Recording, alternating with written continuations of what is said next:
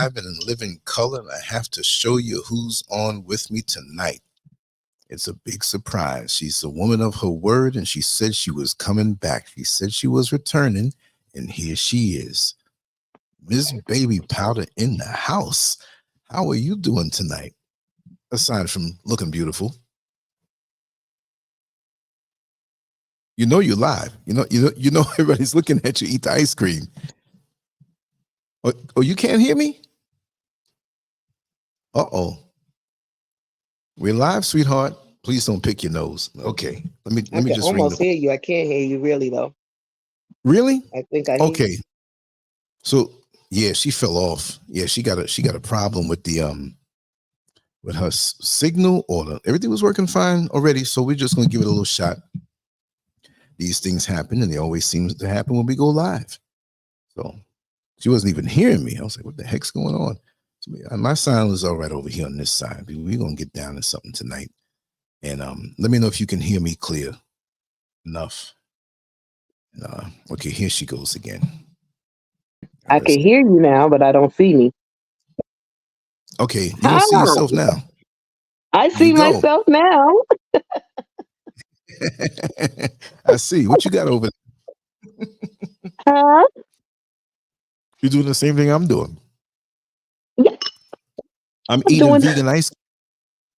Lord have mercy. You one of the original ice cream. Okay. I'm eating ice cream out my LANCESCURV cup. See, I'm flattered. That means we go way back. I'm a fan. I'm a fan of the LANCESCURV. Good. Now, how old is this cup? Let me see. How old is that cup? That's like. I'm surprised you didn't drop it and break it. What? I think 2017, 2018. I made like and nobody's 1,000. allowed to touch this cup. I don't care what they're going through. What? You need a big bowl. Okay, I'll get you a big bowl. That's a big cup. No, I need a big cup. Okay, well, get your big cup. No, it's 23 ounces. That ain't no little cup. Show on the inside. A little, tilt it up and tilt it so you can see the inside color. Red right in there. Black and red, just like the website. There you go. All right. It's a big cup. With my ice cream. Well, I'm over here. With my gelato. I'm eating some vegan ice cream over here. I don't know how to eat vegan ice cream. I've never had. Well, no, that's not true. I've had vegan ice cream out here, and it wasn't bad. It wasn't bad. I started buying gelato when I went to Italy for my other birthday. What you mean by that? The other 22 birthday. No, I went to Jamaica for my 20 birthday. When Italy, I was what did I go to Italy? I forgot. Uh-oh. I can't keep up. I'm trying to be a world traveler now, so I don't know. I'm coming to Africa soon. Exactly. Every time I see you on Facebook, you somewhere else. I'm like, what the heck? Trying. So if they ask where can we buy a cup, those exact ones are sold out because the company that made those for me, they were like they discontinued because that is a 23. That is a large one. I like to drink, and I'm talking about hold it up next to your head, show them how large it is. I got a big head. What you trying to say? Well, if you do that, the cup's gonna still. Yes, it's pretty big. My van of black. Yeah, I see. Van of black. But what I'll do, I'm gonna search for that same style cup and have some manufactured. I just have to have somebody. Well, no, I can do the whole thing from here, and they can deliver it, over there. If they do, but I can make them like that on a smaller cup, but I like that red inside. The inside's red. Yeah. and that's black. See what I'm saying? So, and it's big. Don't drop no ice cream now. I won't. I'm not trying to drop no ice cream. I gotta catch it. Mm-hmm.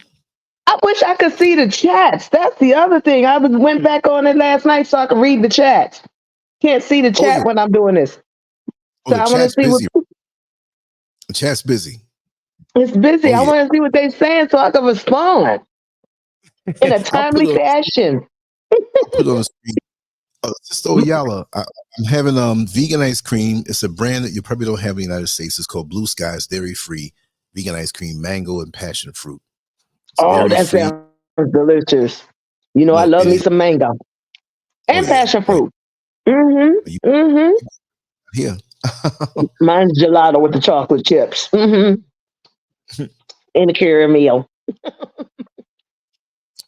So they waiting to hear what you got to say, but we'll still segue into it because I know you want to eat that ice cream and finish Mm-hmm. it up. Even though you got unlimited servings, you know. Unlimited servings. Greedy. Got it going. Anyway, so what I Yeah, have to say, let's start our topic. How do we keep smiling beyond all the bullshit? That one.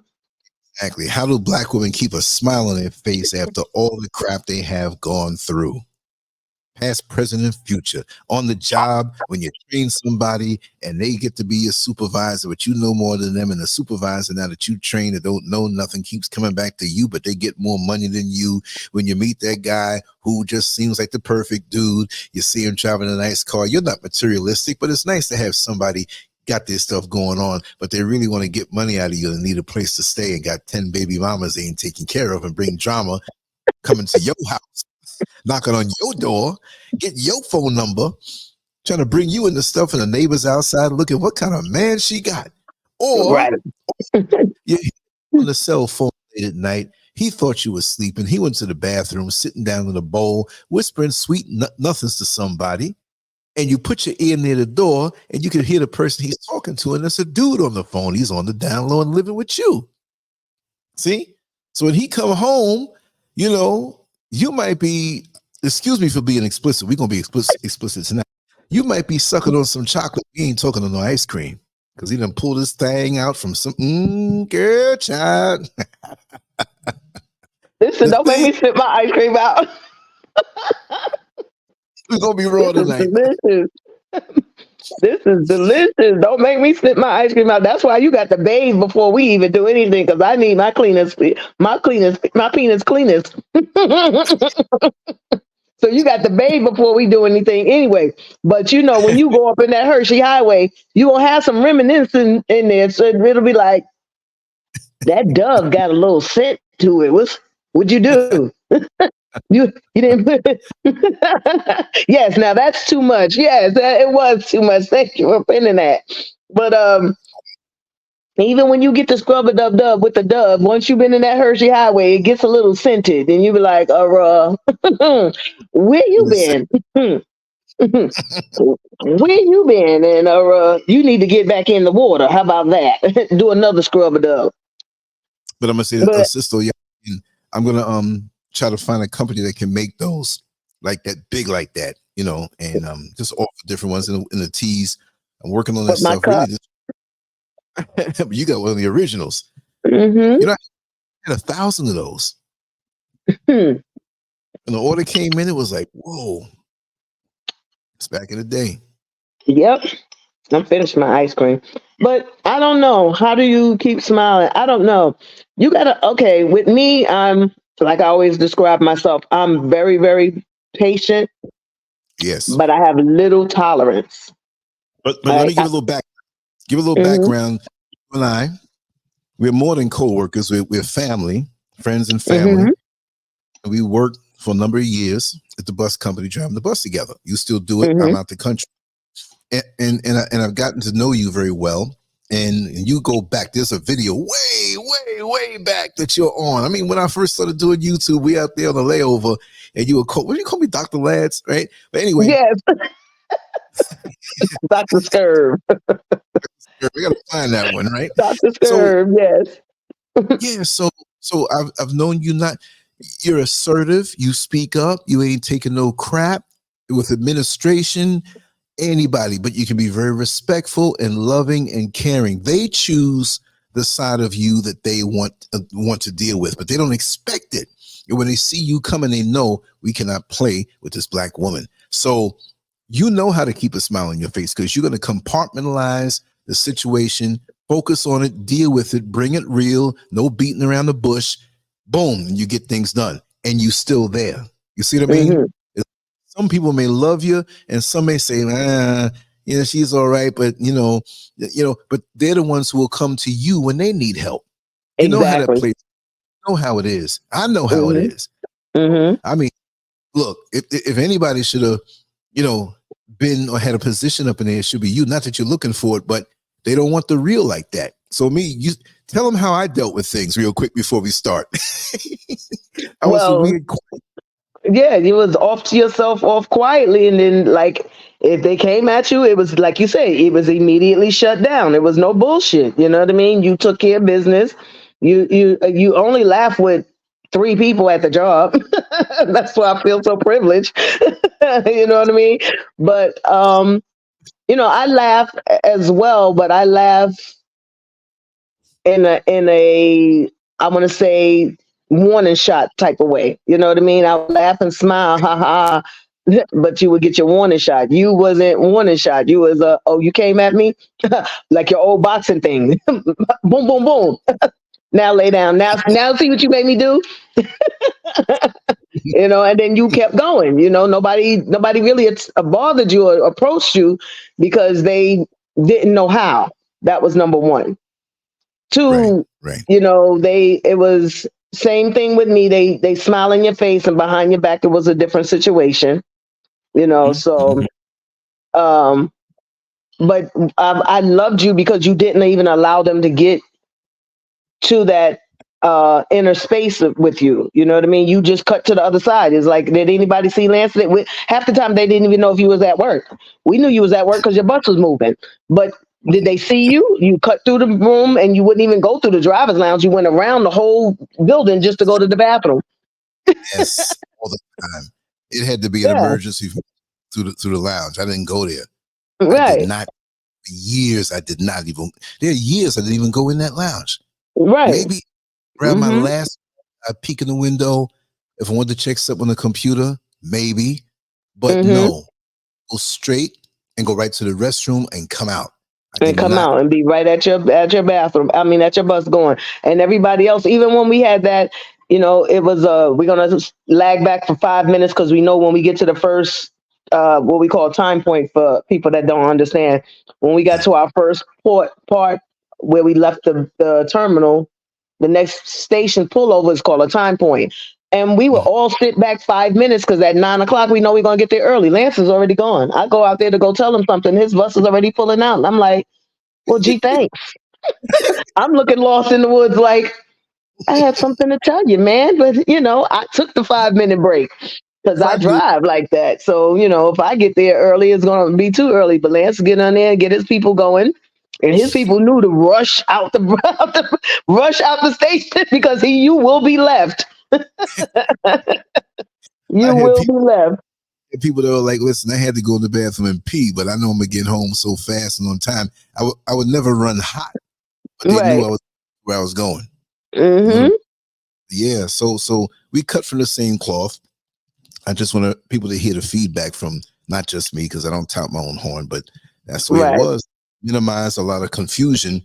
Plus, a lot of the people in the area knew that I worked in the jail at one point, so they knew not only that, right? And we both have that New York City background upbringing, where it is not tolerated. Number one in New York. Bottom line, for before foremost of everything else, respect is first. I don't care who you are, what your title are. Respect comes first. And when you go to a lot of different places, it's different. Let's just put it that way. It's different. I know. So we have a lot of similar upbringing from New York, or understanding from being from New York. So you moving down to Florida and eventually getting down there and working and stuff, it's a different piece of cake, especially with those who were born and raised there. Not all, because some who may have gone into the military and experienced something different in different places, they may be a little different, but those who never went anywhere, I know you had to straighten a lot of folks out. Yes, yes. And you know what's ironic? The ones we got to straighten out the most are the ones that's from New York and come down here and lost their mind. Uh-huh. You look at them and they first thing they want to do, yo, I'm from New York and da da da da and all the rest of that. And I'm like, That don't now mean you know nothing. in New York, you acting like that in New York, you wouldn't even took your next breath. You already know that. So you come down here so you can lose your mind. But they fronting You know though. what I mean? It's Yeah, not where yeah, you're from. It's not where you're from. It's where you're at. And respect is given wherever you stand. Period. that's right.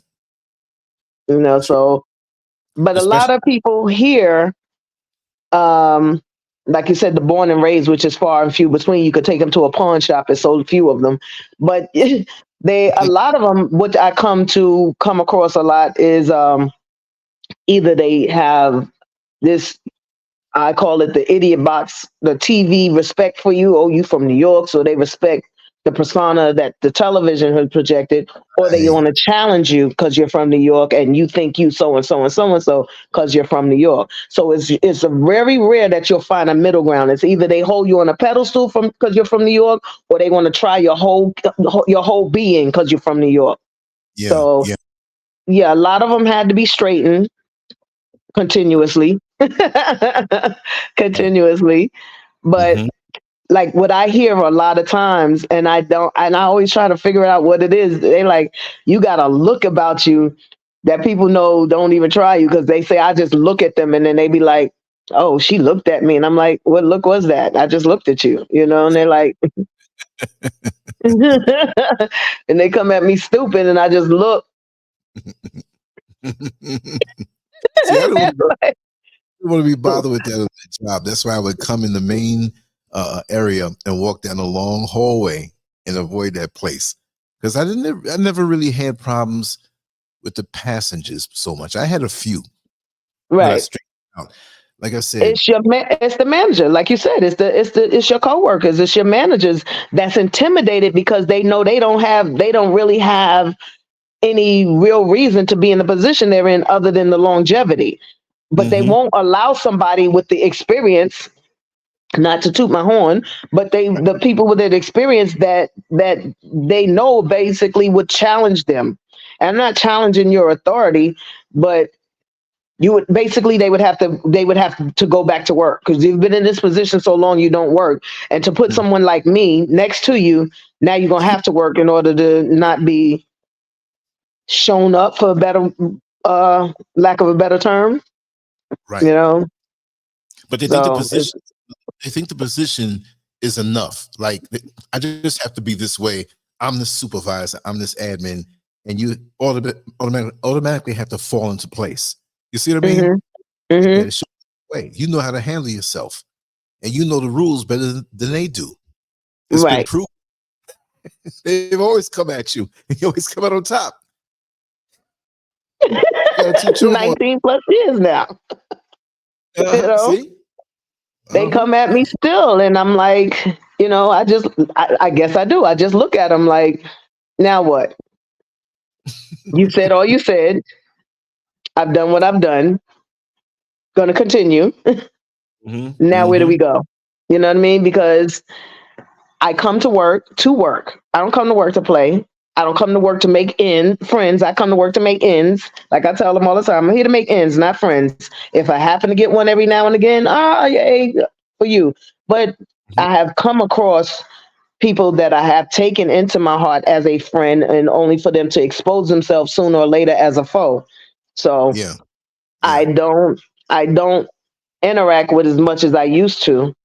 I'm kind of sort of to myself. I like to take the like I said, the runs that don't go downtown because I want to stay to myself and try to hear my name and everything.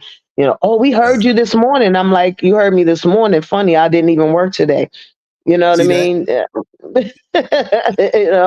Oh, we heard you on the radio yesterday on a Sunday.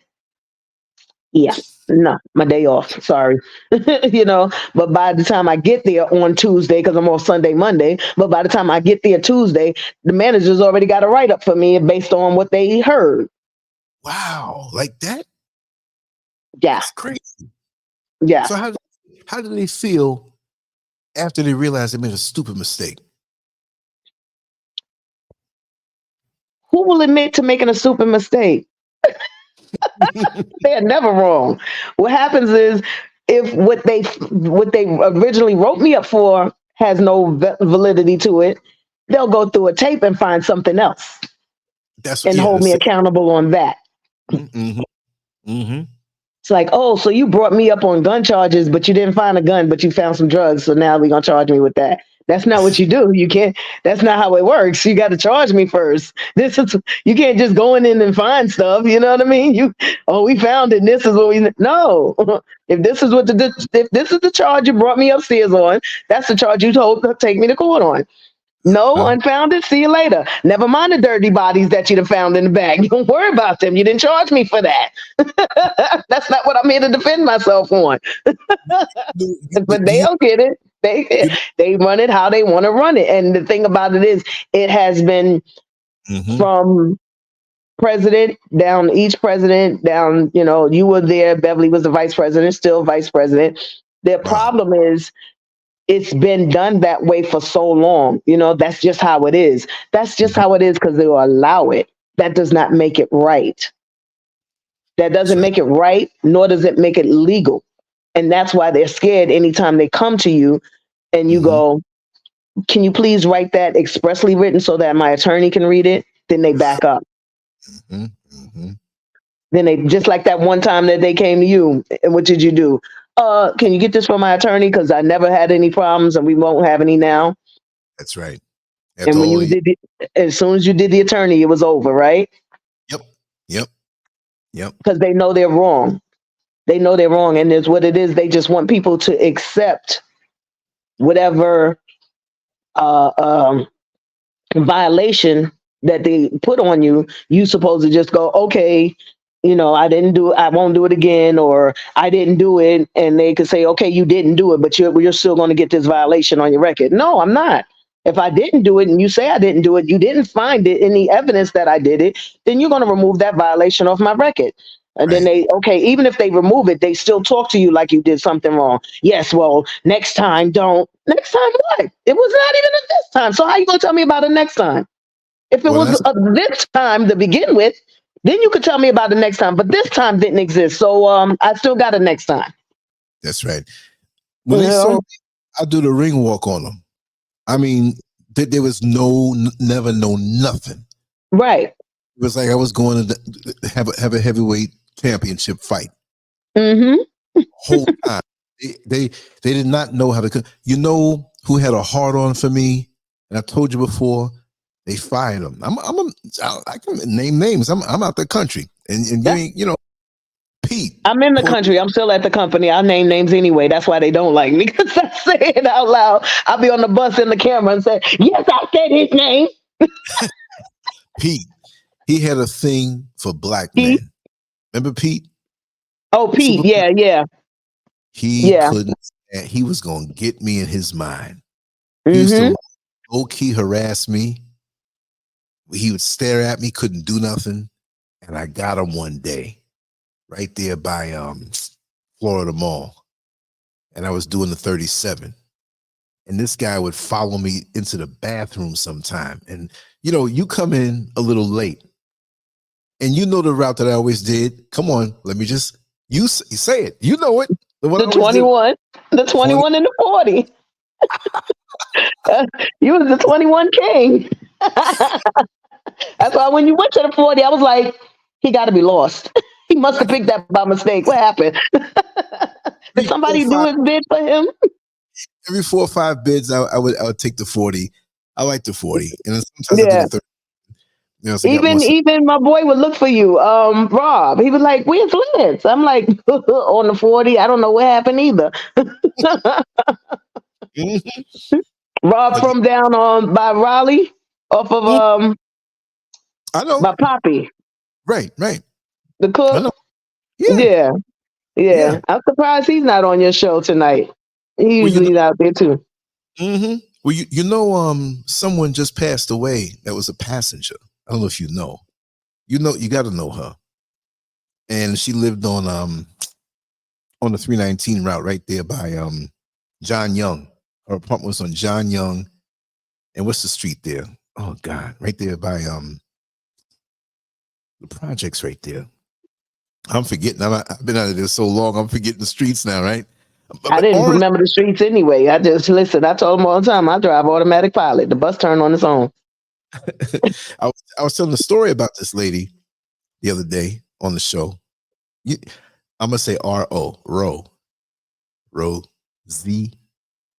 Nah, She never mind. passed.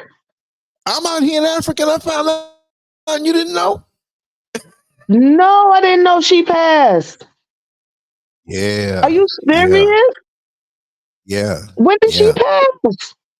This was last week, I think. Yeah, it hasn't even been a week, I think.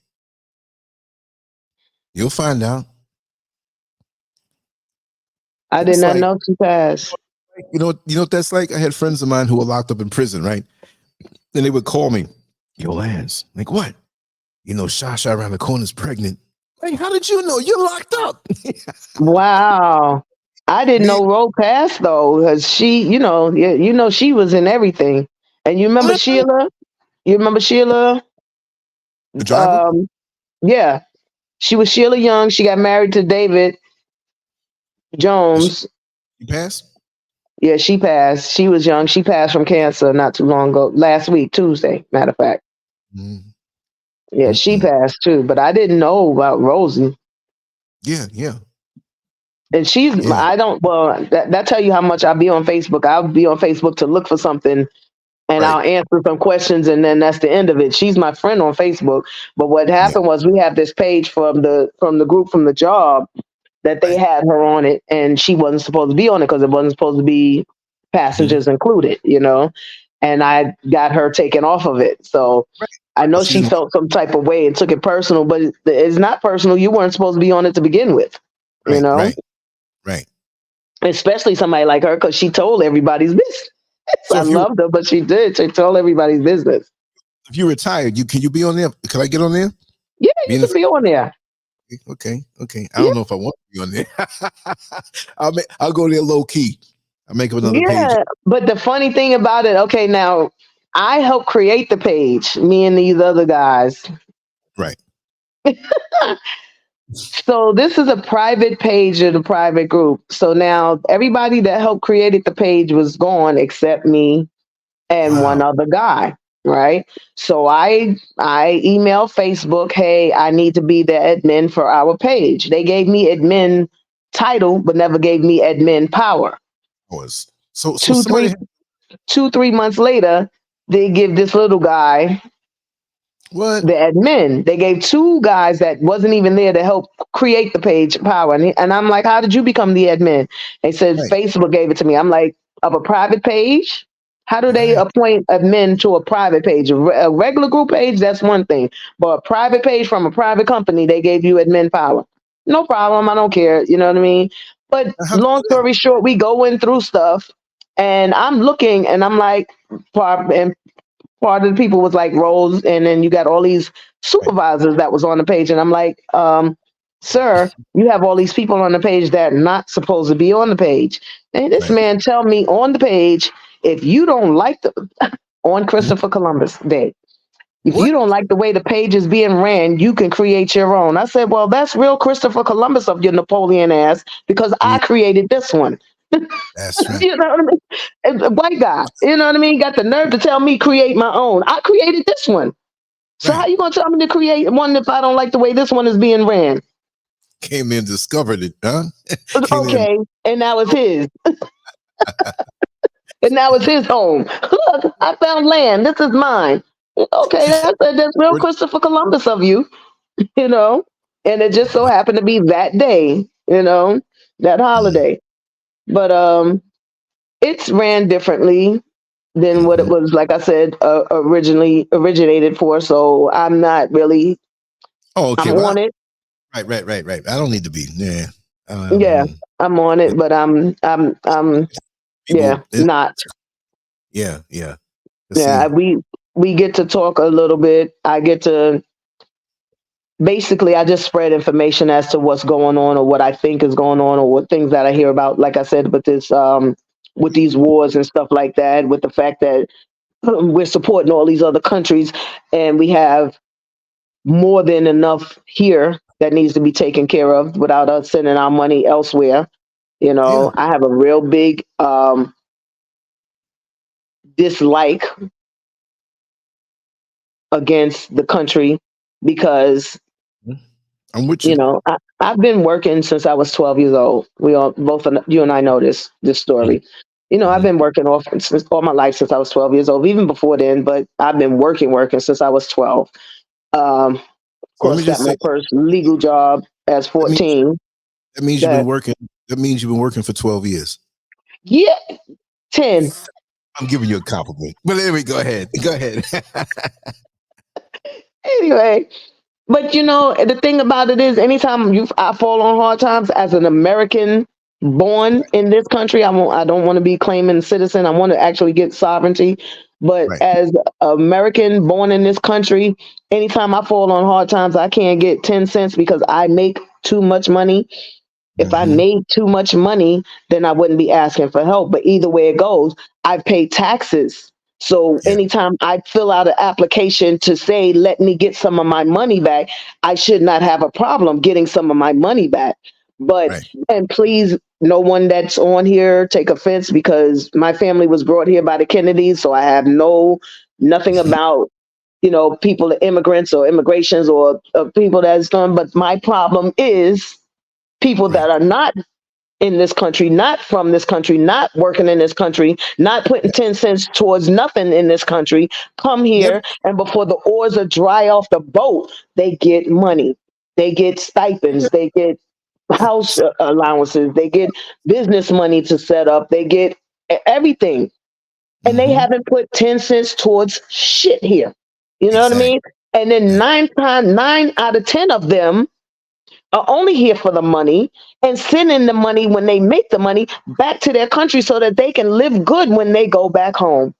Yep. And you want to hear something Well, too? You want to hear something? I'm in mhm, Africa and I have to pay taxes on money over a certain amount that I make back to America. exactly. If I want to start Exactly. illegally, right? I got to pay taxes here. Hmm. That's Yep. what I'm doing over here. You know what I'm saying? But anyway, That's why I say, you know, the taxing, like they say, you know, taxation without representation. And as far as I've been reading, I just really want to find somebody who actually not just, you know, I call it TTU, TikTok University, not just TTU education, but I want to know somebody who's actually there, done it, teach it, right. doing it. You know what I mean? To help me on my way, on my journey, because everybody talks so bad about Trump, but I'm knowing he's sovereign. You know, Right. Right. he that's why he didn't take the presidential pay because he only took the $1. He didn't want to pay the taxes because Uh-huh. he's not of American. He's not of DC. Well, you have to work for that company, which is America. Your birth Mm-hmm. certificate, which is a document from for America. If you're not from those, you're not the states are your government is supposed to pay those taxes for you. So why am I working and paying the taxes every day? Why do I retire and pay the taxes again? And why do I get my social security that might not be there for me when I get there, Right. but y'all don't put 10 cents on it, but it's not. How am I putting money in a bank, but when I go to withdraw, it's not there because the government use it and that's not called theft? Yep. See? I'm confused on a lot of stuff. This is my thing when I say about us as Americans. America breeds cons.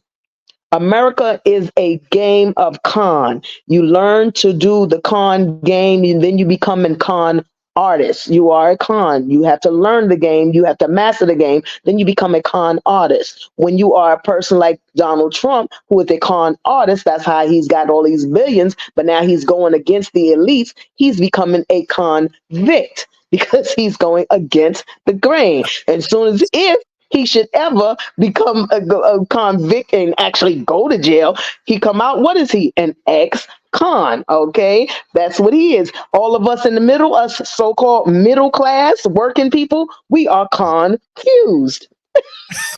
just, just need some help. That's my way of describing America. The kick. My bad. Anyway, I'm gonna add bad one more. girl. I'm gonna add, after we finish taking so much, excuse me, shit, we are constipated. And need a conflict. You know what I'm saying? I'm just saying. And now I need some straightening. I need some constructive straightening. Somebody help me out, please. Now I really want to see the chats. Exactly. Come on, yo, let's get some chats going. She can't see it, so I'm gonna put things up. Okay, starting from now. Brock Davis said, "Is the IRS a con?" Yes, it is. Mm-hmm. Yes, it is. IRS is a con. Your IRS is illegal. IRS they okay. Before I was a baby, of course, and Lance, our parents at that time. I don't know if you remember the thing they used to do called the green stamps, where they used to collect the book of stamps. I remember that vaguely. That right. It was vaguely because we were babies then. Right. That was a thing between the government to help them pay for the Vietnam War. You know, we was paying the taxes and they volunteered. That was back when the Boston Tea Party and all the rest of that. So they were paying for that and it was supposed to have been over. They have not stopped that. That's just like when we pay for these bridges and stuff like that. It's supposed to be a time limited on a term on that. Well, when is the term over? When is it finished? Because you've already stopped collecting the green stamps, which that's what that was supposed to pay for that war. So why did we keep going to war? That's number one. Why do we keep going to war? Why do we keep going into other people's countries?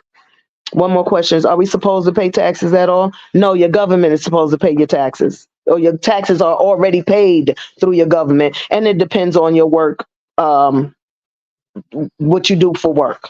If you work for the government, such as the president, such as working in the federal government, such as post office, those are the people. From my understanding, that's why I said I need some construction to get completely straightened out by somebody who is more knowledgeable than I am. I am a novice in this subject.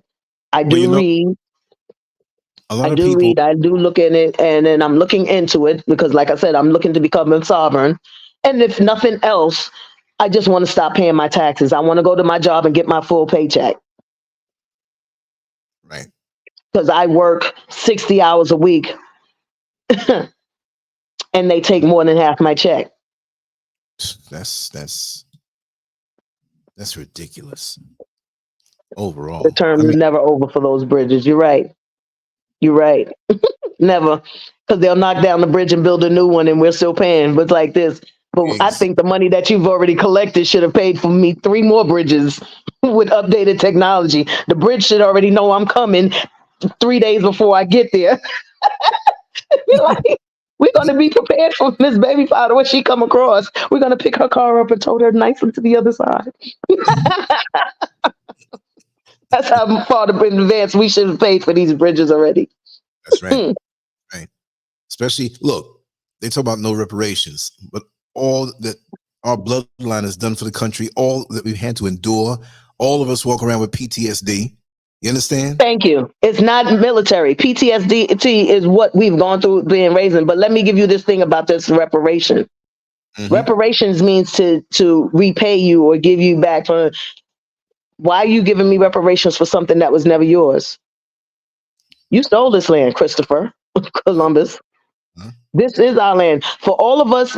Let me, and I've been there. You know what I mean. I watched Roots. I watched what's the other one from Africa? The boat, shell boat. But the thing about it is, we are all movie, Hollywood, television brainwashed into believing that that's how it was. Yes, they did get people come from other countries on the boats and bring them to other countries. Yes, they did.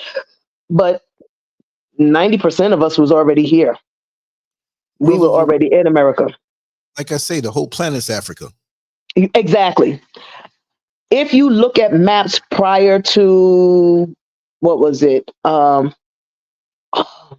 See, I get brain fogged a lot. But let me just go back to prior original maps. This was one massive land, just like there's Titanic and just like there's icebergs melting now. Those are how they created the waterways and washed overlands. That's why you got states or that are below sea levels and stuff like that, because the water rises over them. But if the technology is now here, just like when we flew to the moon, if the technology is now advanced to where these boats are being able to, what technology did they use to travel from Africa all the way to Europe and to this? Back then, they only had wood and stuff like that. We were building stuff. We, and I mean us, melanated folks, because they steal everything that we make and take and stamp on it. And But tell us savages. We ain't do nothing. And they we saved us. lazy. We lazy. Oh, yeah, we're We lazy lazy. now. Yeah, we're lazy. No, that's how we came up. We're lazy. That's why they have Oh, to make us, they had to make us do the slave thing. They had to make us pick the cotton. They had to make us be the engineers. And, we had to make us do that because we wouldn't have they- done it any other way. Well, what the fuck did you do other than beat me? right. You beat me into your work. You beat me into your religion. You beat me into your sphere. But I'm the savage. But I'm For the real. I'm the animal. Okay. So anyway, my thing is what I'm saying is the technology wasn't there back in those days. They're just now creating great ships that can sail the seas and stuff like that without falling apart. The wood back then would have been so saturated from Cuba to Florida. That's probably the length what we could have done. So Most, most of us was here already. most So this is, like I said, this was Christopher Columbus for real, not just for the Indians, but for us. We are the people here, hun. But let me tell you though, they make it so hard to travel over here. They really and rarely, in proportion, have straight flights. If we had a straight flight from Right, Florida to right, West Africa, it would not be right, that long. But when you right. go, right, you got to leave. Like, say, for example, I had to leave Florida and Mm-hmm. come over Atlanta for a layover. I mean, that's just how the flight went. And then we had to come Mm-hmm. all the way Amsterdam, Mm-hmm. and then fly down Mm-hmm. to a. I had to go way up there to come, and most of the time that's what they do, coming back and going. Yeah. Now, and Coming and then when you say make sense of it, no one can answer. That's just the flight thing, but they don't answer as to why. They Mhm. do that they do it in the United States. So when you go outside of the states, it's supposed to make sense, but Ain't gonna it's work. not. Hmm. It's not. It doesn't Mm. make sense. Not someplace. Why am I flying east when I'm trying to go west? I'm flying east 3 hours to sit over there for 7 hours because you got to refuel the plane and clean the plane. But if you had just went west to begin with, I know. right? No, that doesn't work for you. Okay. That's the thing that that goes back to that's just the way things are. No, that's because we have not questioned it. We have not made them stop doing it. We as the consumers have not made them address it and stop doing it and make it a direct flight, make it a direct path, make it Right. go a direct period. It would have been done if the consumers of whatever business it is, if you say, I am no longer going to patronize you until you make it more comfortable for me, There you go. they will fix it. And that's with any type of thing. And that's the same thing with the government. If you stop paying these taxes, find your way out of it legally, like Donald Trump and others, then it would stop, I'm gonna because tell you, they really don't have the right to take your money the way they do. I just wish I truly knew the legal ramifications of doing it and how right? to do it. You know what I mean? Quickly. It's going to cost. Of course, it's going to cost you. And that's the other things. People don't want to pay for what they want. But in the end, you're better off in the end. That's right. That's right. You know, you watch the guy on shout out to my hood lawyer, New York lawyer. He shows you on my TTU, TikTok University, when he's Mhm. going to purchase his ticket, he gives them his ID for traveling. Mhm. You have these police officers. There's a difference between a police officer and a cop. A cop is one that want to, I said, give me your license and get your ass out the car. And all, dude, you're doing too much. Here's my ID that says I can travel on these roadways. I don't need a driver's license unless, like I'm such as myself, I'm in my CDL position. So if you pull me over in that bus, yes, I have to present a driver's license because now I'm carrying passengers paying. But if I'm in my own car traveling the roadways with non-paying people, I don't need a driver's license for that. Mhm. I have the right to travel roadways.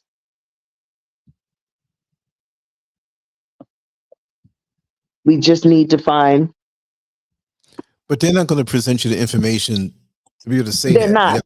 You're going to They're say, not. I have to say, on YouTube, there's so many people that will lead you down the road to say, hey, I know what to do. And a lot of them will take your money in frauds. I've run across That a lot part. that have Mhm. told me about them. See, I don't do the gossip thing, but if I run across somebody ripping somebody off, I'm gonna tell it. You Okay. ripping off black people, I'm gonna tell it. Right. Especially even more so when it's somebody in my inner circle you done ripped off. I'm gonna tell it. This is Right. why I have to vet people more, because admittedly, there have been people in the past that have come around me just for the sake of clout, just so they salivate. Oh, you got a pretty good following. You've been out here for a long time. Exactly. Because I wanted to say why you don't do your live on TikTok University, but that's how so many people get your image, get your voice, and then they make their own videos. AI is real. Oh, I And they know. create it, and then they use it, and now they're scamming, saying they are you, and they're, hey, be my friend and I can teach you how to get this, that, and the next thing. Or, hey, the spirits and the ancestors sent me to you, and I just want to give you, baby, I'm very spiritual, you can't bring it to me. You can't bring it to me, because as soon as you start talking to me, my thing starts covering, and now I Yep. give you the look. Yep. Yep. So stay away, baby, because it helps you, and don't let me get to praying on it.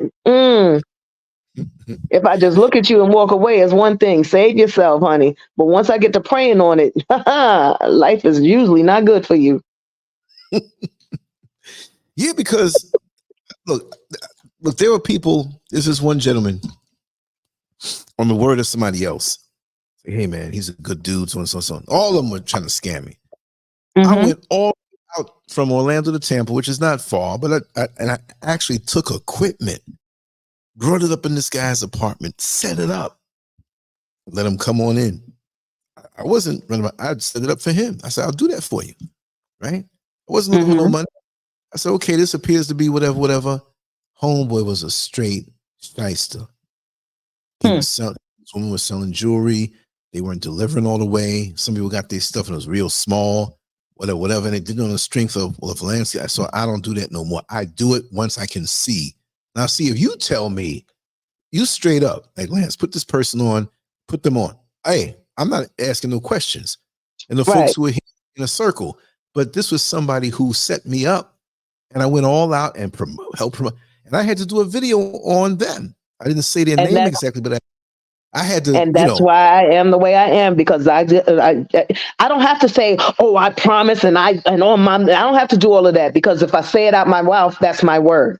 My right, word is my bond. That's all I have. That's all you own, people, as far as owing stuff. Even when you buy your house, you think you own it. You bought the land, you think you own it. You don't own nothing until that's right, you get yourself separated from this country. But what I do own is my mhm, word. right. And I try, and that's why tonight, you see, I'm not even ready. I wasn't gonna be ready, but I told you Sunday. So I'm like, oh well, it is what it is. I'm gonna just come out there and be who I am. No, I'm not ready. I need to be doing my laundry. I need to be getting my paperwork ready. I'm supposed to be talking to these people tomorrow for my insurance stuff, We and ain't I gonna need to hold be you doing that. But long. Yeah, yeah. I said I was gonna be on my last show tonight. So here I am. How y'all doing? Baby powder, baby powder. No, I know, and we ain't gonna hold you long because you can come on anytime you want. But Yeah. yeah, But that's no, what it'll get, what gets done? What's meant to be. that's It'll true. get I've learned. done. Yeah, So we can't keep stressing about, oh, I didn't get this done. If I didn't get it done, there's a reason. It moved. The universe moves the way it's supposed to. Trust and believe that, people. Trust and exactly. believe that. Never struggle over a bill. Never struggle over time restraint. Like I'm gonna be late. I don't like being late either. But Right. trust me, sometimes something happened that make you late when you don't want to be, and then you'll find out 5 days later that something happened before you got there. Yep. The universe held you and Yes. made you late. No Lots matter of time. what you do, you push yourself to try. I don't know what it is. I can't get on time. I don't know what it is. It's not meant to be. You're going to stress yourself and push yourself, and your heart is palpitating, and your mind, and the next thing you got a brain aneurysm because you done stressed yourself out. Mm-hmm. If Mm-hmm. it's meant to be, you'll get up on time. You'll move on the time that you're supposed to move. And That's please right. believe that in life. Wow. That's why you're so powerful. That's why I love you so much. I That's mean, right. it's easier said than done, because you're that type of person. You want to get this done, you want to get that done. That's just you in life. Right. But when you But take that second breath, I wish I mm-hmm. could smoke, because my I blow that shit out. Go ahead. But I don't want to smoke. Back to my smokers. I'm a diehard marijuana fan all day long. But your body is not meant to ingest smoke. Your lungs is not made to ingest smoke. Yeah. Make you some cookies, make you Yeah. some Yeah. cakes, make you But I some was saying, brownies, I stuff it was in saying some apples, put it yesterday. in I said some put it in some exactly. watermelon, make a tea, Yeah. Oh yeah. and relax, baby. And Brain, relax with it. brain needs oxygen. It needs the air. Right. You can get it into your body a different way.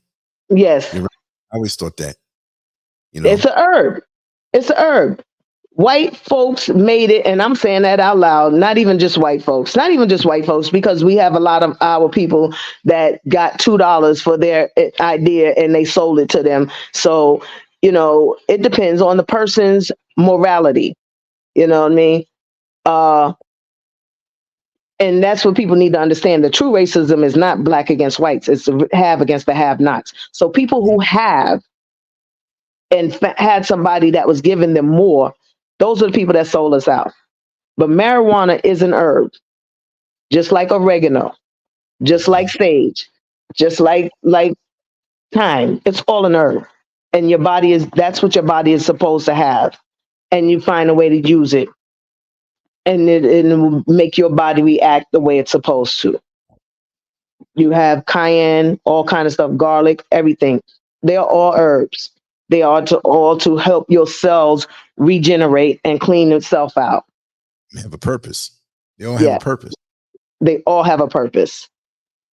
They just made it taboo because pharmacists couldn't control it. Pharmacists couldn't tax it. Pharmacy couldn't. They're doing it now. That's why it became medically medically medical marijuana. You could use it for medicinal purposes, but they taint it then. They have some. They do the little. If it's not straight out the ground and dried up, and then you put it together, then it's tainted. You don't. They don't. They do what they do to it. They add to it. They take it away. We gotta name it. We gotta name it. Business now. You know. Yeah. So that's what it is, and they They wrap it for you and grow it. Man, listen, I could put it in my backyard, put my seed in my backyard and let it grow and put a light over it, put some water in it, and then I'll grow it and that's mine. That's the herb. Anytime they chop it and add to it and take away, it's a drug, Right. period. They all. Yeah. Yeah. Anytime they alter it, it's a drug, period. It's a heck of a thought. Yeah. That's true. Anything. Yeah, anything.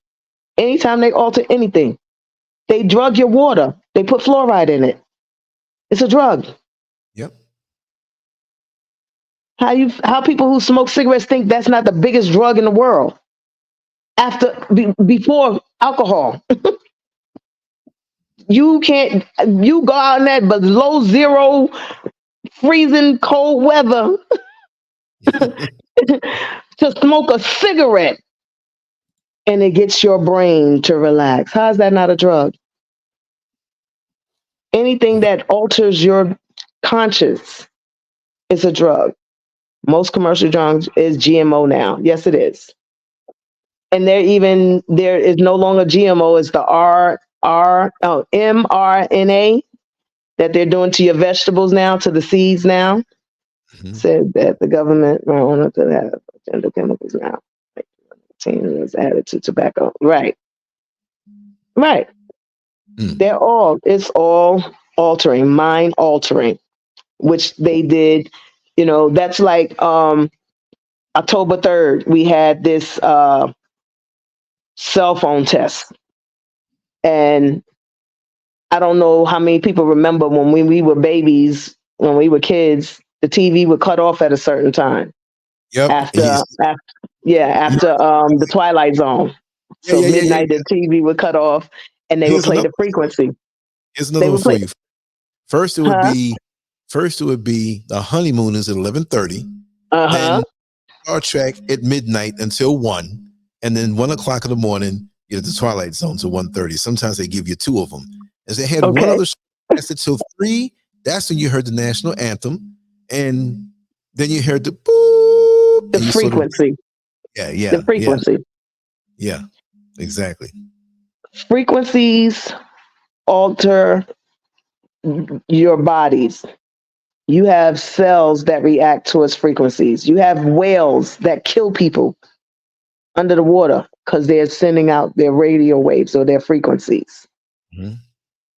Why all of a sudden the government needed to do not only just a test, but a half-hour test? A half hour. I told everybody in my family an hour before, hour after, turn your phones off and don't even put them near your body. Please and thank you. My phone was in my car. My phone was in my car, and I was scared to turn it on when I got to it. Wow. Frequencies. I don't trust the government. And for people who do trust the government, good luck. And I'm not going to say good or bad. We got to go. Listen, we all got to go one way one day. You know what I mean? Whether you out here raw dogging or condom fitting, whatever, you eating bottles of lard, I know people who drank alcohol and they lived to 90, almost 100 years old. We going one day, one way. I don't want the government dictating me, though. I'm just sorry. I'm not. I'm good. I'm good.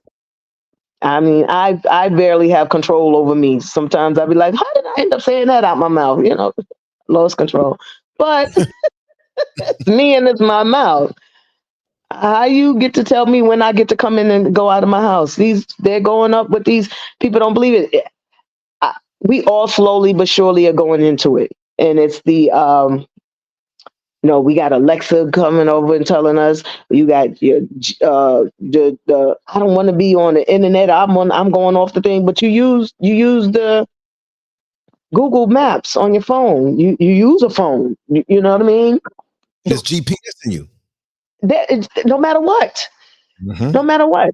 Oh, I'm gonna get those smart lights in my house so they know every time you come in and go out your house. That's why. I don't get it. So what's wrong with the flicking of the switch? That's too much work. Too much work now. I Flick the know. switch. Okay, I got you. Remember, we thought we was doing something when we was growing up, and they had the clapper, clap on, clap off. We was advanced then. Now I walk in this motherfucker. I say, Alexa, let there be light. And that bitch turn on every light in the house. Government go, okay, at 8:57 this day, she went home. You know what I mean? Hmm. They track you with everything you do. So, like they have them in China. That's what they was talking about with the mask. They doing your eyes. They wanted to Facial. be able to do the scans, Hmm. facial recognition, do your eye retina. Go back to the movie Minority Report. Yep. They were telling you right there. Go back to the movie. I saw one on YouTube the other day about how they was doing artificial babies, and I promise you, Oh yeah. You can. if it wasn't the Matrix all over where they had the whole pods with all the Uh, babies, you okay. can choose the Stop eye thinking color. these Stop You can. thinking these movies are just movies. Stop thinking these TV shows are just TV shows. Yes, the Jetsons used to be my favorite cartoon, and I got a Jetson microwave to make my food hot. Presto magical. Here we are. Here we are. Truth. I went and I had a crown in the back. Everybody knows it used to take you weeks, if not months, to get a crown because they had to come in, they had to drill your tooth down, they had to Right. put a mold on your tooth, they had to let that mold get hard, they had to send that mold out and get your tooth and da da da. The other day, I went to the place the other day and said, "Hey, my crown fell out." Go in there to make an appointment because I'm definitely afraid of the dentist, so I had to get my up. So I'm like, okay, all I'm doing is giving them the crown that fell out so they can refix it and just, make an appointment to go ahead and sit Hmm. down. We got you. 2 hours later, I had a new tooth. What the hell? Oh. Technology Hmm. goes back to what I said about the ships that sailed from Africa to United States back then. Goes Yeah. back to what people say how we hit the moon, how we had people who hit the moon in '68 and we can't get up there now. Where's that technology then?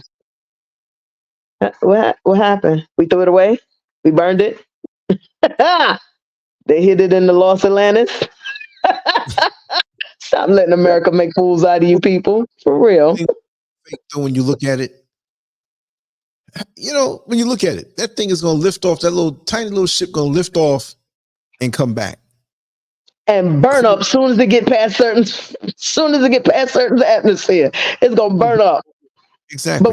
we got the technology though. So what happened? Why we can't get back up there then? Hmm. Why did you hear about the okay, when the fires came from Canada and went all the way to New York and everything was orange? Yeah, the dust and everything. Yeah, the smoke. Okay. I lived in California. I lived in Oakland and I've lived Hmm. in San Diego. Hmm. Brush fires is the norm out there. Just like hurricanes is the norm in Florida. Right. When you have brush fires, it gets gray because it's called ash. It's called soot. It's So called burn. what's up with the orange? Tell me again. Tell me again. I get orange. That's number one. That's number one. Number two, New York City is at the bottom of New York. Canada Exactly. is all the way up above Maine. I mean, there's parts of New York you could get to Canada, but how the Right. hell did that fire blow all the way down Mm. to New York and everything was fucking orange? People don't know Where's the how big. black smoke? Where's the soot? Where's the black smoke? Everything is Right. so fucking orange. It's orange down to the ground, to the train subway. So why didn't it go up in the air and evaporate? Why Right. didn't it get out? Before it got to New York City, to the bottom of New York State from Canada, Mm. which is an 8 hour plus drive, that wind was blowing that hard that it was still orange and opaque that you couldn't see in front of you with your hand in front of you. You could not see. Mm. People don't think though. Come on, They people. don't question Come on, anything. people. And that's what they bank on. And that's what they bank on. They bank on you gonna turn on that TV and that TV gonna say to you, hey, that was a fire, and you're gonna go, wow, that was a fire.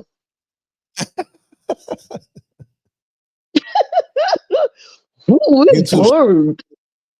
the little 60-second videos making us dumb. We don't want to pick up a book anymore. We can't figure things out. Short attention span. Common sense is not as common as you think it is. That's the problem. Them like people use your common sense, but it's not as common as we think it is. That's what's wrong. That's what's wrong. And that goes to me back when I say about my tolerance and my patience. I have a lot of patience when people are trying and I see you're really giving a true effort to trying. But when I see you just giving me the okay, duh, I have no tolerance for that. I can't deal with it. So that's why I stay to myself a lot, because I don't have the tolerance for bullshit. And I don't have the tolerance for dumb. Stupidity is one of my pet peeves. Ignorance is when you don't know. Stupidity is when you learn. Yep. How many times you going to accept the same dumb propaganda from your government? How many times you going to accept the same dumb propaganda from your best friend? I don't care who the title is. Acceptance of stupidity is stupid. Right. Like you're not going to keep slapping me in my face and telling me you sorry. Okay, you slapped me once and said you sorry. That's all right. You slapped me twice and say you sorry. You got to look. You slapped me 3 times. I'm cutting your motherfucking hand off. Sorry. Just sorry. Like shocked. No, you ain't apologize. Let it all hang out. No, but I was telling somebody earlier today. I said, listen, you got reading and you got reading comprehension, right? They don't teach that in school these days. No. People could read stuff, read it word for word, right. And you'll book down. Tell me what you just read. Huh? Right. What do you mean? We had a vice president like that. His name was Frank. Remember, he could regurgitate everything. I mean, that man can read. You can illustrate words. You can read. Yes, you can. The big words. Look at you breaking down kindergarten for me. Couldn't do it. What did you just say? He thought he was just the man because he could read the contract. Baby, I did contract law. If you can't interpret that for me as a kindergartner, then you didn't even understand what the hell you just read. All you did is regurgitate words. That's all. Sound good. You said what Massa told you to say, Pasa. Wasn't he grandfathered in? Like I mean, he was around for a long time. He was around for a long time. Yeah. Just kind of grandfather. So yeah, he felt like I've been here longer, so I can just spit words at you. But if you can't understand it, make the next person understand it. What good is it? Right. Because all you did was read it to yourself, and you read it, and the words sound good because you was able to enunciate. Right. And it goes right in one ear and out the next. Period. Because you cannot make me as a kindergartner understand it. Break it down to me. Break it down to me. I didn't catch it. I don't do legalese every day. So I need you to explain legalese to me, hood terms. That's right. You know, that's the difference in the languages. That's what people, same thing when you ask me about, I'm talking to you people again, about the taxes, whether it's legal or not. It's not, it's legalese. You got to understand the terminologies. You know, do you understand what I said to you when the officer asked you, do you understand the words that were said? Hell yeah. And I'm sorry you asked Lance, but I'm going to say my other name. Hell yeah, they exist. I echo that. They've been here. Some of them walk past you in the street every day. Listen, let me ask people, what does the word, that goes to what we're saying right now. What does the word alien mean? Break down the word alien, hood. Somebody, I need you to pin that for somebody.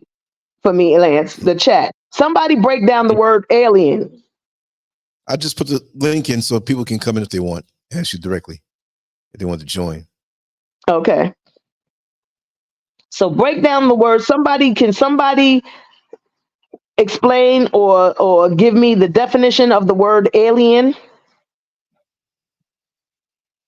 Oh, definition out of the dictionary. Not out the dictionary. Their termination. What does the word alien mean? Okay. Put the link in the chat room, y'all. Come on in.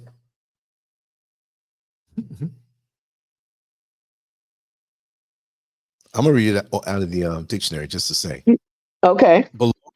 Number one, belonging to a foreign country, an alien culture. Number two, Mm. unfamiliar and disturbing or distasteful principles that are alien to them.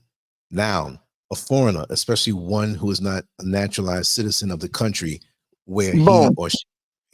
Yeah, she is from. Each time, what does the word mean? Foreign.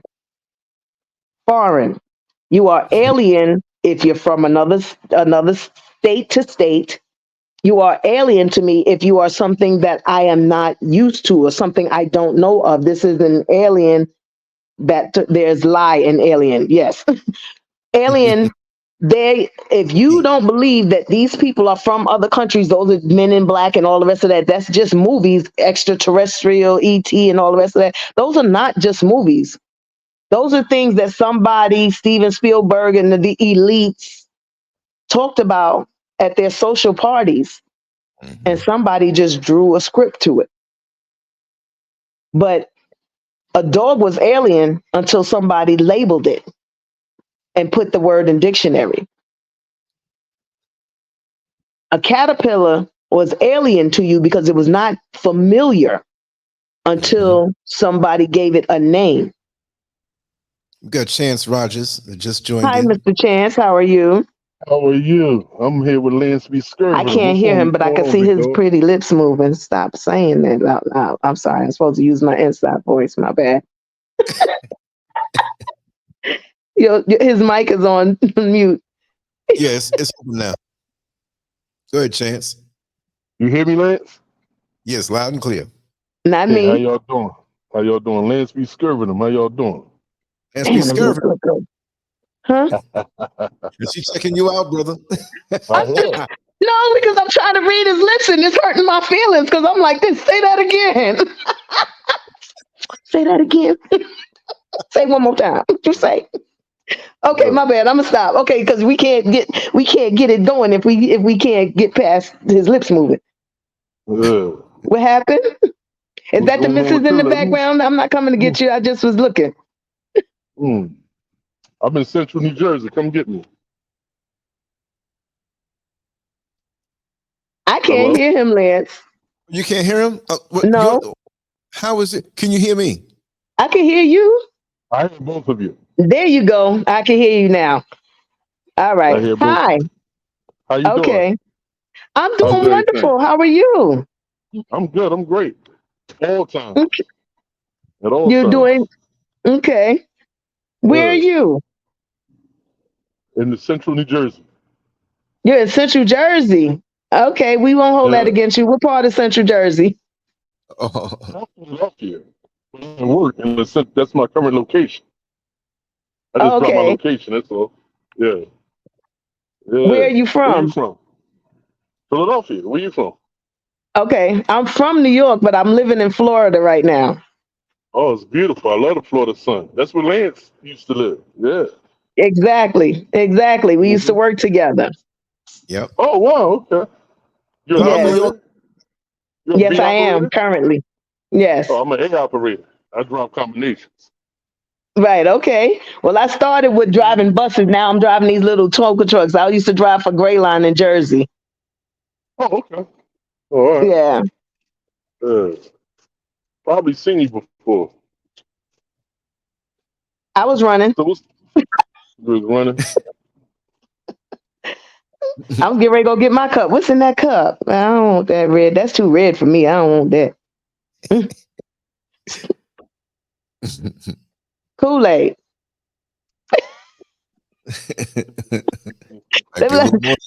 Right? Kool-Aid. What color? What flavor is your Kool-Aid? Red. Cherry ginger ale. Is what? Cherry ginger ale. Oh, cherry ginger ale. Okay. That's really red for some cherry ginger ale now. That's okay. Mm, mm, mm. So what's Okay, going so on? What's the we brought subject? you we brought you on. What we want you to say something. She's hanging Y'all on had to a you every word. subject going on. I was signing in. Y'all was saw. It took me about a minute to sign in. Y'all had a subject going on in regards to a definition of a word. Alien. Alien. Alien. Oh, okay. Well, you should teach us. Since you know it, you should teach it. We have to teach I each think other. well we did. Hmm? I did elaborate on it. That's why I asked the question. You Oh, can't just teach and give all the answers. You have to see where the people are and then give I what I'm giving honestly is my opinion. This is not okay. this is not all factual. This is how I live in my opinion and how I move on what I call common sense. But Yep. alien, like someone asked, do we think extraterrestrials are real? And I'm saying basically you call them aliens and everything is alien until it's given a name. That's my point. You're correct. Correct. What? But I don't believe in extraterrestrials until I see Why, one. thank you. You don't believe in Yeah. extraterrestrial till you see one? Okay, Till I well, see one. my experience, not that I actually Yeah. saw a being, but I was approximately 12 years old. So that was like 10 years ago, Lance. Yep. Mm, Yep. mm, My mother used to work out of these bars on Amsterdam, which is mm. across Avenue. from the, huh? Amsterdam Say that, Avenue. Lance? What kind of work was she doing at the bar? We, No, I we, was saying I I was refused. born on I refuse 150. to divulge that information for the fact that she might come get me. So Uh, anyway, she was in the bars. I was outside the bars. We used to hang out. The kids used to hang out outside the bars. what street? And this is What street?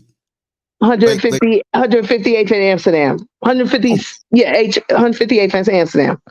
I was born not on that street. I was born in Columbia Presbyterian, but Hmm. where we moved to Queens, I was on 152nd Street between St. Nicholas in Amsterdam, right where Convent Avenue began, right there on Right. St. 152nd.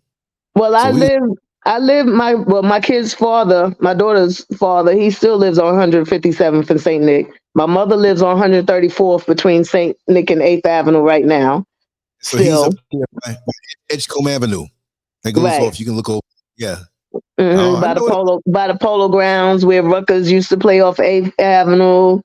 Yeah. Well, that's my stomping grounds up there in Amsterdam. But anyway, as a Yeah. kid, we used to have a center that the kids used to go to, which was on one side of 158th Street. Then the bar my mother was in was on the other side. Well, we're outside and the blimp went by. The blimp went by. Okay. We're out there, we're running, we're playing. Look up again. There's this thing teeter tottering. And it damn Mm. sure wasn't a blimp, sir. It wasn't a blimp. And we all stopped. And I wish I could include my friend on this thing now because it's quite a few of us that saw the same thing. So Mhm. now I run into the bar and Mom, it's a ship outside. Come look. Wow. So I can say from experience, no, I haven't seen the actual being, but I have seen ships, not just one. I have seen ships in my time. Well, I was out recording with Michael Hamer, and we would go by my house sometime. We go by the strip mall where they have all the stores. And so we went over there by Pine Hills Road in Silver Star. They had a little supermarket over there and everything, a little pizza joint over there. So I hit my tripod right there, and he was talking just to have the background, keep it exciting. So I'm sitting there trying to be quiet, and I see behind him up in the sky, low, there was like this little ship, but it was turning around, and I mean, it wasn't a helicopter. It was like a car driving in the sky, and it was not flaming, but it was just like bright. And it would have been over approximately heading over to the Walmart, Miss Baby Powder, right there in that direction. But it wasn't high. And it just and it just disappeared. And I caught it on camera. Exactly. I took the whole tripod and turned it around. And he didn't know what it was. And he's like, hey, man, I didn't know what it was. You know what I mean? And he just passed away a few days ago. Yeah. And we had another one not too long ago over in the same area in the shores. Where they like to put it is where they feel like people are going to be their brains are going to be most altered, so people won't take them serious. Right. And I've seen things. Trust me. Too much to list. I've seen things. So, like I said, no, I have not seen the actual being themselves, but I have seen their transportation. So, yes, I do believe. Well, I saw the being. This was back in '98, I believe. Me and my friend Carlos were coming from helping to move somebody over there across the street from the Pink Houses. They got them 2 tall buildings over there. I forgot what the name was over there in Brooklyn. So we came back in my van. We went to go to the chicken spot there on Sutphin Boulevard and Liberty Avenue. So we parked out there. Girls are coming out the club. So we out there talking to them and stuff, eating chicken and telling jokes and stuff. So I said, okay, this is enough. Let's get on back. So his car was by my house, but we drove in my van. So we went over there behind where the car wash used to be on Sutphin and Liberty, driving down that street. So me and him don't get high, right? We don't get high. So we driving down and we get maybe like about 5 car lengths from the corner, 6 car lengths from the corner. And all of a sudden we see this thing had to be like about 8 or 9 feet tall. And it looked like it was a Human Torch. It just had these flames. It was flaming, but the flames weren't going out. It was within the silhouette of the body. Right. And it walked from the right side to the left side at the intersection crossing that we were going toward in the car. Now they had warehouses over there where they didn't have any doors or anything for you to go into, and the windows on those warehouses were high. So we got right there in a few seconds, like maybe 3 seconds. Got right there, looked, it was gone. My friend Carlos pretty much ain't scared of nothing. He's been locked up all many years, shootouts. That's no problem. But that thing there was like, what the? Exactly. And me, we saw this. We both saw it. Exactly. I'm going to give you another one. Do you ever conversate with people who sit there and you know they're highly intelligent? You talk to them and they make the most sense in the world. But when you come back and talk to them again, they're kind of slow and you're like, yeah. So it's like, what are you gathering? You know what I mean? Are you still gathering intelligence? Are you know what I mean? The part that we feed you, but the human part, the easy human part, you kind of have pause with, you know? And you sit there and you look at them and they're trying to figure it out, the easiest thing in the world. And you're going, yeah. But the stuff that's really intricate, they're like, oh, we got that. And you don't think those people are alien? I talk to people every day, and I'm like, that motherfucker's an alien. We talk about Spence. I told Spence, one of our people at the job, I said, I wouldn't put it past him being an alien. That damn Spence went right back and told him what I said. I'm like, man. Spence, you act like I care. But that was a conversation between me and you. Because I do think the dude is alien. But he went back and told him. And I'm like, your movements, sir. I watch you, the way you carry yourself. Yeah, it's strange. Let's put it that way. So it's alien. It's foreign to me. Well, I had an experience about 3 weeks ago.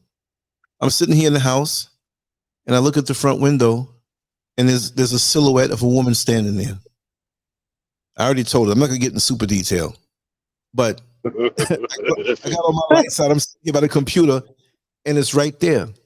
Now, look, ain't nothing too much around here.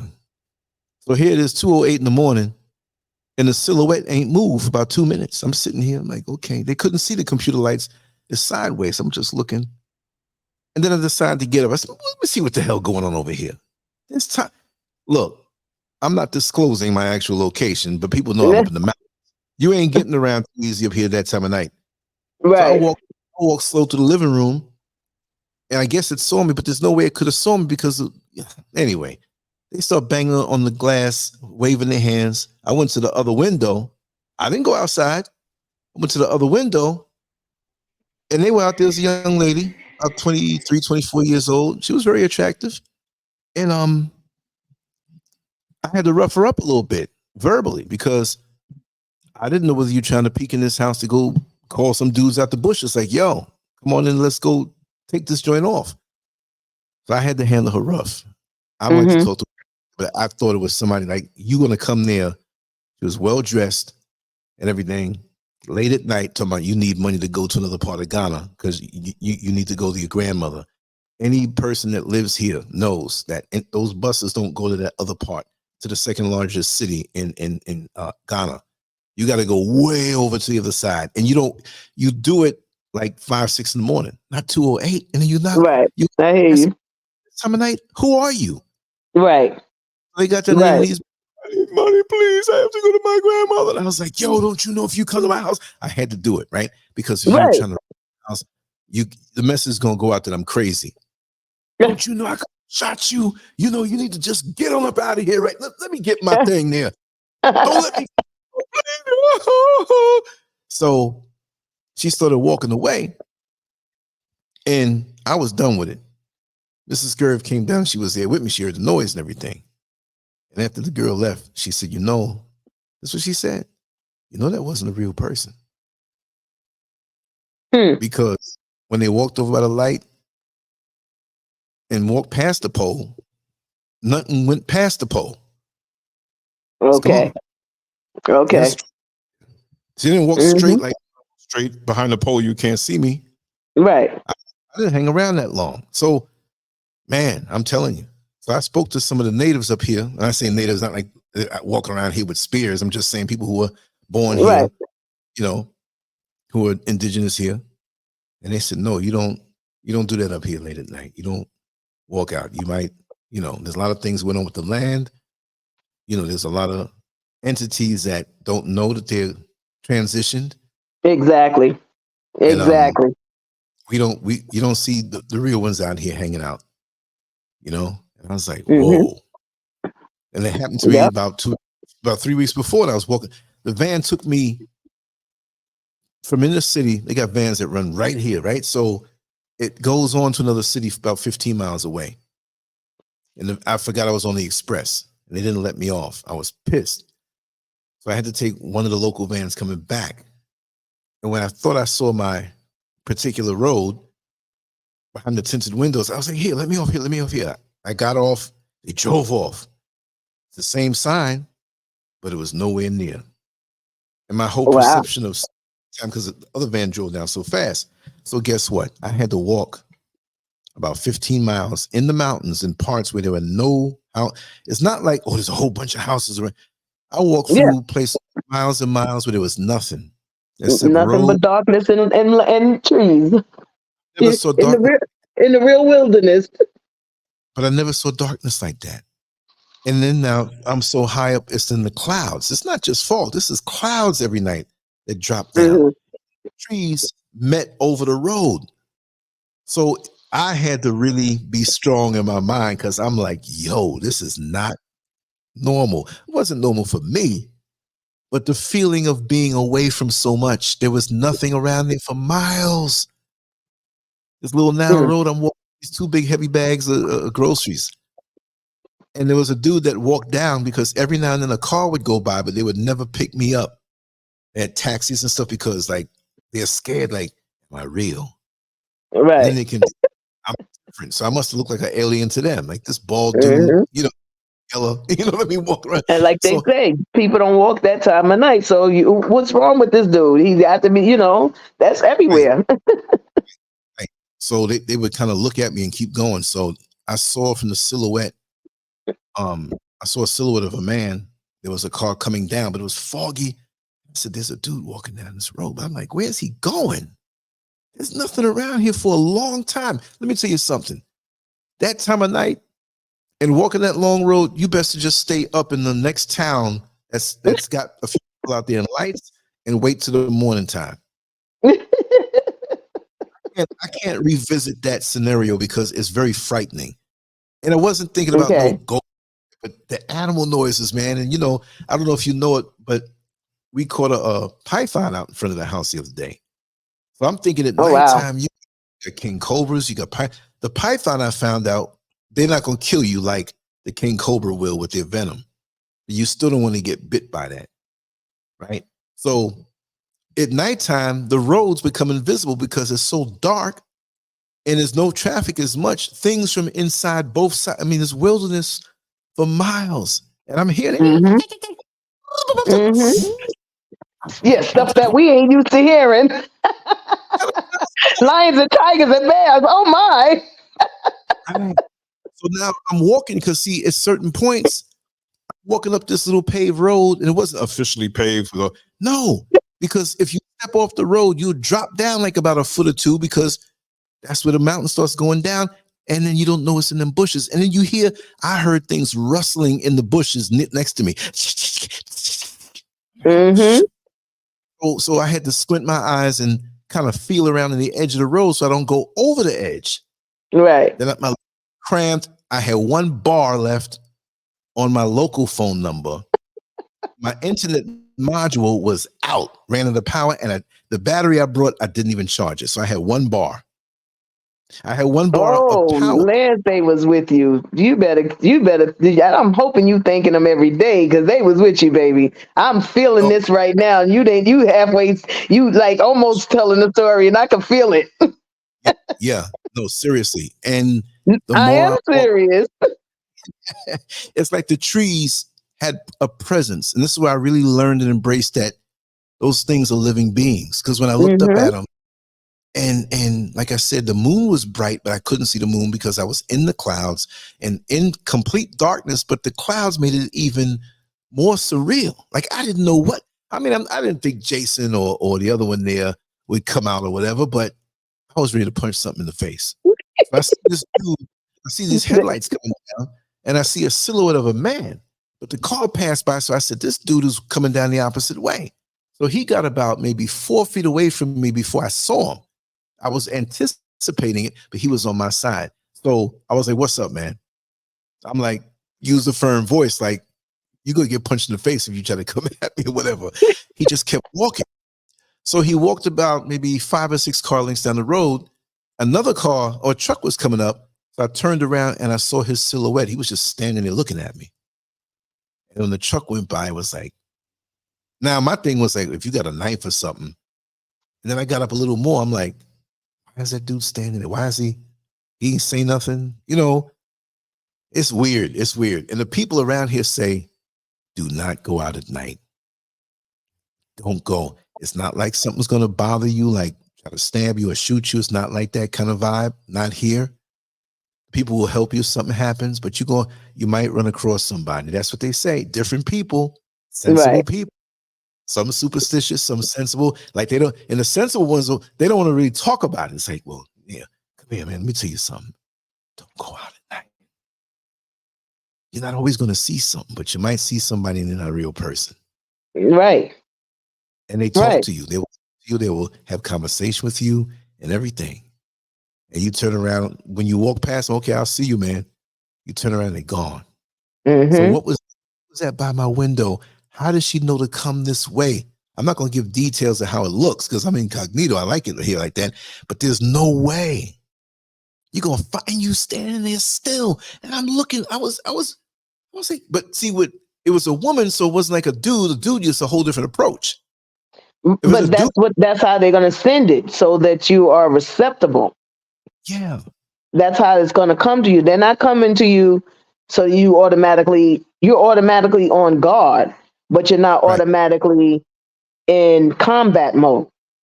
You're on guard, you're inquisitive, and you're going to find out what's going on. But if they send it to you a guy, your first reaction, especially that airy side of you going out fighting first. I'm hitting first, I'm knocking them out first, and then I'm gonna wake you up and then ask you questions. Why you on my property, man? How did you get on my property, man? Exactly. And why are you standing see with all the windows here? With all the windows here. You this angle, it was in the next room to the front, and you standing like you can see me. That was not human eyes looking at me. Because you know, I did go out after, like about 30 minutes after. I said, let me look out this window. And you can't even see in here because they don't look tinted, but they're tinted. Right? So how did you know to stand there like that? And even when I got up, you start waving your hands. It's crazy. And see what made it worse? She was very attractive. And also tight stuff and something to appeal to me as a man. That's what I said. And yes, to make it appealing. You're on your guard, but you're not, like I said, that's something that's appealing to you. That's something that give you inquisitive, not something that will put you on strike mode, you know? Well, see, I induced a strike mode in how I had treated her. Right. Whatever it was. Because when I pulled that window back and I put that, did my little WWF, little wrestling voice, what are you doing around? You know what I mean? So it scared her because she didn't expect that. I'm supposed to say, hey, honey, how you doing? What's going on? Right. I need something to drink. Can I come inside? And who knows what the hell would have happened in here, spiritual level, if I let that in here. And that's what I was going to say. They say it don't come in until you invite them in. Exactly. It's going to stand at the door. It's going to stand outside. But once you invite them in, that's when it comes. Then you got to know how to get them out. And when you get them out, you don't get them out asking nicely. It depends. Like I say to them all the time, those of you who are here for peace and love, you can stay. Those of you that enhance my prosperity and my love, you can stay. Anybody here for negativity, get the fuck out. That's right. And leave some money when you go. Leave some money for the mortgage, you motherfuckers. And that's why when I went there, when I went to the window like that, the first thing that she did was put her hands like she's begging and dropped to her knees outside. Oh, please, I'm acting so subservient. Change me around. Like to say, if I was by myself here, that she's thinking like, hey, man, come in here and get her in here and get some head. What? You know what I mean? Like the tight stuff she had on, and she did look appealing to most men. She wouldn't get me that way, but I'm still understanding what it is. Right. That's the inquisitive. And I'm spooked out because I'm sitting here in the same spot. I keep looking at the same window. They'll make you alien and comfortable in your own domain. Exactly. But it must know, and it was strange when I thought about it.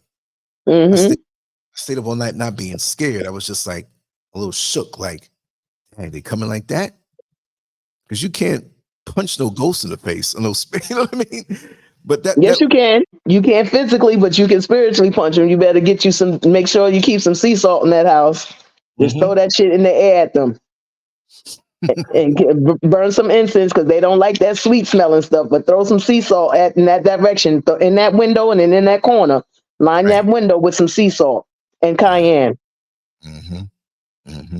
Yes, sir. That will physically punch them. I do it at my door.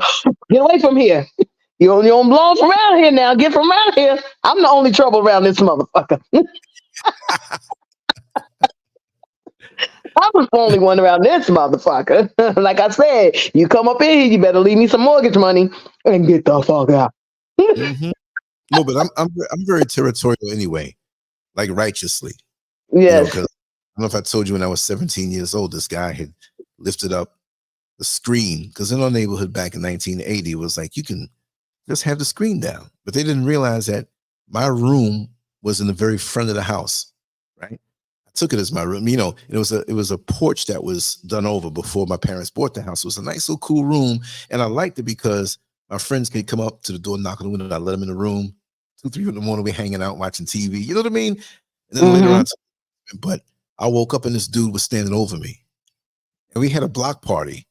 We had a block party on Saturday. This happened on Sunday. And I had a lot of bodybuilding trophies, a lot of posters on the wall of boxers and stuff. So, and the house was high up, like a little grade. So when you look up through the hedges, you're like, where's all that? That's what I figured. But this dude had to be on drugs or something. But I used to sleep curled up. So I was big, I was muscular. I was real big and strong. And he didn't know. He said, oh, this is a kid in here. He was looking around. I looked up because the street light would always shine down in the bed, and something was breaking, subconsciously, something was breaking, standing in front of the light. And I opened my, look, that thing changed me forever because it looked like a spook. But you know what? See, I'll back up in the street. You don't know what people have.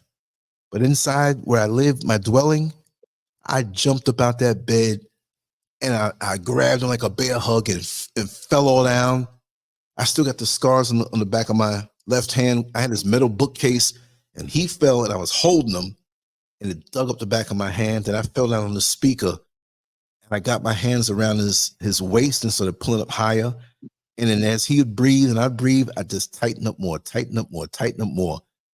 And my mother came in the room from the hallway and she got scared, not because of him. She's like, "You're killing him," because he was starting to breathe as much. And I had him choked around his midsection. I think I broke one of his ribs. So she's like, "Oh, please, you don't want to go to jail. Let him go. She was to the side. And I'm like, this guy was scared.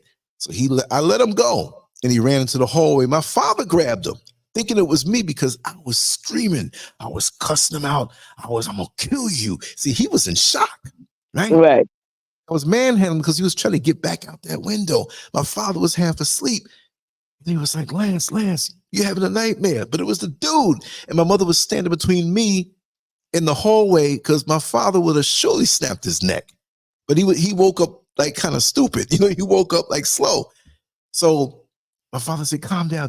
So he said, this guy thinks that I'm his son. Let me calm down. And I was coming into the hallway to get this guy. And the guy saw him in the dark. It's spooky to me. He opened the door and he elbowed back my father. He fell off balance. He ran outside. But the man across the street said he was gripping his side and would fall to the ground, crawl a little bit, go up. I know I must have popped one of his ribs because I was trying to. And then see, the very next night, I'm driving. No, I'm not driving. I was riding my bike with my friend.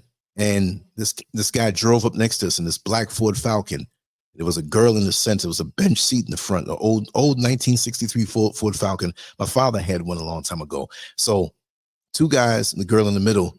And one of them said, "Is that him?" And she was like, "Yes, it's him." And I saw in the guy's lap, he had a gun. So I'm cool with it, right? I had a little visor in my head. So I told my friend, listen, whichever direction I go, you go the opposite way. Because whoever that is, they're trying to kill me. But I knew it was mistaken identity. So they pulled up about 5-6 car lengths and pulled to the side. It was on Hillside Avenue and Sutphin Boulevard. Nobody was out there because I was trying to clear my head when the dude was in my room. This is why it's hard for me to go to sleep at night because I'm waiting for something to happen. Now I come and see something out the window out in Africa, and I'm like, man, this thing is starting again. So short, I turned around and I pumped that bike so hard. And I got back to Sutphin Boulevard. I saw the train station where you can walk down, but the headlights were getting brighter. And I saw my silhouette on the wall, the little gates they pull down in the store. So I jumped off there, hit that gate, jumped down. I threw myself down the steps. I landed on my feet. I hopped the turnstile, got down in the subway. I'm thinking, okay, they might come down here. So I hopped on the tracks and stepped between the third rail there on Sutphin Boulevard and Hillside Avenue, went to the other side, stepped on rats between the third rail. If you touch the third rail, you're dead. Right. But the rats. Yeah. I had to be careful. So I climbed up, took the subway the other way, went to the police station. You know what I mean? So come to find out, I had danced with this girl at the block party, the same block party. And for 15 seconds, she was bent over coming at me. My friends were around, so she gave me a little bit of the backside. I'm dancing with her. She's rubbing up on me. Then she stopped, no problem. So she's retarded. She was slightly retarded with a grown woman's body. In the neighborhood, she had a really devastating body. I saw her before, but I didn't know that was her. But she was a little off. One of her eyes were off. She couldn't help herself. She had the mind of a little girl, but the body of a grown woman. So the mailman was feeling it. Drug dealers around the corner go over there and nail it. It was just everybody. She would just give it away. She couldn't control herself. She'd come to the door with this little short stuff on, and dudes are, "What's up? Come on inside." So somebody got to her a couple years after that. and they found a decomposed body right there on Van Wyck and Liberty, right by the side of the highway, because she was Oh laying on. wow. I didn't know that. I wasn't trying. It was a joke for me. So when she saw me, that's him. But in her mind, she couldn't differentiate and say, no, that's not the, somebody had really raped her, at that time.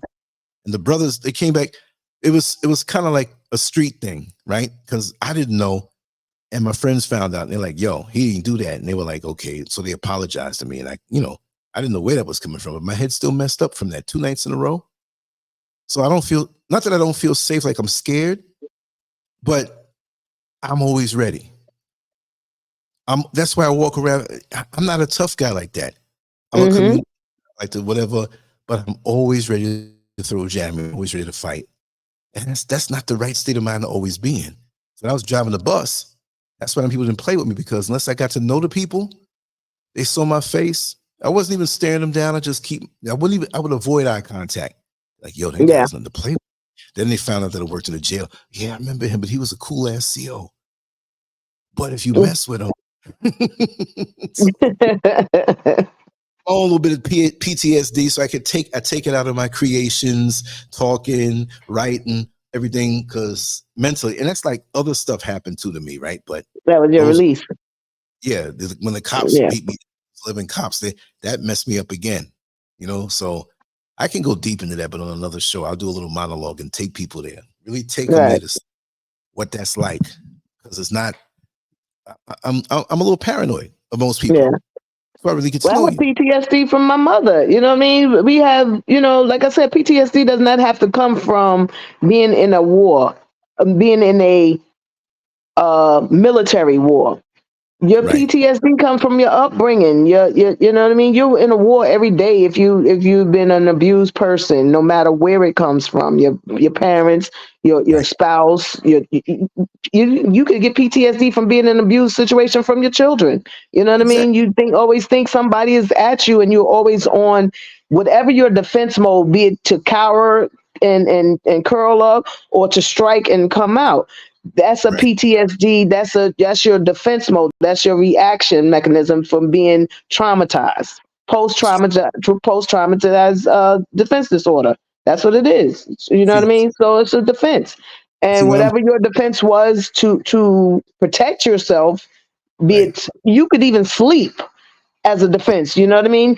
You're hearing your family argue and fighting all the time, and you don't hear it when you sleep. So automatically, when you hear all of that, it makes you tired. It makes you sleepy. That's your defense order. That's your defense mechanism. That's what your body knows to resort to.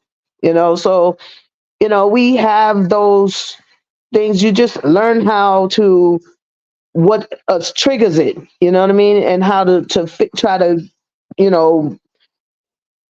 stabilize it, for lack of a better term right now.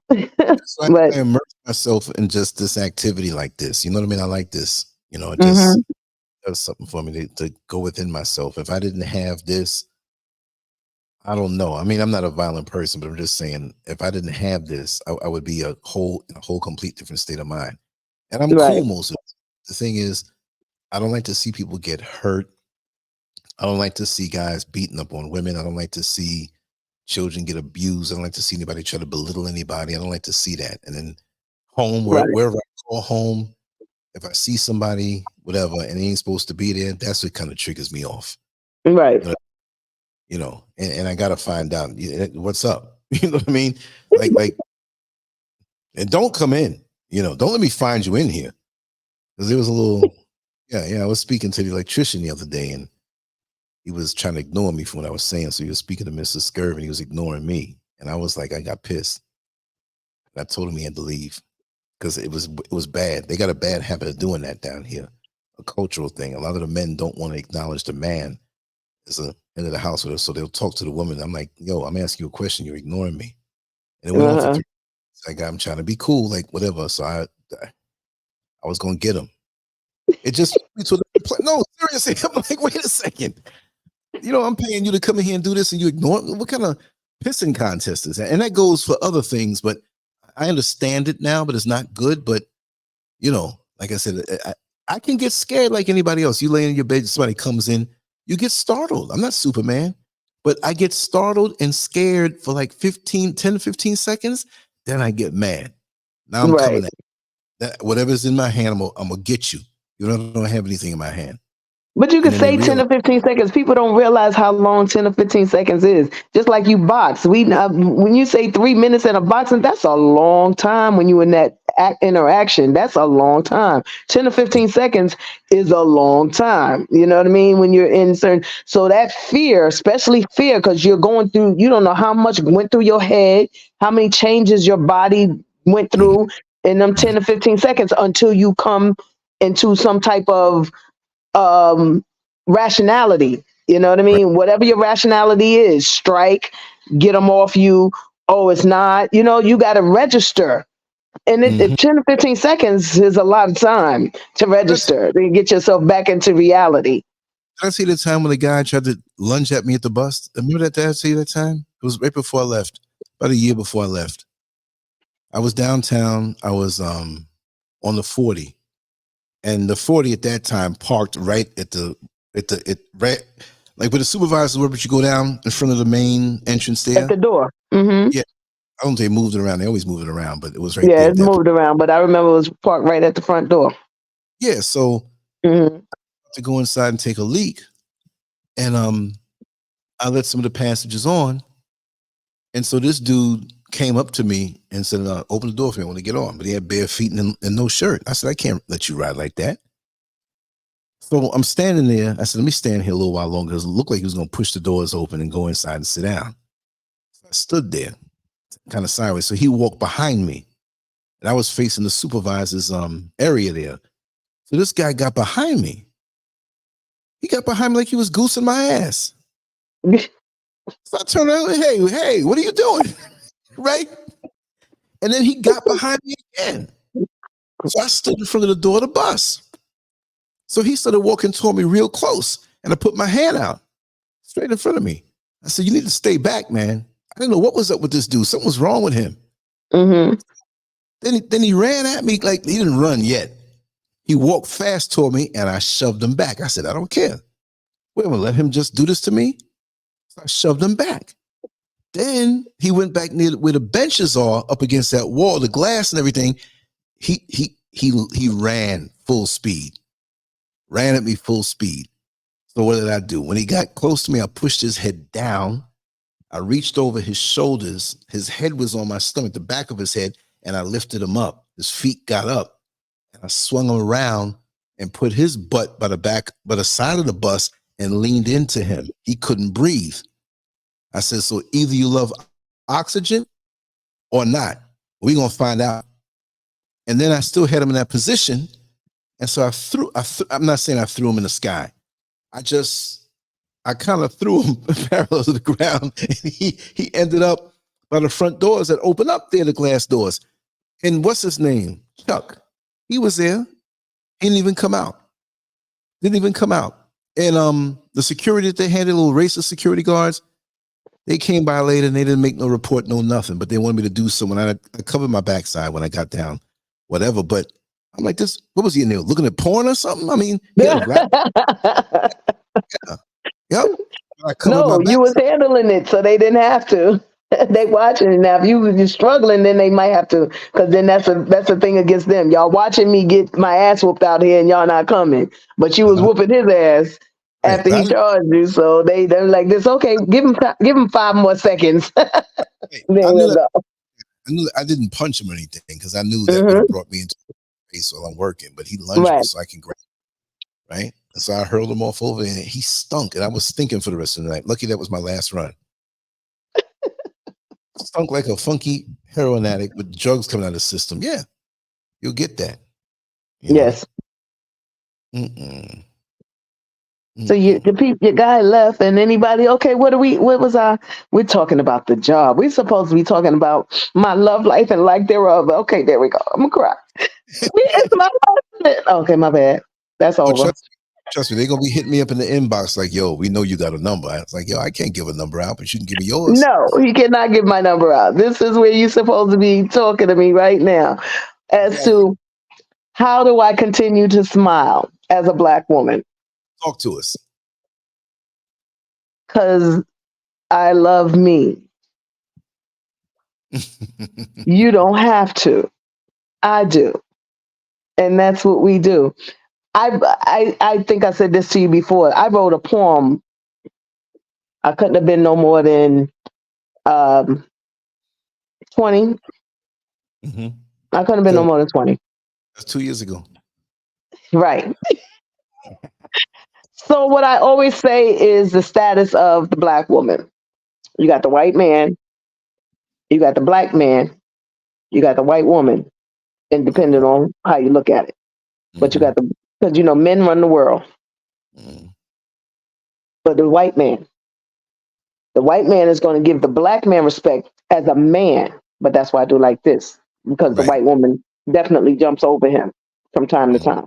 But guess Mhm. what? Where we are, the black woman is still down here on the totem pole, way down here. Mhm. So that white man, that black man, that white woman, let's put them even. Let's put them even just for the sake of it. But you got Mhm. the white man and the black man, woman with the white woman, and then you got the white black woman down at the bottom of the totem pole.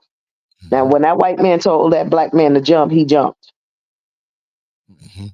When that white man raped that black woman and told him to watch, you stood in the corner and you watched. Mhm. When that white man made me have his children and told you take your ass out there and pick the cotton, you went out there and picked the cotton. You didn't knock him off me. You wasn't Right. tough then. Why you tough now in my face?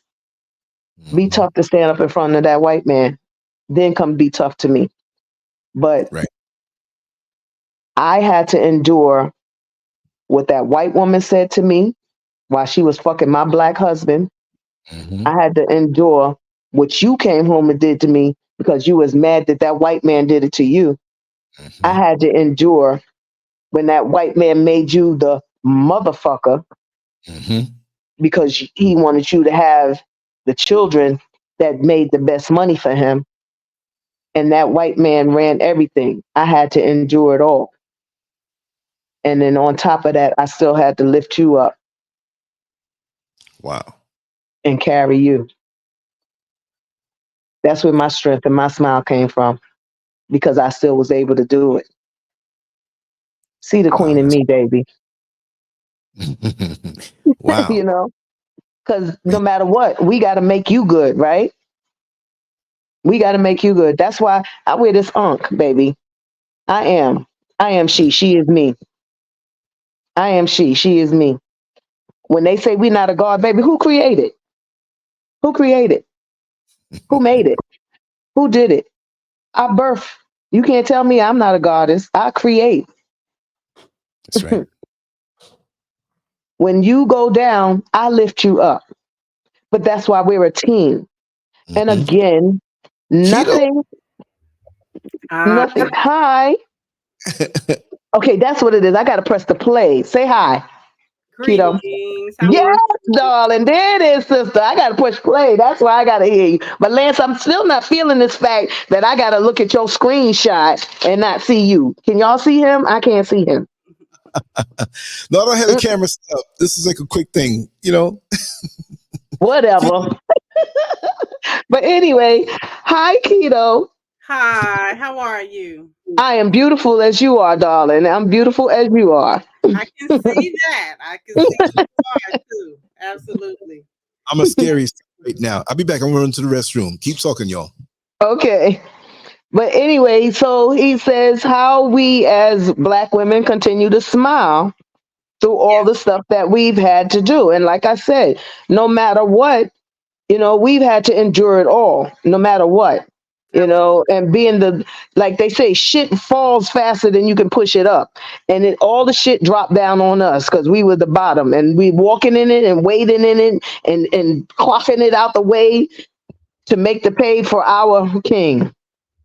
But We're you come making back and talk to me crazy because somebody did you wrong. But why are you coming home and taking it out on me? We yeah, supposed to be sitting down together, devising a plan how to get it right. absolutely. Yeah. Yeah, we've had to So go through a lot. And we've had to endure it all. yeah, we still do. It's Yes. it's a testament to our strength even though I know many of us are tired of the narrative of the strong Black woman, because we are allowed to actually have weakness as well and pain as well. And one of the things that helps me to continue to smile from my heart is I've gotten to a point where I can express my own emotions to myself. I give myself permission to feel Yes. whatever I feel. Right. For as long as I want to feel it. Hey, For as that's long as I want to feel my it. own time frame, because my time Yes. is divine. So can't nobody tell me when it's time for me to stop and start feeling anything. Exactly. Yeah, Exactly. that helps. Yep. That helps me a lot, as well as the more I study about who I am, because I really feel like that God gene that Dr. Ade was just speaking about on Lance's channel has a lot to do with our strength and power and how we have the capacity to love the way that we do. Mm-hmm. It's simply the God gene. We got that. I feel like our men have it as well. Our children have it as well. And it's miraculous the way I see it. Like, the Right. more I learn about us, the more I'm like, we are so lit on so many levels. Yes, we are. The thing about it is, a lot of us, like you said, it's not that when we finally go, that's right. Oh, it registered because it's easy, common sense. Let me say this. A lot of thing about the Bible or the Christian religion. It's a puzzle. A puzzle is all supposed to automatically fit together, Hmm. and it's supposed to automatically snap in place. But that Christian religion and that Bible, they cut a lot of pieces around to make it fit. That's not natural. Their Well, narrative. Yeah, they made it fit their narrative and put all kind of exactly. things So in there. when you start hearing people tell you about your God gene, Yeah. and you go, that makes more sense. Yeah. That naturally makes sense. Totally. It be resonating, right? Exactly. So that's why I say I'm the goddess. Yes, the God is in me. The God is in you. But the reason why we are so scared to acknowledge it or to accept it is because they made it unnatural to us. They made it this conglomerate in the sky that we gotta praise and be scared of and be worried about when it's you. Right. Yeah. Right. That's And true. that's why they scared of us. That's why everything they don't understand is taboo. That's why we're not allowed to speak a language that they didn't understand because they thought we were conversing to get back at them. Yeah. So now, when you talk this talk or when you talk your talk and they don't want, are you plotting against me? That's what it is. That's why they want to know. No, we're not plotting against you. We're plotting to keep our life going forward. We're plotting to keep us moving us better. And guess what? Because you're in the land with us, you will benefit from it. That's just like the red light. You benefit from us, but that's us. It's who we are. That's who we are. I Hmm. don't have time to sit back and focus on revenge because that holds me stagnant. I'm moving forward. Same here. What you did, you will reap that. You will reap that regardless. And like I Period. told Lance on something earlier, don't let me start praying on it. I'm gonna let you do it, and you're gonna reap on it. But if I pray on it, Yeah. mercy, mercy, like they say, mercy on your soul, baby. That's helped me so much to really know that. To really know that, because the moment somebody does or says anything towards me that is not pleasing to the God within them, at that very moment, they start their suffering process. Thank you, thank you. I don't have nothing to do I with don't it. have nothing to do with it. Yeah, Or yeah, you can walk away. yeah. You walk away from it because if you stand in that position, then you are going to move as they move in a negative way. So you walk away and let them live and let them move in their own suffering because they will. It feels But so good too. It's so liberating. yes, It feels really good, and it like really takes the power, like that negative energy no longer has power over me, no, and this no. is what I want to share with our young people. Lance, are you back yet? With a mouthful of tangerine, but I'm right here. I want to show you this, Lance, because this book Hmm. This is the book I was telling you about. So I have a series of books that I've been publishing for our youth. Beautiful. I feel like we have given so much through music, and it's so much that once we are in tune with who we are, um, and what we have to contribute, and Hmm. what our power is, especially through music and other arts, music and arts, that is Hmm. going to continue to build us up and expose more of what our options are for our youth, to move Right. forward doing things that we love to do. So I got Tell this. everybody to get the book. Tell everybody how to get it. Promote it. You can talk. Come on. Tell Okay, us how to get it. okay, I will. But before I do that, I want to show you this page right here because this Mhm. is I was inspired to name this character Lance. So this is Oh, Lance wow. on the Ah. Ah, piano. That's Lance playing the piano. ah. And Thank you. oh yeah, no, you are a very big inspiration. But the Oh, music is a vibration. That's what I was telling him about earlier when they do frequency. That's what music is. Music is different frequencies, and that's what helps your body to elevate or even to go down. Those are vibrational frequencies. That's what music is, and it opens up your chakras, different chakras, for you to be able to move in that Godful light. That's what that is. It So does. we learn from music, and it helps you to go forward. It'll help you to elevate you to read. It'll help you to elevate to heal. It'll help you elevate to see your move your body palpitations to move in the correct rhythm. That's what Absolutely. it all is. Absolutely. And Hmm. somebody said, am I selling it on Amazon? Yes, I am. So it's under my name. My author name is my name, Kito Kamili, on Amazon. If you go to my website, everything's there, kitokamili.com. Kito Kamidi. Okay, Mhm. will do. Thank you, Lance, for the drop it. opportunity for me to share that. Oh, And yeah. I have Drop it. six. You said it's for the youth. I have six grand youth. Oh, So wow, that's beautiful. Yeah, Drop it in the I comment have, section. After the show's over, drop it in the comment section and I'll yes, pin it. You okay. can see it. Up. Put everything in there, the link, everything. Or you might have to yeah, because send me, I can't see the chats. yeah, send me the link in the email because I have it where links are disabled because during shows you get spams with sneaker ads and all this stuff and Viagra and all this stuff. So I disabled that. So just shoot me an email and put Okay. everything the way you want it inside. I think it's up to 200 characters, and I just copy and paste it and put it head up top is the first comment that you see in this video. Okay. Yeah, for Right? sure. Thank you. I'm excited about it. I'm excited about all the books and the music that I'm putting out, all of that, because it is so empowering when we use our gifts and talents to build ourselves up, personally, as an artist, but then also for anybody who hears it. So, and I've been inspired by people online, especially during the pandemic. Lance, you're one of those people um, Oh, thank you. that just speaks truth to power and power to truth, unapologetically, and really Sweet. for the uplifting of our people. And it's really beautiful. And Yes. it's the gift that keeps on giving. I would like to send you a book, so I also include that in the email, Yes. so I can get your PO box, that kind of thing, so I can send you a book. Hmm. Um, Thank you. yeah, for sure. So I'm going to keep listening. I'm gonna get off the camera so that I can fix some food, but I'll keep Mhm. listening. Okay, you're Glad welcome. to meet you, Miss Baby Powder. Pleasure to meet you as well, Sister Keto. All right, peace. I'm I'm I'm amongst the company of queens and celebrities and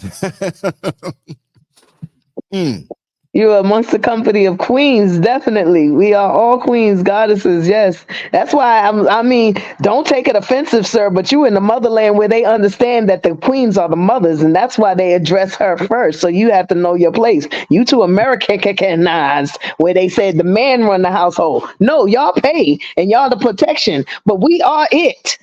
You come from these loins, sir. Beto, know that. I got rid of a lot of the and I never had that in me, like thinking all chauvinistic and whatnot. But here it is. No, you did not. Never. That's why I can laugh and joke with you. And that's why Mrs. Scurv is always understanding and there's no problems. You know what I mean? She didn't have to worry because she knows her husband is a man and appreciative of women, understanding of women, and will not disrespect him or his household. So I've Right. always had that love for her, you know, and I know you have never been one to been like, I'm the dominant man and you respect me as the man, da da da. Because a man is an action and you always carried yourself as one. So you didn't have to put those words out there. Your actions showed that. You know, like she said, you always spoke highly and you always put us out there and put black people out there. So that was one thing you've always done, is not as a man or a woman, but as black people, you always Right. uplifted us, just like she said, you know. So I For can, the years, you know, I can years, always joke with you that way because I know that's who you are. But but the but years I'm of just it's like, man, I look back and I'm like, you know, when I started all this stuff, I didn't know what direction I was going in. right. I just said I'm going to be me, you know, and I developed over the years because maybe I had certain ideologies that were the same as they are now, but it was a little shifted because I had to go through more stuff and get it more defined. But it's like doing this every day and every day, every But day. people don't know, like I know, that you went through a lot. You know what I Yes, mean? From you expressing yourself, and it was not just you watching yourself from spirits, but you actually had to watch over yourself from right. officials Exactly. sneakily coming after you, Oh, and people would think that you were conspiracy theory and panicking and trying to make more of you than who you are. And it's like, no, he's speaking truth, and people want him to shut up. I noticed that from 2005, toward the end Okay. of 2005. And there are many reasons for that. I won't even give them credit, but from then, it has nothing to do. I wasn't even, YouTube wasn't even in exist. No, YouTube in 2005, when I was going through stuff, didn't get onto YouTube till like 5 years later. It right. was, Because that was what you were doing, just drawing the drawings and stuff like that and posted them. Remember? yeah, I was writing and drawing, Mm-hmm. right? And that's what brought me the most flack. And I had put these, I have friends of mine who are into like stuff online, right? They're not hackers, but they got them abilities. And Mm-hmm. they put stuff on my site at the time. And it was all kind of organizations just watching. They can tell by the IP address. They couldn't tell the exact department of that particular Department of Defense and this and this and that. But it was them. It was Right. almost like your street, but not saying the numbers of your house. So you pretty Right. much knew what it was. So that alerted me to that, but it never stopped me. You know what I Right. mean? And it got worse. It got worse. It got worse after when they came at me at corrections and said, well, you know, you're feeding inmates extra food. We have to let you go. Like after an investigation, that's all you can find when I know who's bringing cocaine in, when I know who's taking inmates out for a nurse run, dudes now, and they're Mm-hmm. taking and having gay sex with them. Girls getting jobs to the bean holes, all this stuff y'all know is going on. And you But y'all watch me. talking about me. Mm-hmm. Yeah. So there are times I would go home because I was still bouncing in the clubs and I was getting paid during the investigation. They had to find something. But Right. they would get information on other people, right? Other people that work there that I said, listen, if you want to go after them, you need to go and do an investigation on them. They thought that I was going to be like, oh, I'm scared. Yeah, I'm going to tell you what I know. A lot up in there. I know a lot. Right. And there's some enemies that I knew a lot about and friends that I knew a lot of. I didn't rat nobody. I knew, right? They didn't like Mm-hmm. that. Look, if you go back and Google Orange County Corrections Department, I think it was in 2003 or 2004. It's somewhere in there because I was there for a couple of years. There were guys in the area I was doing overtime with that they worked the rec crew. The rec crew, recreation crew, they don't do nothing except take guys from the cells in certain areas out to the yard. So they do. It's the most cushiest job you ever want. All you do Right. is just take them in cuffs, let them in the yard, sit down for the whole thing, and just whatever. So I would get a lot of overtime time on that because the supervisor in that area loved me for telling stories. Like, man, we like you around, man. You're going to get all the overtime. So every day I was working 16 hours a day. I had to get up. I would work, late and then come in or stay. Then when I got to second shift, I'd come in early and go there. So I got to know a lot of the guys.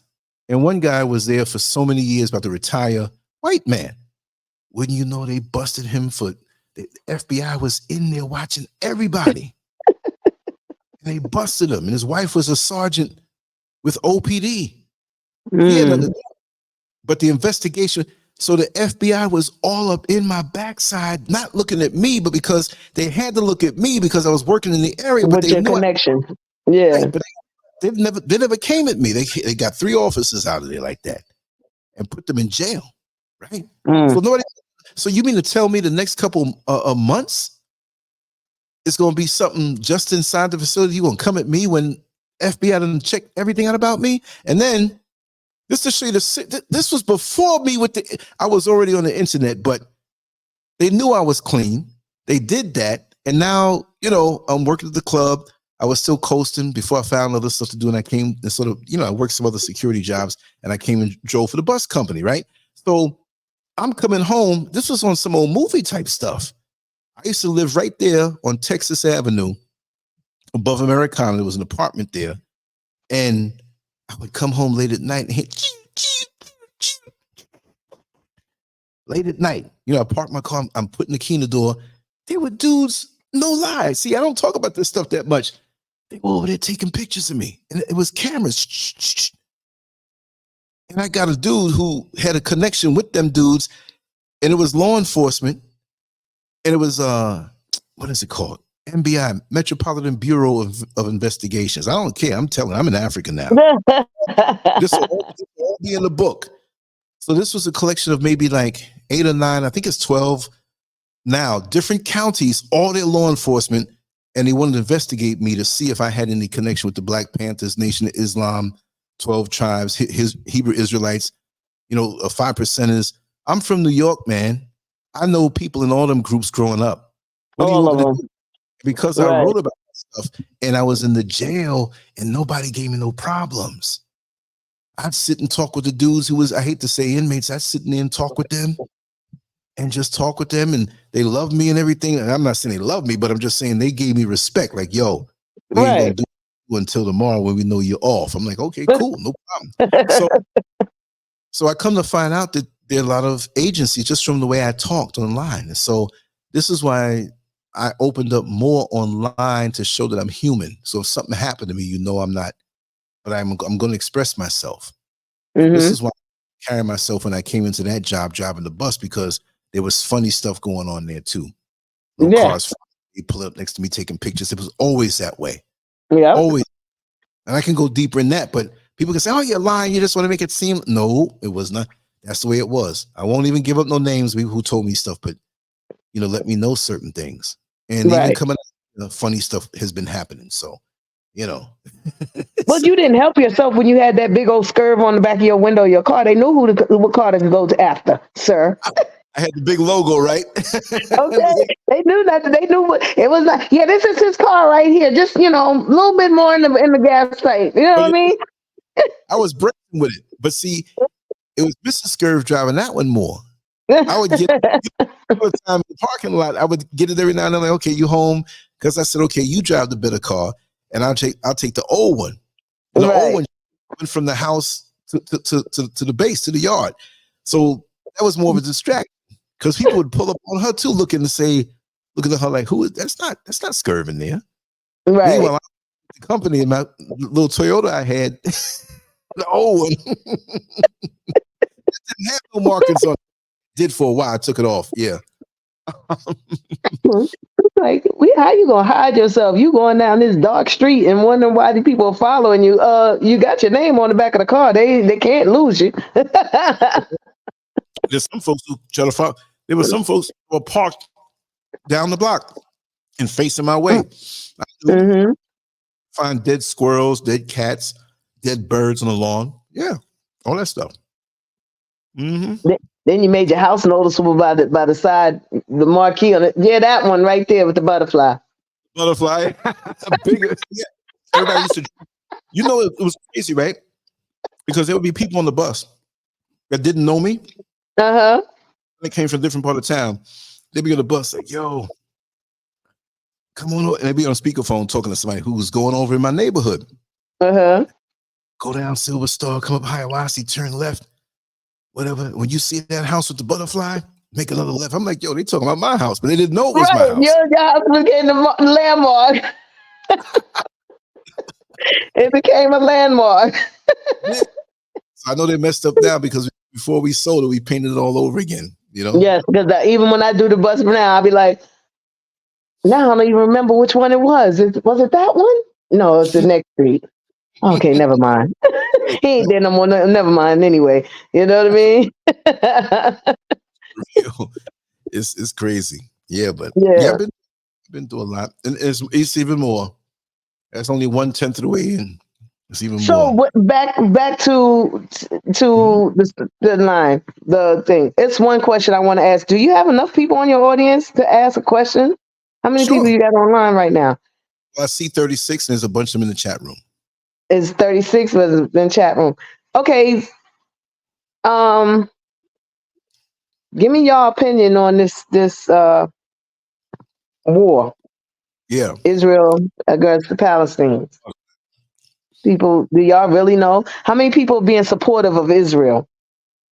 How many people say, oh yeah, we should send our American tax dollars over there to help these Israelites, these poor Israelites, and they raping and pillaging their teenage people, their children, and the babies is being blown up, and whoa.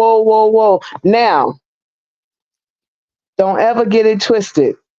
I'm a true Cancer. I'm a Cancer to the heart. I have that hard exterior, but it's all mush in the middle. I'm all soft. I'm all family. So I'm never condoning harm to children. I don't care what fight. It's going to be a family fight. The kids have nothing to do with it. You don't put kids in the middle of a fight. This Palestine war against Israelites is just the Palestinians finally standing up to Christopher Columbus. That's what y'all need to understand. Israelites don't even have a land. They have a religion. They don't have a land. They came into Palestine 1948. Only reason I can remember that because that's my mama's year. 1948 or so in that area. But it was like 48 is when they took over that area that they took over.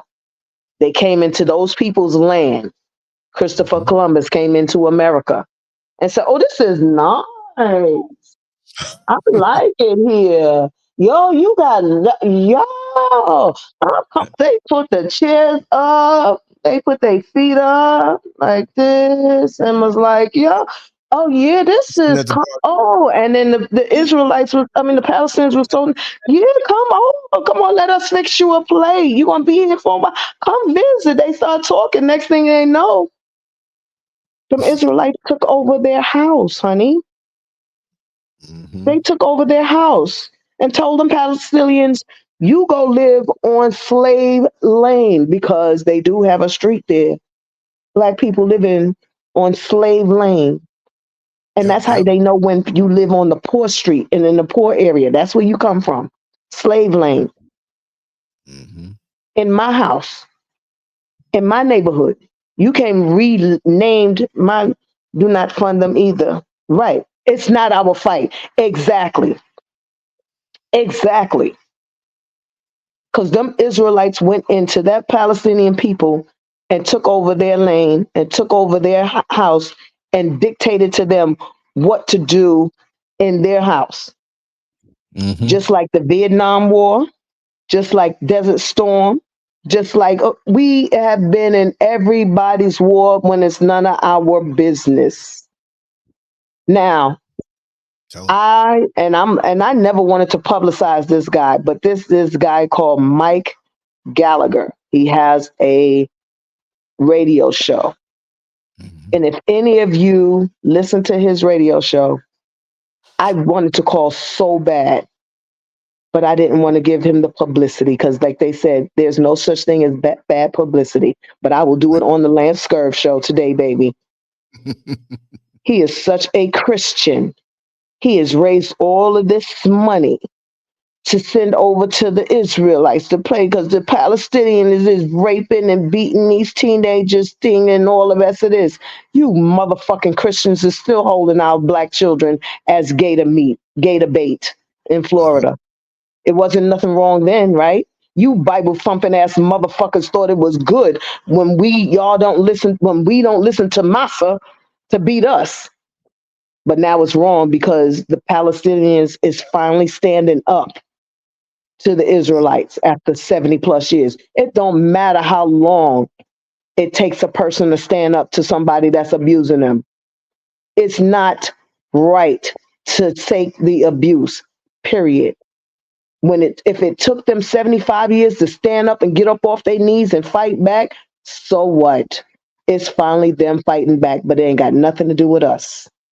So we need to stop sending our money over to them when y'all still beating us right here and right now in our own fucking country. There you go. I live in Florida.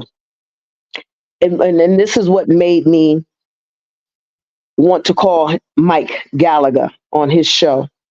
Mm-hmm. A couple of weeks ago, there was a guy in Maine. And yeah, he did the massacre when all these Jews got shot. And he said on his show real proudly, if it was a black person, if it was a bunch of black kids, it would have been all over the news and da-da-da-da, just like the George Floyd and all the rest of this. Guess what? Only reason why those make the news is because you white people have beat him on somebody's camera. Other than that, y'all do that shit every day quietly and get away with it. Christians. You Bible thumping, I almost got gotten. But baby, it's done every day. We had a black girl about 2 months ago found hung, half dressed in Central Florida. For real. Beat all up in her face. She committed suicide. Hung herself in the backyard of somebody's house. Really? Suicide? Suicide. By hanging? And she's half naked? You got this other black man in Jacksonville already writing his family, already writing his friends, telling his friends, hey, I'm worried, because they telling him to shut his mouth. And he's still talking. Found him beat all in his face. Hung in the back of in the plant of his workplace. Suicide. But we supposed to be so worried about some teenagers over in Palestine. When y'all raping and beating our teenagers every day, still to this day. You still using our children as gator meat, gator bait. And it's funny. But you just can't talk about it real loud because it's not perceived nicely anymore. Y'all still beating us. And I'm supposed to worry about somebody in another land. Sorry. We got somebody who just came on. Line is open, man. Oh, respect to the sister, Miss Baby Excuse Powder. Me? Yes, sir. How are you? I'm good. I heard that you are a grandmother. You look so young to be a grandmother. I don't know. 22, baby. Stop it. Yes. I don't mean to come be a distraction from the show, but I have a question for Lance. If I could ask. You can ask. That gives me time to go fill my cup. If you can handle it, okay. So go ahead and ask. Yes. So I was watching on YouTube about this guy who murdered his neighbor and his son's neighbor because he was making noise. Yeah. In Brooklyn. Yeah. So I really wanted to know what your thoughts was on that situation. You and Miss Baby Powder can answer. I mean, I'll kick back. Because he found out that you talking about the one where the landlord murdered them? Because he found out that they were Jews or something like that? No, it was like Haitians. It was Haitians, I think. And this guy went Okay. upstairs. Yeah, he went upstairs, and I guess the Haitian, the people was making too much noise, and this black guy went upstairs and he murdered the man and his stepson. I don't know if y'all heard about it before. Yeah, I saw it. I actually saw it on video. Yeah. Okay, Well, yeah, I was like I just, said, you know, people, you don't know what's going to trigger them off right now.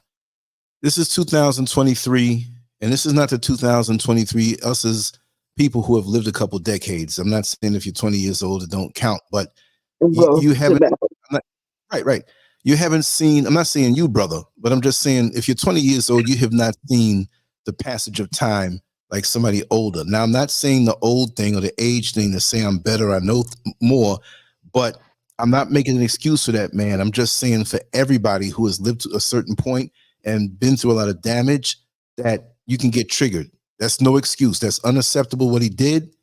And, you know, if that's all it wasn't anything more than that. He wasn't threatened. His life wasn't threatened. Why did he do that? Right? Well, a lot of us are walking around now, PTSD'd up, worn out, and on edge. And we're sucking from the wrong breast, the breast of the mainstream media, the breast of religion that does nothing for you, but you keep on going every single week for a bit of aerobic emotional euphoria that only lasts the 6 days until you need it the night before. And you're coming back in on a Sunday just to get over the things you did Saturday night, the freakish things you feel guilty about.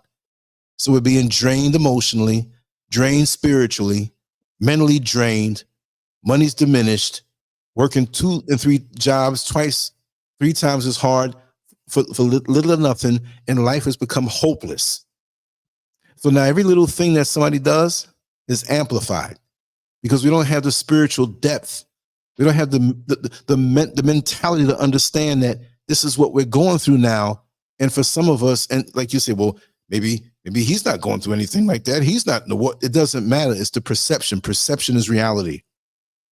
If you tell a person who's a little mentally off that there's no man behind him with a gun that you can't see, he's not going to believe you because in his mind, he believes there's a man running behind him with a gun. So to talk to him, you got to act like you, oh yeah, I see him, man, but he over there tying his shoe. Come over here real quick. You got to get into their mindset. And people are living more isolated now. We have more ways of communicating, text messaging, FaceTime, WhatsApp, video calls. I was talking to a buddy of mine that I knew from 1969 when I was 6 years old and he was 10 years old. We talk all the time. We might be on here listening now.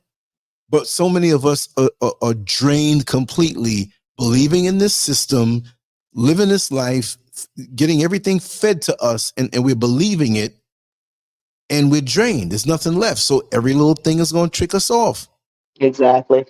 Maybe not you, maybe not Miss Baby Powder, maybe not me. Sometimes I can get, not like that. But you put a person under the right circumstances, they'll go off. And he may have been on the edge for something else. It may not have been that. I'm not making excuses. You shouldn't do that. What I'm saying is that there's a lot of situations that a lot of us are going to be put in that we're going to really be bedazzled at how we handled it because we don't have the emotional, spiritual, mental strength in the tank like we did. You ever drive a car with a busted gauge that says you have like a whole lot of gas and really you ran out? Now you're stuck on the side of the road late because you got a bad reading. But we can't read these people with what's on the inside of them. Most people, and I'm going to say it, black people in America, most are under some kind of mental duress, even when they have a smile on their face. Yes. Most of them, if it's a stranger, you're not going to tell your business, but, oh, how are you? Oh, I'm fine. I'm fine. Of course, that's the way we do it. We're not going to tell strangers our inner circle, but a lot of us have people in our inner circle. We don't even talk to them. Now, the religion has messed us up, right? Yes. But religion was supposed to be, or acts as though it's supposed to be where, oh, you can go there and bring your problems. What's the most thing that black people say? I ain't going there and tell my business because they going to gossip. So they go into a church that they don't even believe in anything. Mm-hmm. They're just trying to purge themselves of the freakishness they did on Saturday night. Mm-hmm. Or go, look, I was in a earlier today. It's the guilt.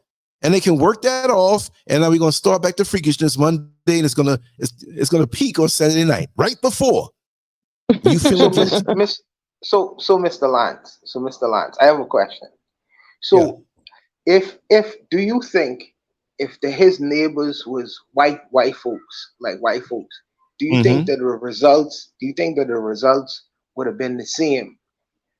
If he had the same indoctrination, it wouldn't have been the same, because a lot of black people still kiss white folks behind anything that look like it. You'd be Lebanese and come over here and look half white, and anything lighter.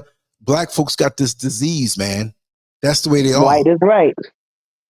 Because you see, white folks know they can walk down in a black neighborhood that's considered dangerous late at night, and nothing's going to happen to them, because that's the slave master. Their flesh. Now, this is not me. I'm gonna paraphrase it, but that's the slave master. Their flesh is more valuable.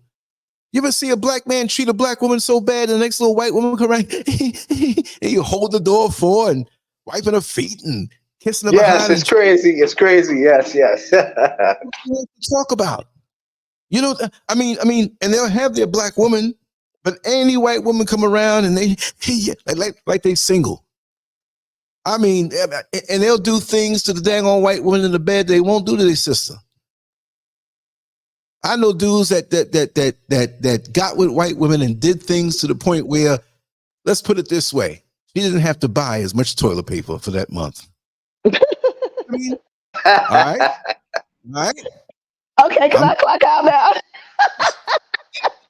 I'm not gonna go there. Can I clock out now? And there's some sisters out here like that too, but with the black man, and I'm focusing on men, right? You know, it would have probably been different. He wouldn't have come up and did nothing like that. He would have sat there and took the noise that he thought was too loud. And that's in Brooklyn. That's all you got there is noise. When you live in an apartment, but I don't care if you're the landlord or not, you got noise. Walking over your head, noise, this, that. You getting paid, you got to take it. Now, if it's out of hand, you can handle it. But you don't have to do that. Now what? Right. He's locked up now. Got to be, right? He didn't kill himself. He's locked up, feeling stupid because he reacted to something that was so big in his mind, because you can't tell me he wasn't already exhausted and ticked off at other stuff overall. Right. You never know what's going to trigger somebody. You never know what that final straw is. That's in that little pin. You just don't know. And I've said that, you know, for many, many situations. You know, so that's why I was telling Kato, it's better just walk away from people. You know what I mean? Because like I said, their reparation is going to come. Their revenge is going to come. Just walk away. You know what I mean? Just walk away, because it's going to come. You know, but we retaliate out of more so out of ego than anything. And then they said that, like, okay, Fetty said they got in like Haitians. Well, if he's a landlord, why you renting to him then? You can't discriminate. But I'm saying, you in Brooklyn, man, you're gonna see all the people from the Caribbean. Every island of the Caribbean has, you know, Brooklyn has every island up. I mean, the whole New York City, right? So yeah. Dudes are weird these days. Especially, I'm gonna throw this one in. It may not be it. I'm just gonna be a little entertaining and say something that's real. That dude was not 20 years old. He was a grown man. He looked kind of like stocky. He was heavy set, all in the gut. So he had to have some age on him. And there was a younger guy in there that got shot and whatever.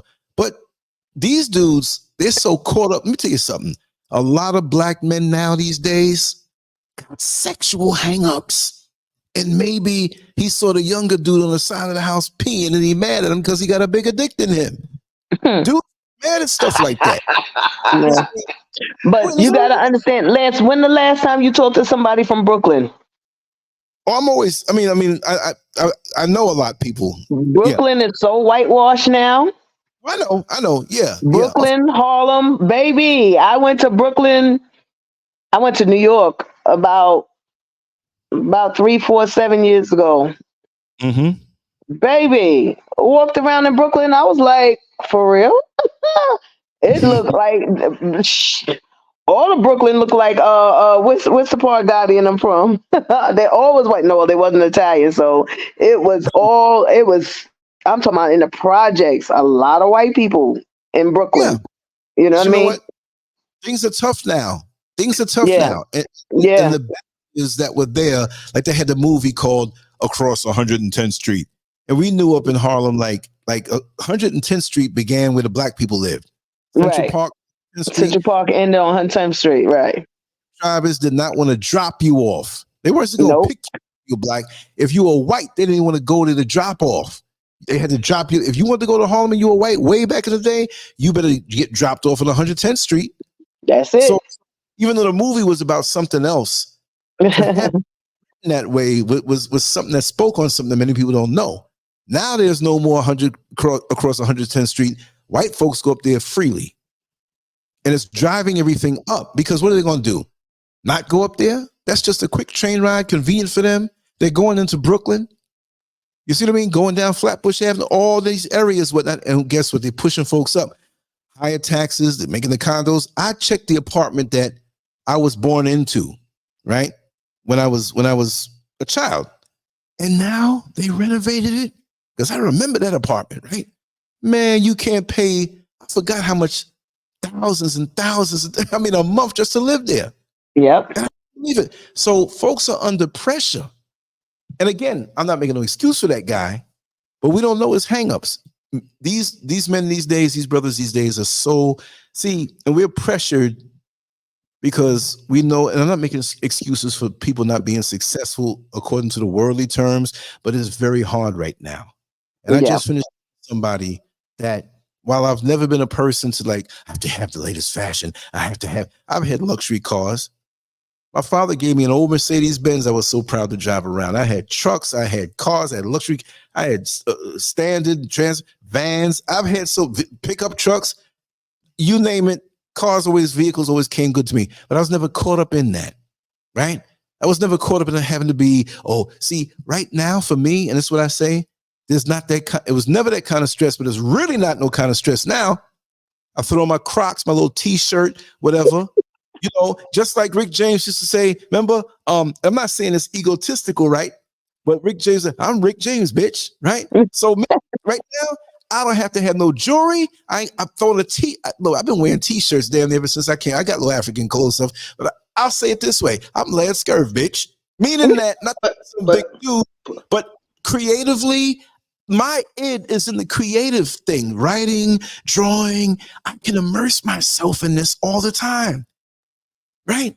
I earned that and I work hard to get that. And I got the hell up out of there. So I can be myself. I can be the LANCESCURV I want to be. So we all need to have something of our own that we do. It doesn't mean you have to have something online. I don't care if all you do is just change brakes in the car real good.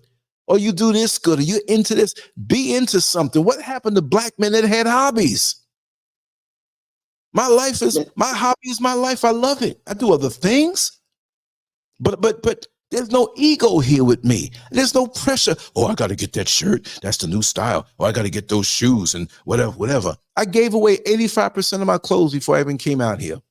I went over to Terry Street one night, took my stepson's pickup truck, took 3 closets worth of stuff and threw it in there. I'm not bringing all this stuff out here with me. It would have been too hot, even though it's Florida. So I left that behind.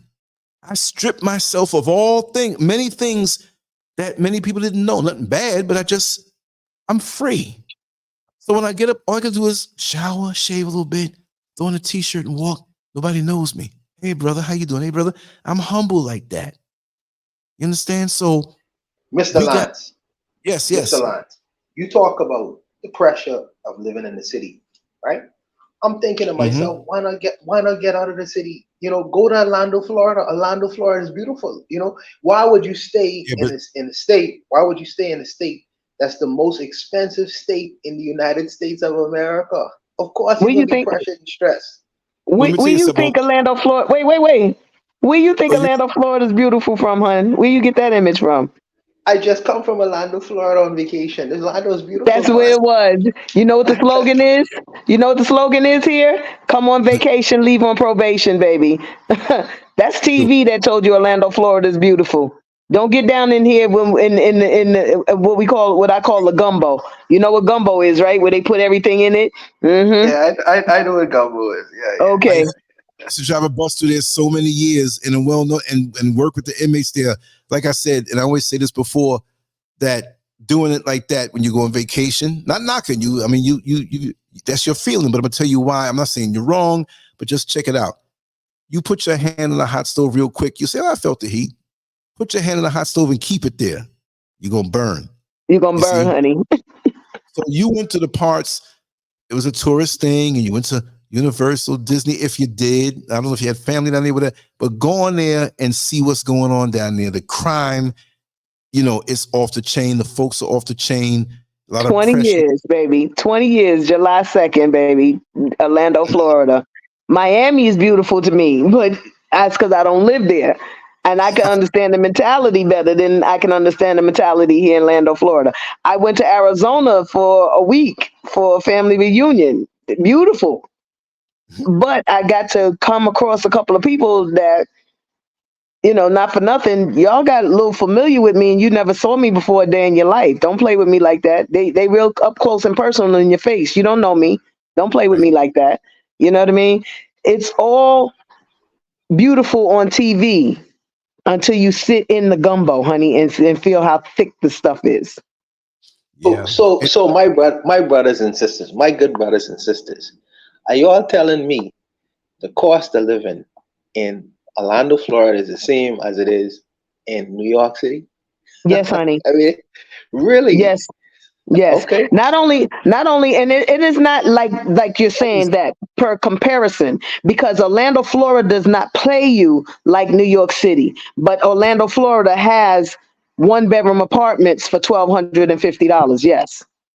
And you don't get paid like the city. And you don't Now, get paid for compensation for that. New York, you get a piece of crap apartment for $2,500, $3,000. Piece of crap. Built-in roaches, built-in rats, built-in crime. Elevators and elevators smelling like piss, crime all over the place. You know what I mean? So you're going to compromise. Now you got apartments in Manhattan proper, in certain parts of Brooklyn. You pick the amount of thousands you want to pay. It's like that. And the way it's going now with the crime and the gangs and the stuff, it's a whole different spirit.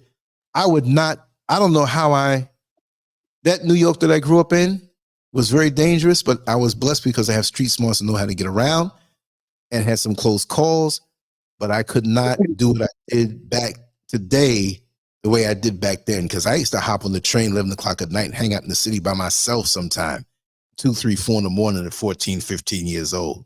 I was a big, and I knew people all over the place, but I was daring. Why do you think I got so much stories? That was common for me.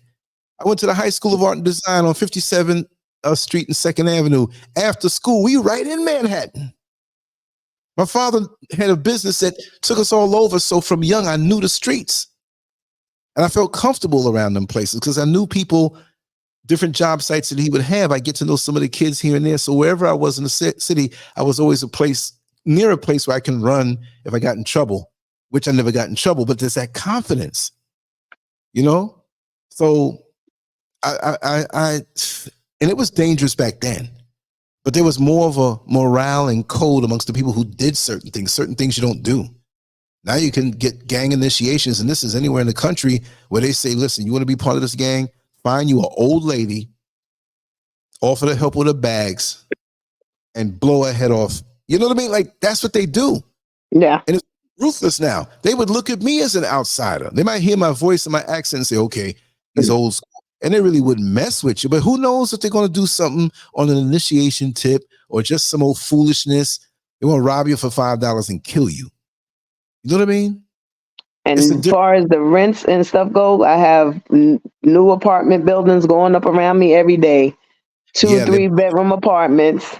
And yes, they're paying $1,500 in what is the equivalency of the Harlem of Orlando. Right. I live in the Harlem. Like when I say Harlem, I mean like the historical aspect of it. This is the historical part of Orlando where I live. And the apartments are 2 bedroom, 3 bedrooms, and the rooms are this big. Rooms are this big. And you can hear everything your neighbor is doing. And gunshots every week, every day. There is police chase and roped offs and this, that, and the next thing. But how they are Upscaling it is because it's central. It's you have access to all of the transportation. You have the illegally erected soccer stadium, because you Yep. don't, how you erect a soccer stadium dead center or over top of a street, of a historical landmark street, Yeah, but you Paramount. make it, you make the soccer stadium impede the traffic. But That's you it. and it was remember when Buddy Dyer, the mayor at the time, right? Excuse They me, at the time, yeah, honey, he's running again. And I'm yeah, like, I've been here since 2003. I've never heard of another mayor. How many yeah. terms do he get? Yes, he's running Well, you again. know, he So yes, got his wife and kids, but he's got his boyfriend too. You know about his that, right? Boyfriend. what? Hey, Buddy Dyer ain't just messing around with his woman now. Well, Right. I got inside stuff over there because I used to do a lot of videotaping for a lot of low level politicians around there. So I heard, and remember, I was buddies with a lot of the newspapers, low level newspapers there. I say low level Hmm. because of major ones. They knew me though. I used to write scathing articles about them people. And they'd come to Yeah. me, write this, and I'd write it because I didn't care. That damn Lance again.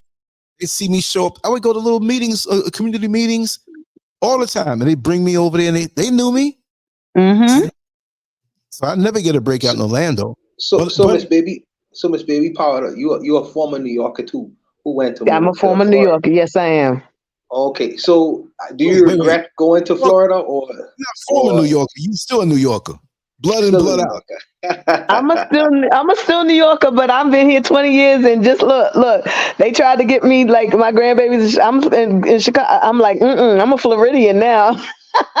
I claim this tropical weather, baby. I'm a Floridian. You want me to come to where in the winter? Oh, I'm a Floridian. But yes, I know I don't regret. I never regret what I do. I find the lesson in everything I do. It may not be what I was looking for, but I learned what I received out of it. I've lived in many states in this United States. That's why I've come to realize, and I try to teach this to my family. Don't let the government dictate to you where you going to live, because the government is all over this United States. And what we have to understand and learn is that they are all in this together. There is no just the United States government. It's all of them. The United States government, the African Parliament, the East European, all of them. They're all in it together. Mm-hmm. The queen has died, and now you got all of these underneath dividing how they're going to run these continents. They're all in it together. So you make the best of your square that you live on, wherever you're on.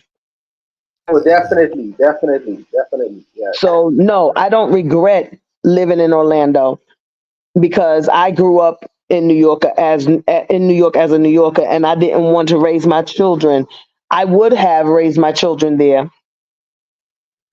only because, like they say, if you can make it in New York, you can make it anywhere. I Right. love, like Lance said, in New York, you learn book smarts and street smarts. I was a spoiled child coming up, monetarily spoiled. My mother and dad, I was wearing sneaker skates before they was popular. My mother has pictures of me 3 years old in minks. I grew up with money. I went to Catholic school almost all my life until I left my mother. So I got the book smarts, but my mother was also street. So I got the street smarts as well. So therefore, I was able to adapt and adjust anywhere I went. So that's the only thing that I would love for my children to have learned, because my children lived in Florida longer than they lived anywhere in their life, and they walking around like they're such thugs and they so tough. And I'm like, get out of here. Get out of here. You come from your mother. You just learn what your mother taught you. You know what I mean? Get out of here. You know nothing. I will hurt your body. You know what I mean? But it's they're sheltered. And my grandchildren are going to be my granddaughter, the oldest one. She's so tough. I'm like, you so cute. Stay your ass right up under G-Ma so nobody hurts you. You know what I mean? They're sheltered. And like Lance said, I wouldn't want to go back to New York now Right. compared to what I grew up then, because we grew up, I was a latchkey kid. I was on my own. I was home by myself at 8 years old. You know, my mother was in the streets. I was with me and my sister, and we ran the streets. I went to school by myself. I walked down the street by myself. Now the kids walk down the streets by themselves. They got their phone. They FaceTime and they, look, ma, I'm safe. I'm da da da da. Didn't nobody abduct me, ma. You know, they're checking in. The parents got the GPS on their phones the whole time to watch the kids. We didn't have GPS. We got on the bus. We got on the train. We did that. I went to school, like he said, he went from Brooklyn. I was all the way up in Harlem. My school was all the way downtown in Midtown Manhattan. Mm-hmm. We did that. Our parents gave us the notes and went shopping. Take these food stamps and go get this food and go get this and bring back my gin. And you better not look. But my mother was bougie. I had to bring back Moet and Cavassier, and you better not crack my bottle. Oh, okay. You had to put that on there, huh? You know what I mean? So yeah. I have a question. I have a question for the New Yorkers. It seemed like when the New Yorkers moved, it seemed like y'all moved to Florida for some reason. Why do y'all go to Florida? Like you all what's the connection we between New are York and tired Florida? of the cold. We tired of the cold. We tired of trying to dig our car out of the snow in the wintertime. We tired of trying to, where did the car go? You know what I mean? And not only that, we make our money in New York. It's just like people that come here from a foreign country. They make their money in the United States and then go back to our country. We make our money in New York. We get older and then we move down to Florida and you used to be able to get money, more bang for your buck when you go to another state because you make money in New York. You do make money in New York. And you're able to live in other places. You can move to Texas. You can move to Florida. You can move to the Carolinas. And you can get something good for your money. But I'm gonna tell you something. I'm gonna add one thing in. This is the deciding factor for me. Just like you said about wanting to get away from the cold and everything. There's other reasons, but like I told one of the guys, one of my supervisors in the jail. So we were sitting around on a break talking. It wasn't a break. We were still in the cells, and he said, "Hey man, let me ask you something. What made you really come down here?" And this was part of the reason. This wasn't the whole reason, but I had to turn it into a joke. I said, "Man, I came down here first. It was wintertime. It was freezing up in New York. And I came down here and it was warm. I got mad. I said, wait a second. They didn't get to pay no heat bill." Exactly. We ain't got to pay on it. Yeah. So what I had to, man, what? I got to heat all of this? Pay all this money? Because in the wintertime, even back then, man, we had oil in the house and then I turned it over to gas. But I had tenants, so I had to keep it going. I ripped the whole house out, man, and put the pink insulation in and did the whole place over. Windows and everything. And it was still costing me. It was still costing me back in the late 90s up until 2001 when I left about $1,000 in the wintertime to keep that stuff going. Because I knew good and well, if I was in that house by myself, I'd get one room, heat it up, get up under them comforters, and cut the heat off.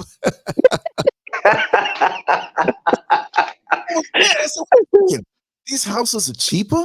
You got a little more yard space because if you the houses were so close to the part of Queens I lived in, man, the people next door farted, it came in your house. Yeah,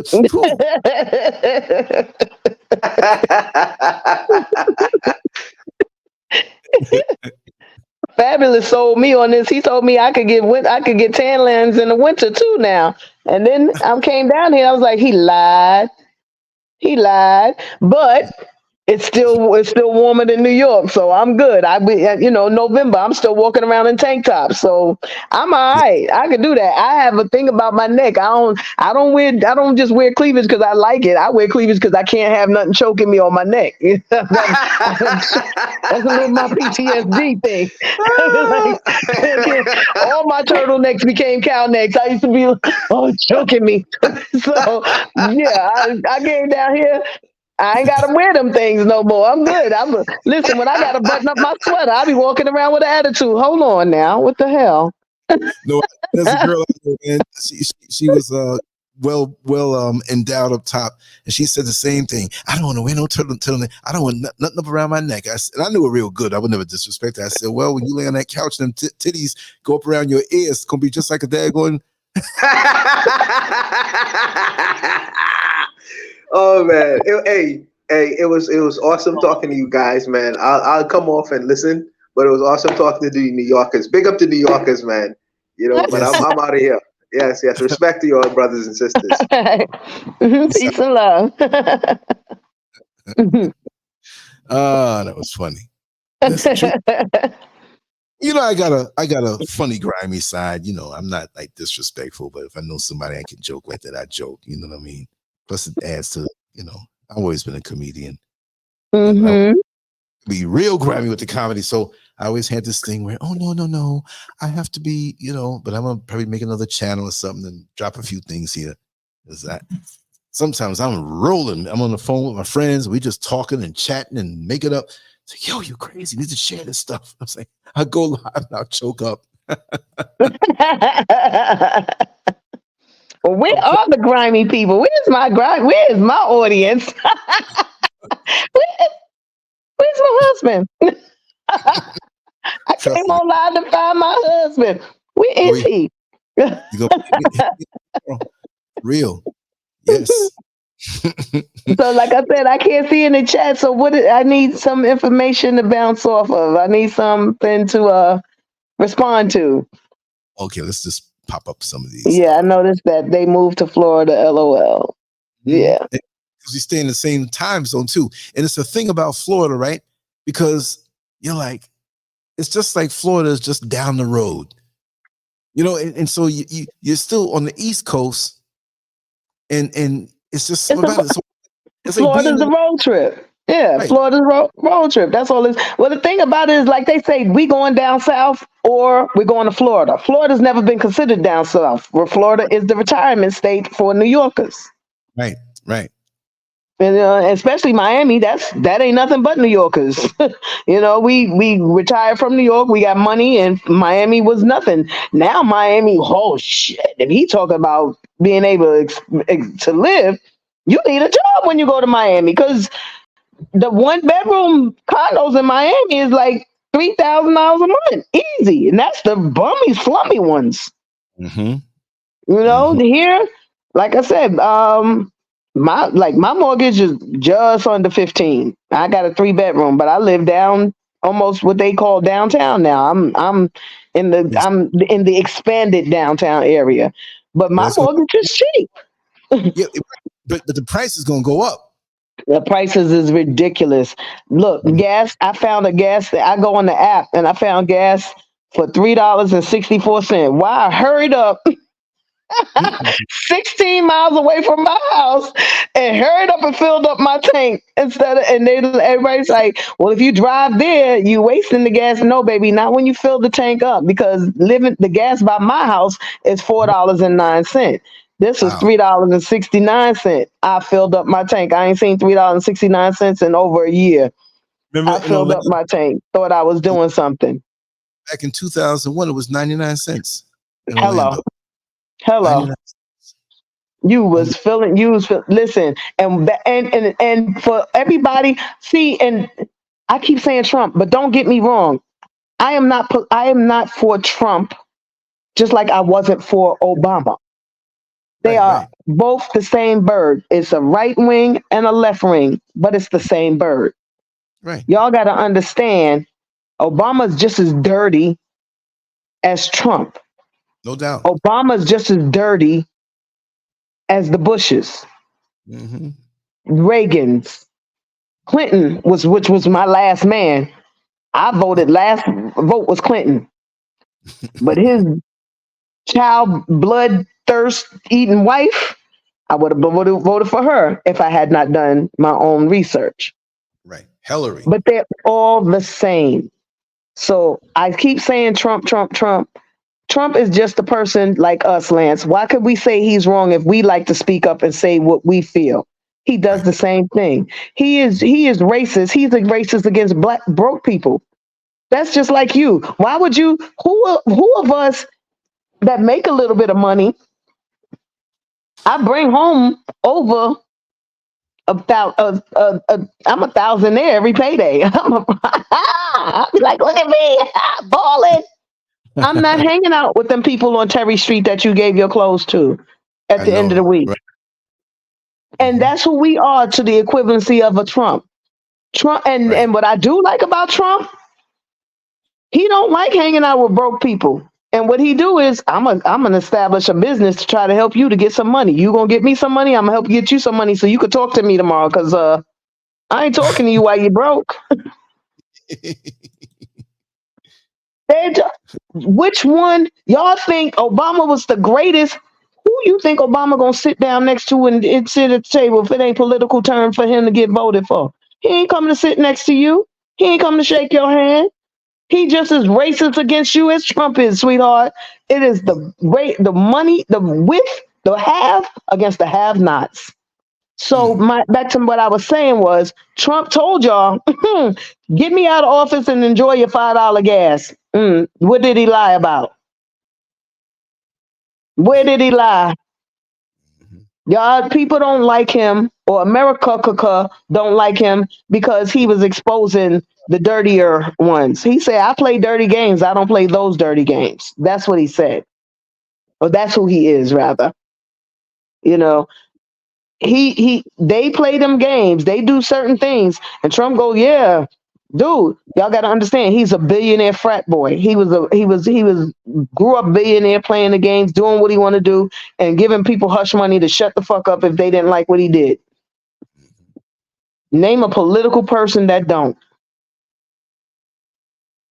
That's how they live. Name not even a political person, a rich person that don't. That's how they live. They do what they want to do. If you don't like what they did, they give you hush money till you shut up and go away. Period. Period. Wow. That's right, though. There's no rich person that's going to hobnob, hee-haw, conversate with the homeless person up underneath the bridge. And that's who we are, the equivalency to these political people. The political people in office understand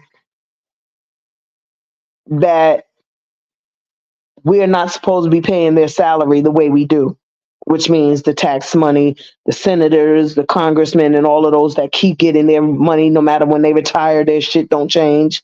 You go on your work, you go on sick time and you lose your money. You go on vacation and you lose money. They don't. They retire, they get the same pay. They don't. Term limits means what? I just said I moved to Florida in 2003. Buddy Dyer is the only mayor name I know. That's true, though. It ain't making dollars because we ain't even got cents yet. Remember when he was locked up? No. Under investigation. No. They brought him down and booked him. Oh, they did? And but they kind of washed that off the internet. Right. Yeah. They washed it off, yeah. But it was like real quick.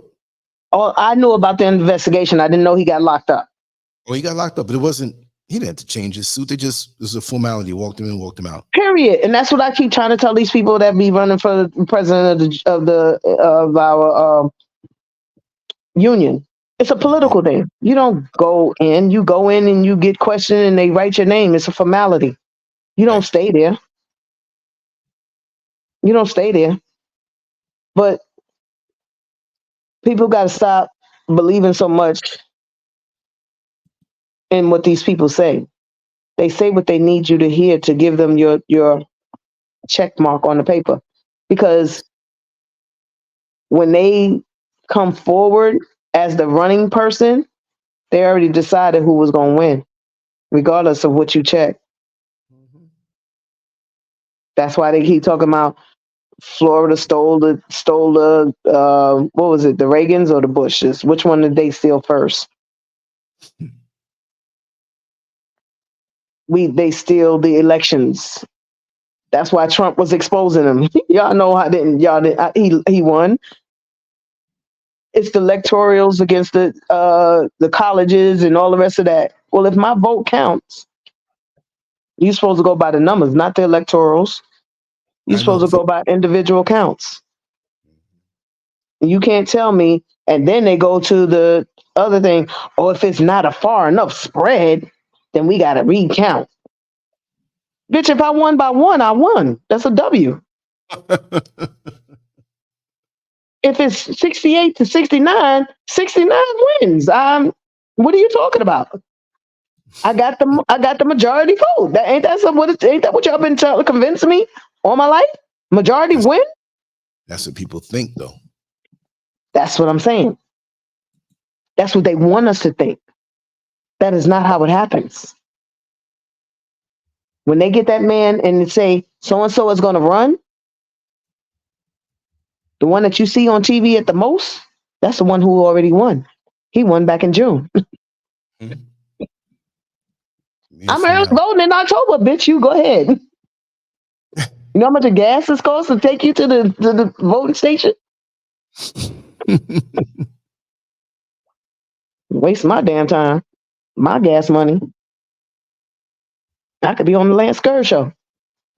You got me taking you to the voting polls.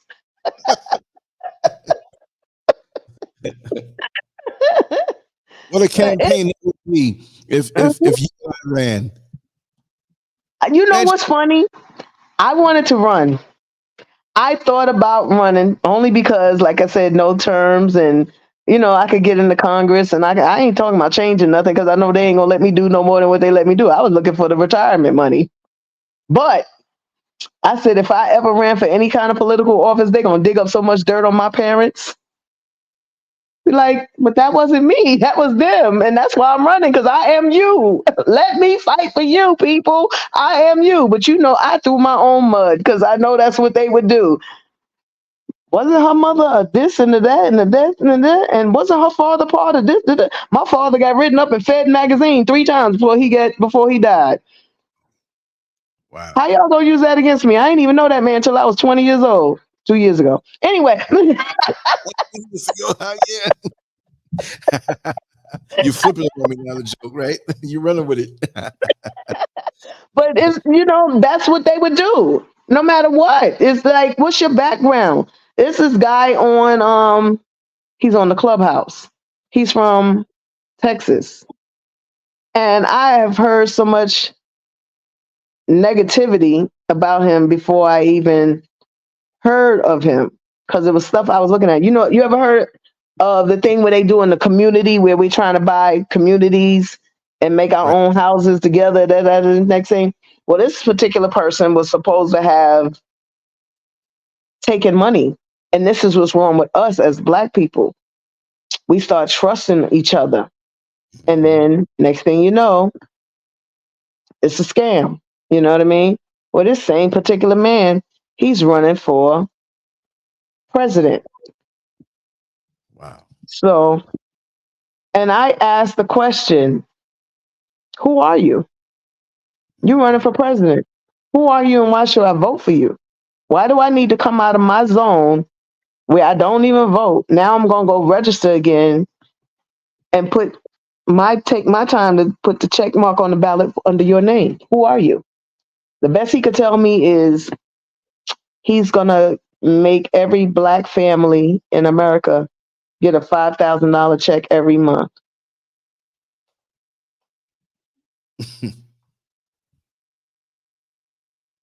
For the average Black family or Black person, that sounds great. They're going to vote for you tomorrow.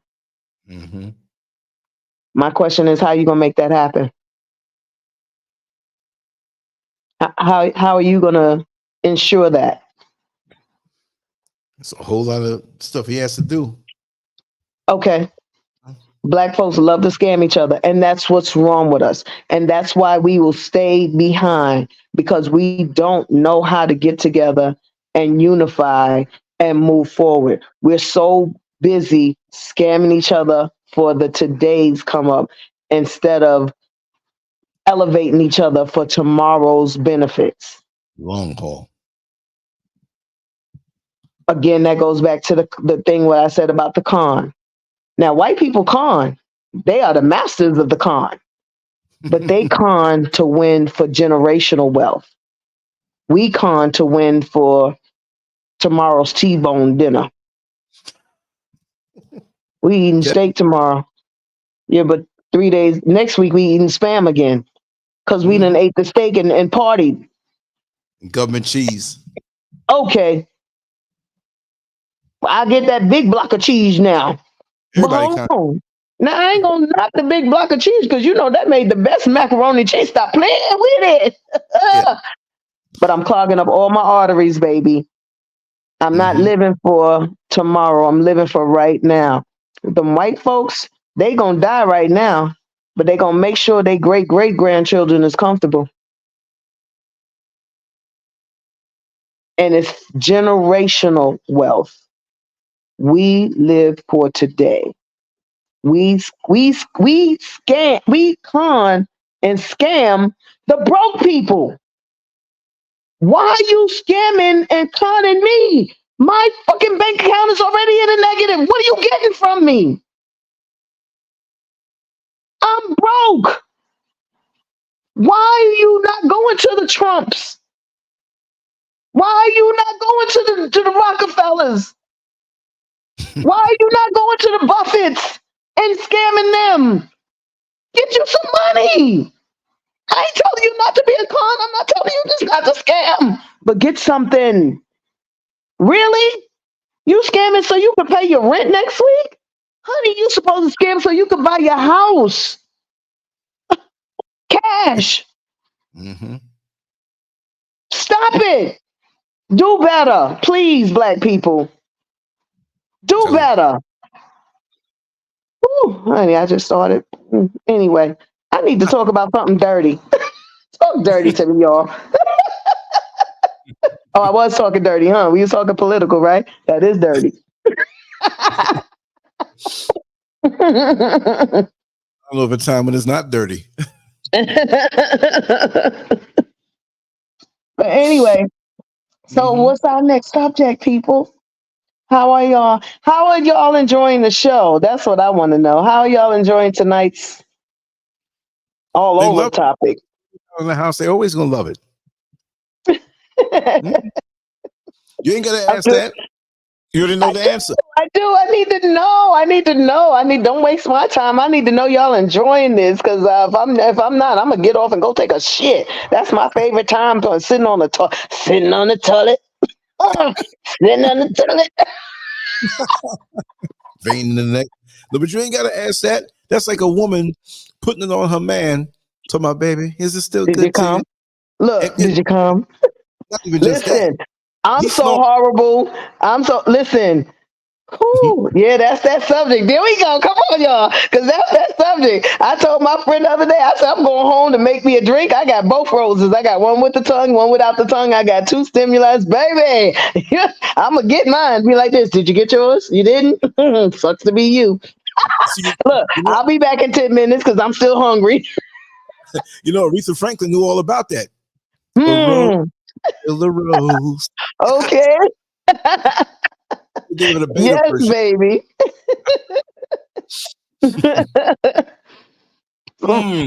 Back to Rose, but I did not know she passed. I did that when you was talking to somebody else that came back across. I don't know if you had caught my face, but I was like, I did not know that lady had passed.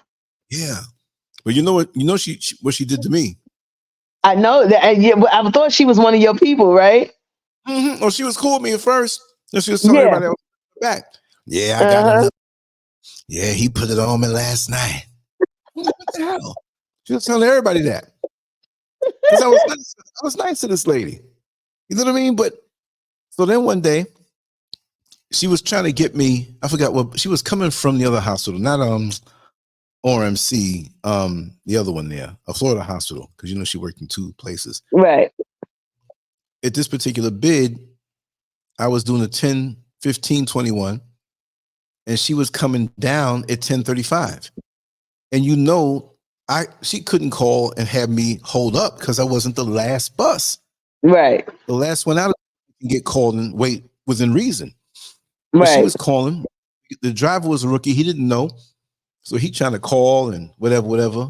And I'd pull out. Because me and her were already enemies. So I'd pull out because I had to, because I had people who were working at Universal who had to be there on time. Exactly. You know Exactly. I mean? That's the same thing I say. I'm holding for one person to make 15 other people late. Exactly. Okay, that makes sense of that for me. Yeah, that long behind route, you know, she would get mad. So the next morning, she gets on, because this has been going on for a while, little things, just mumbling and all this stuff, because she was busted with that talk. You know, we already had half of them a little, what's the, and I'm calling names tonight. Tawana, remember her? Oh, yeah, we talked about that before. Walking up on her tippy toes. Remember? Half retarded one? Tawana. Oh, yeah. She's still there. Yeah. And she used to work over there by SeaWorld, but she worked for like 4 hours. Yeah, live with her mama. And she was, I'm just gonna say it blunt, y'all. She was giving head to any bus driver who wanted it. But she is a little, she's a little slow. Right. So if they told her they liked her, she believed it. So that was, I put that on the drivers, not on her, because she's a little touched, and they took advantage. Plus, I was taking advantage of trying to get them SeaWorld tickets. Baby, give me them SeaWorld tickets. But I paid her. So, you know what I mean? But them men drivers, how many times she pregnant, and girl, they done, that's why I'm like, dirty ass motherfuckers, you know, they touch whatever. She accused me of getting her pregnant. I didn't even as much as bump into her. You know, she accused me with that. I didn't know she accused you was one of them, but you know, a lot of them bus drivers, that's what I'm saying. Every time you turn around, somebody else done got her pregnant. But if them drivers wasn't touching her, they know she's slow. Stop playing. Stop playing. I don't, that's not her fault. That's them. But anyway. She was down here hungry every time. Going off one day, she got on my, because she was trying to be cool with me. I didn't know she was slow. I figured it out. A lot of folks know me on the bus. We talk and laugh, and she'd put herself in the conversation and talk with these. I couldn't stop her. So one day I'm coming down to Washington Shores. This was high up in the daytime. I think that wasn't 319, but it was 21. So I walk over to Washington Shores over there, where you go down in the hall by the barbershop, and you go to the back and use the restroom. So I shut the bus down. There are passengers on there. So I walk over there, and I had to go way to the back, open up this latch, go in the bathroom. It was so far in the back, you just push the door in. Who pushed the door in and tried to come in there with me with her titty hanging out? Her. What are you doing? You better get out of here. And there's always some dude. Hey, I see what's going on, man. Yo, what up, man? I ran out of there. I literally ran. I ran to the bus. I pulled off like 2 minutes hot and just drove slowly for the next time point. I got out of there. She was determined to get me. Ever see about the stalker? That every 3-4 years she'd pop up. And there was this lady, the first time it happened, I was downtown. Of course, I was on the 21. And this woman stood in front of the door. I'm sitting there ready to pull off in 5 minutes. And I was drawing this picture, you know. I'm waiting. Everybody else is getting on, standing out there like 3-4 feet away. So people still getting on, but she's standing there staring straight. She had these dark shades on. She had this pants suit on. And she was very well built. It was tight, a little tight though. But I'm like, yeah, I see it. I wasn't looking at her. I was like, okay, she's well built. She's kind of, you know, had a little name tag or whatever. Then it was time to go. So I was like, lift the bus up, you know, pop the brake, put it in gear, And I looked at her like, you ain't getting on? So she got on and she swiped the card and she went right to the back. So now I'm easing off, creeping out of there because like you can't go no faster than 5 miles an hour. I'm creeping out of there. All of a sudden, oh yeah, like he don't know me now. He acts like he don't know me now. So I'm like, everybody's quiet. I'm driving. And so she said, huh? He didn't say that when I had his dick in my mouth. I was like, I was in shock. I was like, so I said, okay, one more time. I don't know who she's talking about.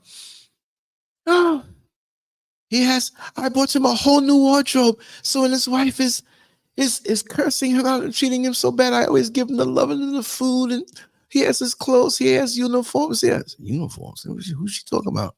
I don't know this lady. Yeah, bus drivers are something else. They take you home and make you do all freakishness with them, and they tell you they love you because they want that from you, and they don't know you in the street. Then she started cussing and getting explicit with what she was saying. I didn't know she was directing it at me. I said, excuse me, ma'am, you got to keep that profanity down. We got youngsters on the bus. We got folks who are coming home from work. They don't want to hear that kind of language. They didn't pay their fare to hear that. Show some respect. Oh, you motherfucker. Oh, you didn't say that last night. Yeah, we were 69 and I had my ass in your face. You were licking it up and loving it. I was like, okay, that's enough. So now they're going to side with her.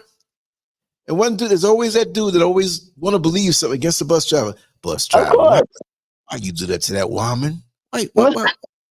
She didn't like. Yeah. And she kept going. It got more and more profanity, whatever. He's a freak. And I'm a freak too. And he loves me. And that's why I'm never going to leave him alone. I love him so much. I just was flipping out. So I turn, get off, and I'm pulling up at the front of the station. I stayed in that right lane and I turned right back inside. Because she was not going to ride my bus and get away from where the cops and the security down there. So I called. This is the job now, so I can do this. I said, listen, you need to come over here. Because the cops that were down there, they didn't dig me too tough anyway. I said, you need to come over here. I pulled right in front of where the supervisor saw. She slipped off the back of the bus. So she was gone. So now, about 4 years go by, and I see this woman in this the tights, the bodysuit, like she worked out. She had a bike, pulled down. That was that woman again. And so now she had the bike on the front, and then she stood like she wasn't going to get on. So I was in the 21 slot. I kind of thought that might be her, but it's been 4 years. So I'm like, this woman's trying to get me to say something to her because they do that. They put themselves in your way when you're driving you in the public. So I told the dude that was riding with me, I said, listen, ask that lady if that's her bike. I knew that was her bike. She needs to get on. So she wanted me to say it. She didn't say nothing. So I pulled out. And I went in the 40 lane right in front of me. Then she came and ran. Oh, what are you leaving me now? Oh, yeah. When you were at my place last, I said, that's that lady. About 4 years. She got on the bus crying and said all this sexual stuff. And yeah, he's going to come over tonight. He's going to use me. He's going to pump and dump. Yes, he's going. And there was some next man on the bus after, and she rode all the way down past Valencia College right before we turned to go down that road to go to Walmart. And she got off right there. Then this next dude got on. This is a weirdo. If you see him, you'll know him. I forgot his name. Big dude, like he used to play football. He's an older dude. He's about my age, and he's always lying, but he's always got some business prospect. Hey, the money's rolling in. Yeah, I just got involved with this thing, man. Yeah, man, it's real good. The fake smile, weirdo. One day, and he was always dressed. He had a suit on one day, and he ran down that same street before I turned to go down to Walmart on the 21 on the outbound. He was running down the street. This is a big dude, not big and fat, but he's got fat on him. It's like you said, football type body. Mm-hmm. And running, hey, Lance. So I picked him up on the corner where you're not supposed to do, but I picked him up. Can I ride with you? He was looking up at the sky.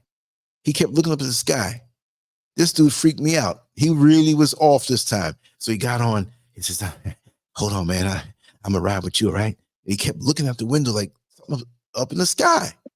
So I said, yo, what's up with you, man? Oh, man. A long story, man. I might tell you because I'm probably not going to live after this today. I said, no, was somebody trying to kill you? Yeah. Uh-huh. Listen, you may not believe me, right? But, you know, I'm involved in a lot of things. I was involved in a lot of governmental things. I was never a politician, but I was always rubbing the elbows of politicians and, you know, worthwhile people, you know, because I'm a kind of guy, you know, enterprising businessman. You ain't no businessman, right? But anyway, I'm not saying because you're a black man, he ain't no businessman, but something was wrong with this dude this day. He kept looking at the sky, like leaning down in the seat, like almost putting his head on the seat so he can look up. I said, yo, what is up with you looking up in the sky? Well, yeah, okay. I'm going to tell you, I'm in love, man. I've been in love with this woman for a long time. She's a very powerful woman in the United States. I said, tell me who it is, man. You ain't going to believe me, man. I said, come on, man, tell me. Like, I'm not believing him, but I want to hear what he got to say, right? Right. You like them storytellers. They keep making day go by fast. Exactly. Right? So, man, I've been having an affair with Michelle Obama for the last about 10 years, man. Long before they even knew who the Obamas were, man. You know, we were digging each other, man. We met at a political thing, whatever. She was checking me out. You know, the husband was there and everything, but she wasn't paying him no mind. She was making eyes at me, man. And, you know, she kind of motioned that she was going to go to the restroom or something. So I left out of there too, you know. And she talked to me. She said, well, what's your name, man? I'm feeling you. I'm like, Michelle Obama, right? So she gave the number. She said, you know, only call this number from certain phones because, you know, I'm like, okay. So, and I wish I was on camera, but I got to set everything up too long. It'll be too much. I would have to do the motion and whatnot. So he said that Michelle Obama had it for him so much that he sent an invisible craft, a helicopter, over that he would get on, and the helicopter and Secret Service would fly him down to Washington. And if Obama, the husband, he could be in the White House, but he was going up in the White House and nailing Michelle Obama because she just had to have him. Right. I remember you telling me about this before. Yeah. I remember this story. So he was like, yeah, man, you know, see, over there by a supermarket where you pick me up, that open field, there was a craft. That's where they drop. There's a craft, but it's invisible. It's a helicopter. That's why when I was walking over, I had to bend down because I want the blades to hit me in the head. And there's another one over there by God, it's over there on 21 where it turns.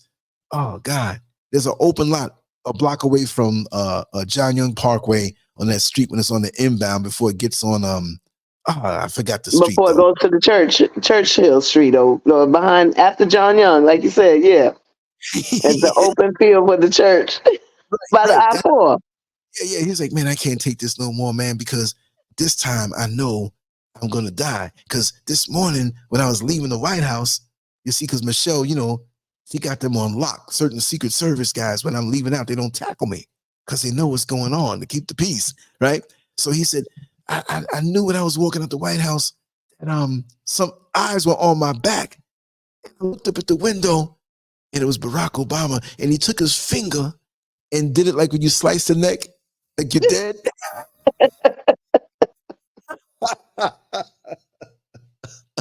These people don't know about the stories that we hear on these buses with these people. It's like, yeah, I used to let them talk. I'm like, yeah, she make my day go by faster. You know what I mean? Then they be like, when you gonna let me take you to dinner? Bitch, you riding the bus, number one. Number two, you asked me for a courtesy ride because you couldn't afford the bus fare. Where you gonna take me to dinner at? Where you gonna take me to dinner? Come on now. If you riding the bus, that means I'm coming to get you. I'm taking you. Remember them girls, deaf guys, they were deaf. And I told you that was one of my besties. He and I was laughing at that the other day because this dude you know me, I was the 8. This dude used to actually put the paper in my face while I'm driving. I'm like, what the fuck are you doing? You covering my face while I'm driving for me to read a note, and I'm driving. The bus is moving. He couldn't hear Unbelievable. me yelling at him. There's a white there's a white girl that looked just like Jughead for Scooby Doo. So just like Jughead, deaf mute girls, right? And she came on. I ain't making fun of her because sometimes they can make a little noise. Yeah. So she and I looked. Mm-hmm. She had wrote something down, and she handed me the paper. And she said in the paper, "I like you. At the end of the bus route, I want to make you feel good."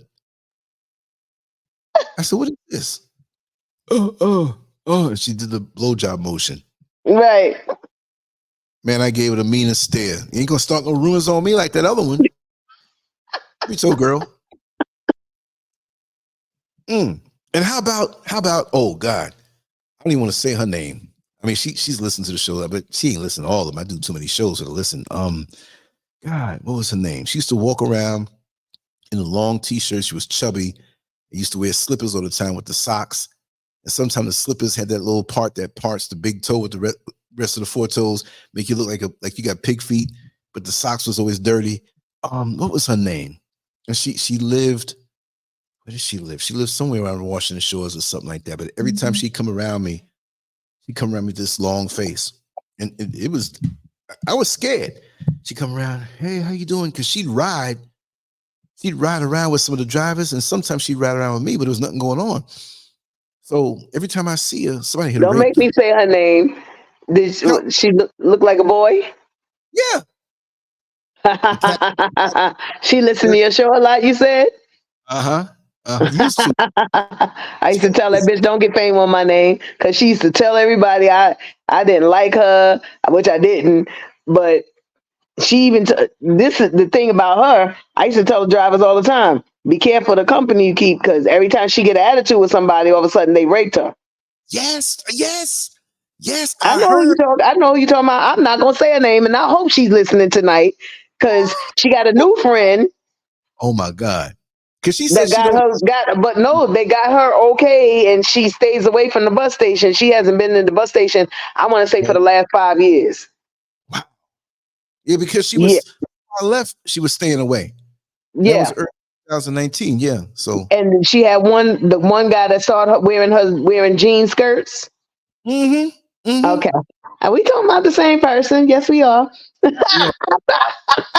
I hope she is listening tonight. But she was such another one with the stories, with all the lies. You know what I mean? All the lies. And I used to tell, like I told one driver, for real, when she was walking, because you already know I don't bite my tongue. She was walking by me, and he was messing with her, and she had already, said it about 3-4 drivers. So it was one driver that I was cool with, and I'm like, be careful of the company you keep. Right. And he was like talking to me, and I'm like, no, because every time she get a problem with somebody, they raped her. So be careful the company you keep. And she called herself, oh, she just mad because her man want me and this, that, and the next thing. She's delusional. I mean, if you saw her. She's not a delusional. She's just a liar. She's just a liar. We had a nickname for her. We used to call her Big Funky. She's just a liar. She was just a liar. She wasn't delusional, because that bitch was very aware of what she was doing and what she was saying. She's just a liar. Groupie for bus drivers. When I was doing the 319, the first time I was doing it, and I didn't know it. I was supposed to know it, but I didn't. The turns, I didn't know it. I knew the 21, but I was like, okay, I got the 319 with this. They used to have them together, and so she wrote, and then I had to get the code on coming down. And she knew them all. She knew all the codes on the old buses. That's how I met her, because she came riding with me one day, and she was going to the Florida Mall. So I must have been doing the 4, because I did the 8 too. You want me to ride with you? You want some company? Sure. Okay, fine. Because she was helping the passengers that was having a hard time putting their money in. She would help them. She was helping me with my codes. She was telling me about some other stuff. And I'm like, okay, sure, fine. Plus, she used to sell me her stamps, and I'm like, okay, fine. You know what I mean? And one day she called me in the middle of the night, like 1 o'clock in the morning, and just, hey. And I'm like, hey, what's going on? And she's like, nothing. I'm just bored. I'm like, okay. She might have been trying to like, lick a little clip. And then I'm sitting there and I'm like, hello? She went that way. Yeah, she knows, but she's just sat on the phone. It's like, I promise you, it's like 1 o'clock in the morning. And I'm just bored. I'm like, okay. And I'm waiting for her to say something.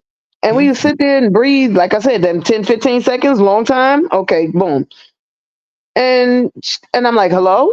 She's like, hello? I'm like, what's going on? Oh, nothing. I didn't want nothing. I'm just bored. Okay. You said that. Okay. So I'm waiting again for her to talk. So by the third hello, I'm like, look, you called me and you talking about you just bored, but you ain't saying shit. What the fuck you calling my phone for? You know what I mean? So after that, I just look, bye, get off my phone. Click. So, she, of course, she had a couple of episodes with drivers, and one episode she had with an ex that I played with, and now I'm jealous, and I'm this, that, next thing, and I'm like, you little man looking like bitch, jealous of what? Yeah. You're a man, and it's, come on now. Do you want company? No, I don't go that way. Not at all. Not at all. There's a couple women there, that she didn't say it, but you could see something. And she didn't say it, but if you paid attention, no, not at all. Right. There's one time I hit her. She was riding and playing dumb. I said, listen, you ride, all these drivers, and she took it from me though. Like, she didn't get mad at me like to say I'm gonna make something up, because she never made anything up about me and her. Right. I said, how many between, I have a way of getting it out of people. I said, listen, between you and me, you ain't fooling me now. I said, how many of these drivers you been screwing? So she smirked. Only 2. I was like, get the hell out of here.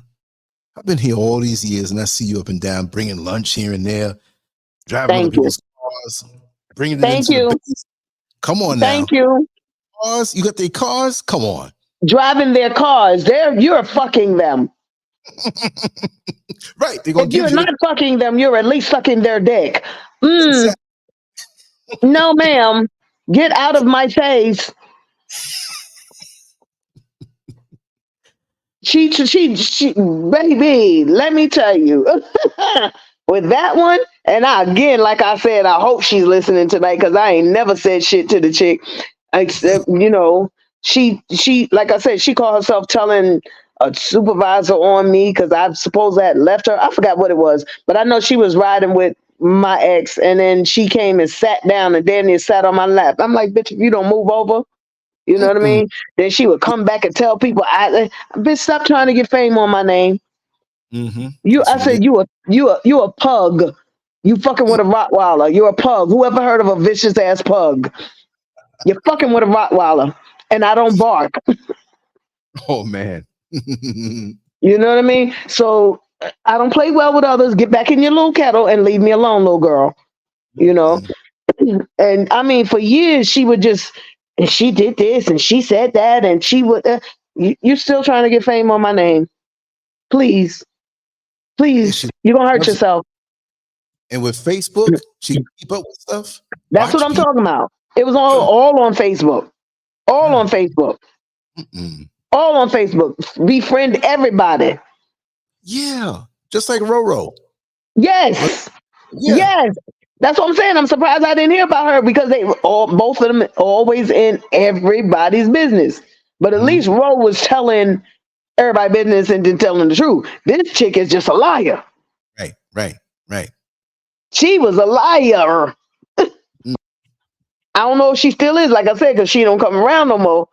Yeah, but she still got to be. It was in her DNA to do that, because she was telling you all drivers I didn't know, and you knew how I moved. I would get in the restroom and get out, but she was helpful that way. But after a while, I noticed that no way. That's what it was. I was like, okay, she helped me out, because when you knew, she helped you when you like, okay, thank you, okay, one of the cool drivers. Then you get a little friendly with her because she's helping you out. Then she bring you lunch, and then she's selling you your stamps, her stamps, and hey, okay, and then you come to find out this bitch is telling everybody's what I did what with her. Yeah, I did exactly. what That I was did. very cute. No, we cannot. Bitch, don't get on my bus, not ever again. Bitch, you are waiting for, and know the schedule's better than you. For real. Know the Know your schedule schedule. Be like this. No, you supposed to be doing this bus right now. You're and late. she knew the time points. How she know Better all of than that? you. Better Better than than me. you. The year I got hired, she got into an accident. That's what one of her little hooks was for other people. They thought she was going to get some money. Because the year I got hired, one of the drivers ran into the waste management truck as she was on. It was her and another girl, another white woman. They Mhm. got hurt real bad. The driver got hurt bad. He got fired because he tried to sue Lynx. So he was in customer service for a while. Then he got fired. She got hurt. So, you know what I'm saying? She's telling me a story, blah, blah, blah. And that's how I kind of sort of got cool with her. Right, right.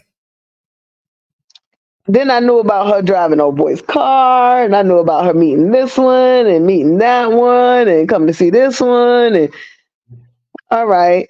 And he raped me, and I told him no, bitch. What?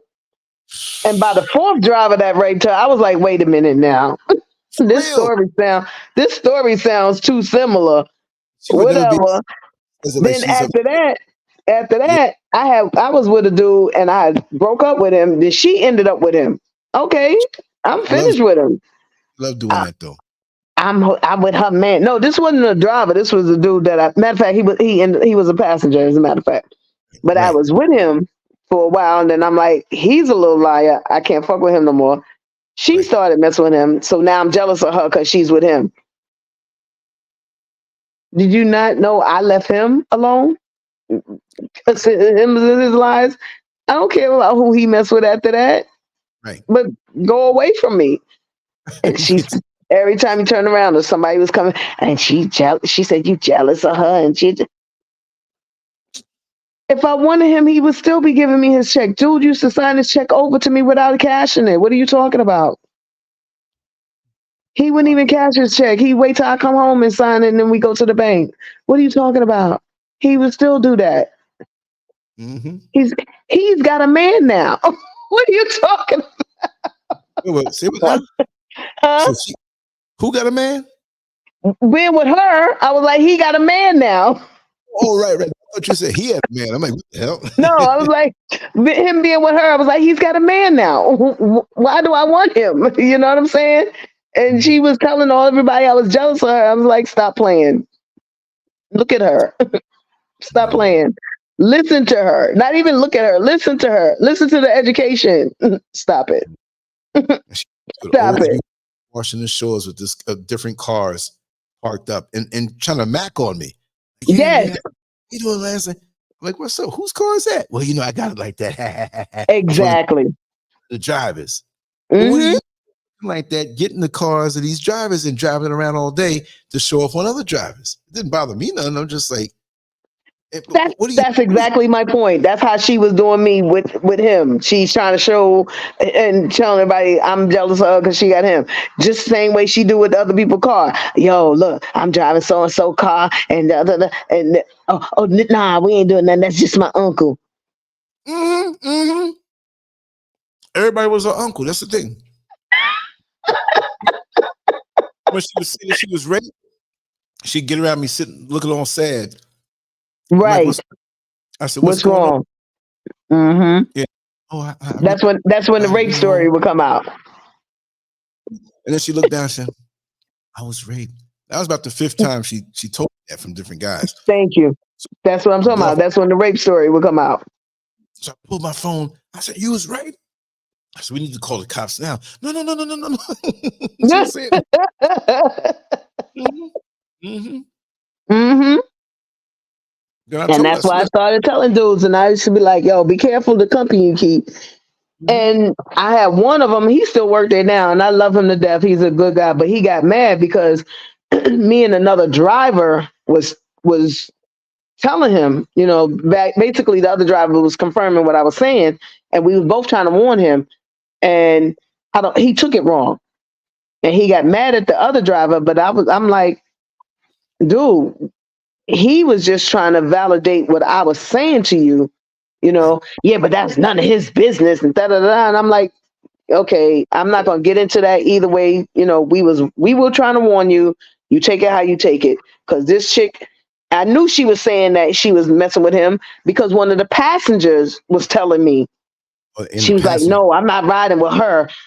I'm gonna wait for my man. My man is the next driver, and me and him is doing. You know what I'm saying?" She was doing the regular stories, and the passenger was telling me about it, and my man was him. And she ain't say that about me because she and I don't talk. And I'm like, dude, she says that about everybody. I'm just trying to tell you, be careful. And this is what the other driver was trying to tell you because she did it to him. No, we just, I'm done. I did my part. You know what I mean? And get up in the morning. And that was her goal? Because that's what she did all day until, I drove late. She'd be out there till late. Early from till the late. from the 8 o'clock bus till the bus is shut down at 3 a.m. But I'm happy who she with now because she don't come down there. At least I don't see her. So I'm hope he keep her happy and they keep it going because she's off the buses. Wow. I haven't seen her. I haven't heard from her. That's why I was surprised you talk about she be on your thing. But I hope she hear me. I don't care. I hope she don't hear. She hear me. Hi, how you doing? How you doing? What was her last name? I can't say it. I'm trying. I can't remember the last initial. I think it's ER. Oh yeah. Badu. Yeah. The first name. Yeah, that's her first name. I try to remember the last one. I think it was ER though. But how you doing? Exactly. I ain't say the first. But all I did was poke her sleep in bed because then here she comes. She gonna start again. But I'm gonna tell her, man, sit your girl down again. Sit your girl down. Because what I didn't do was lie. There was a bus driver years ago, and he got fired. But he'd been there for a while. I think his name was Steve. He was tall guy. She was definitely messing with him like exclusively. And she was going around saying how, and I heard him admit it, like in the break room. One of the times I was in the break room, I had to check something, and I wanted to get a paddle, a little schedule there, right? So I had to go in there. So he was talking on how she was telling his business because they were. That's when I first started. They were tight, and she said, "Well, you don't need to be going around telling everybody I'm bisexual. That's my business." My ear perked up. I mean, this dude was pretty. Yeah, I like a little bit of everything, so and so. This is a dude that when he left downtown, he went on one bus route through heading to University. I think it was the 21 he was doing. And he realized he left his cell phone in the break room. That wasn't Steve. That wasn't Steve? No, his name wasn't Steve. Yeah, that's what I said. I messed the name up. And he turned, you know about the incident, right? He turned. Yeah, I know about the incident. That's why I know who name it was. Because when you said it was the dude and that was another one. Her thing. His number, his initials was WT.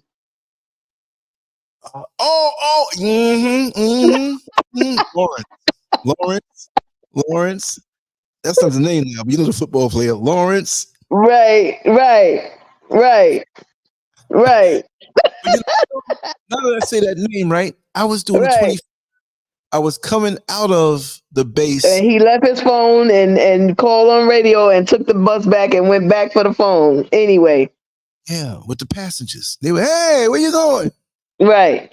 He was nuts that way. No, but speaking of that name, the football player's name that I said, I was on the inbound 25 coming from the base. and you know, you go up there and you have to turn down Shader Road, right? So I was in the turn lane by Shader Road, and guess who drove past it across with the earring in his ear? Lawrence Taylor, the football. Because you know he's a crackhead, I guess, right? He was looking. I didn't know that. That's what I heard. Yeah. But he drove right. Wow. He was in some old beat up car and just looking like a shyster. I'm like, that's Lawrence Taylor right there. I don't even follow football. Yeah, so little things like that. It's crazy. Shader Road. It's all different now. It's all different now. Let me ask you if you know this guy. I did an article and I put this picture in there because people used to tease me about this guy, and this girl took a bunch of pictures of him because this dude used to stalk me. He's a homo and he used to stalk me, and he used to live right on 319. And he's an older guy, and I used to call him Bozo because he had white hair shooting out the side, but nothing up top, right? And if I shot, I'll shoot you this thing right on, or after the show.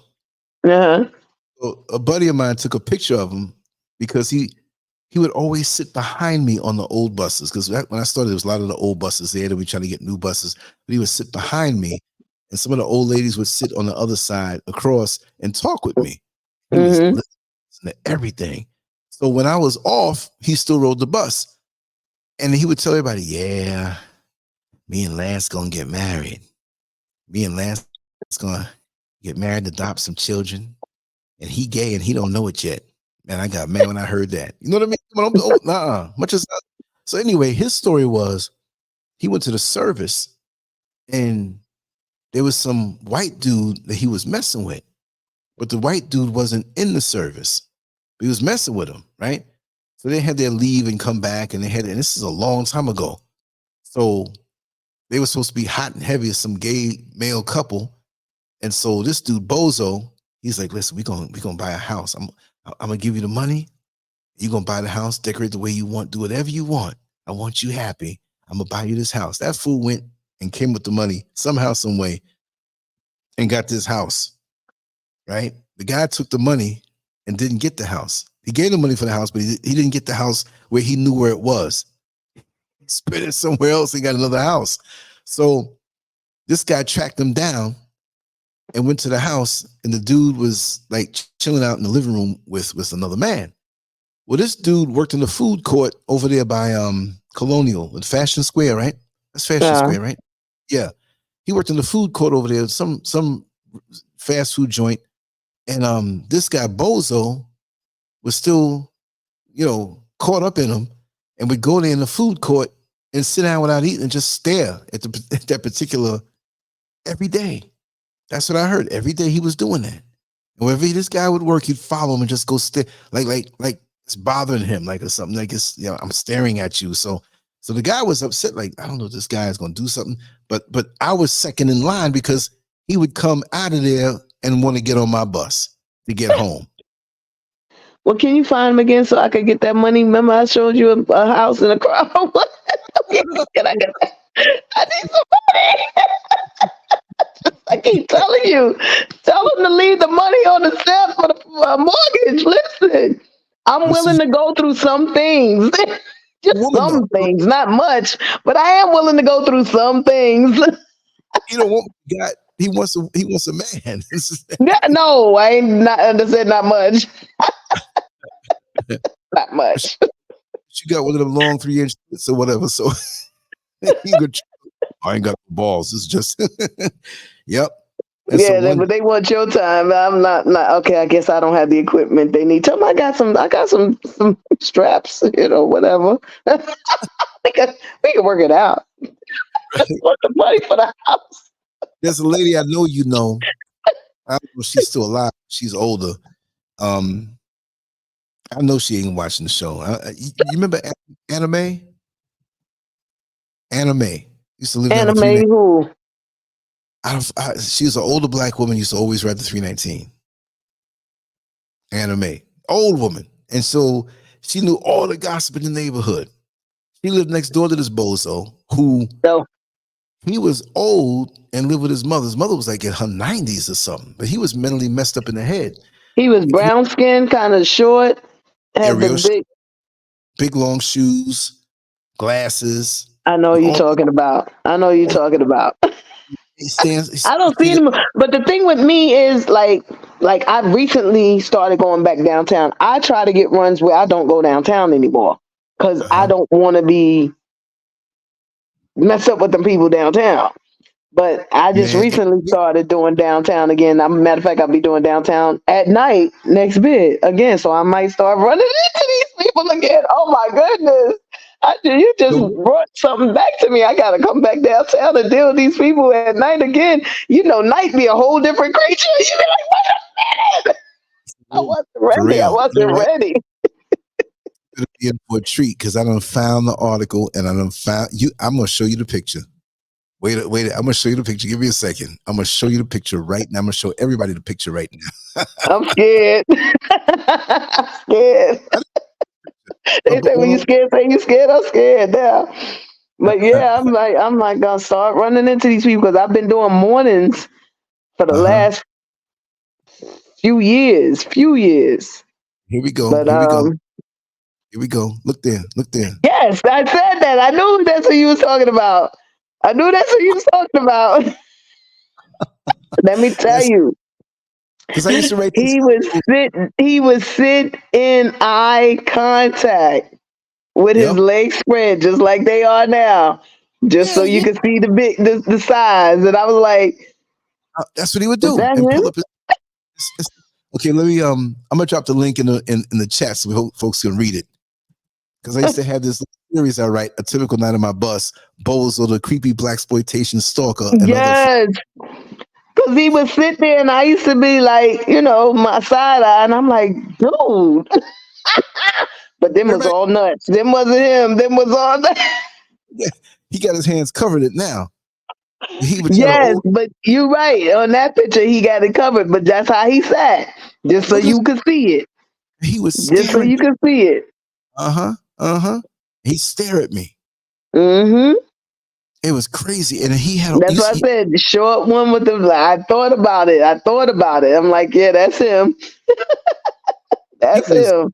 He ain't never gonna stop being a homo. That guy was so saturated with homoism. I'm telling you, he was gone. Yeah, you could tell he was gay. Definitely, you could definitely tell him he was there. That was his preference. But I have not seen him in forever. Mm-hmm. I haven't seen him forever, so he might have passed by now too. Yeah. I'll find out. I'm in Africa, but I still got some informants out there. Okay, you still here? Yeah, I'm still here.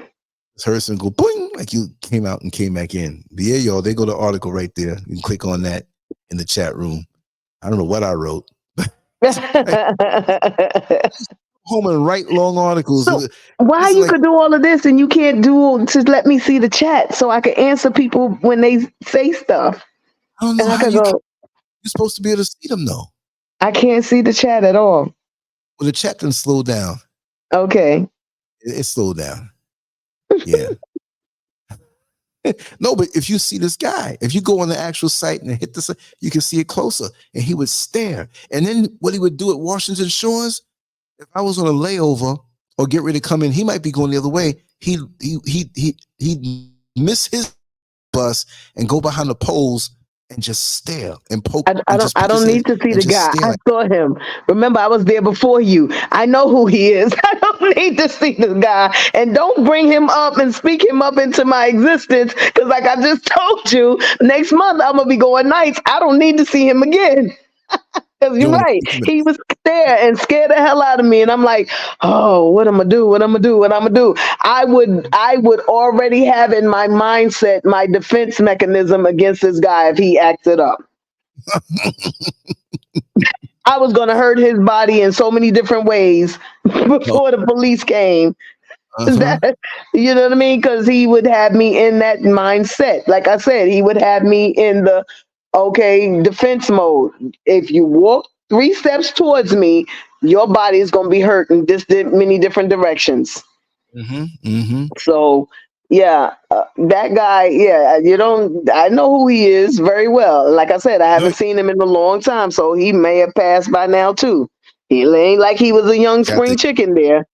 You know, because he had we had a that lot type of of them. cancer. He had prostate cancer. They said, and I That's got what that I'm from the saying. neighbor. Yeah, that's what I said. I used to my side. I used to look, and I'd be like, "Oh, those are just balls. Them ain't tick. Them is balls."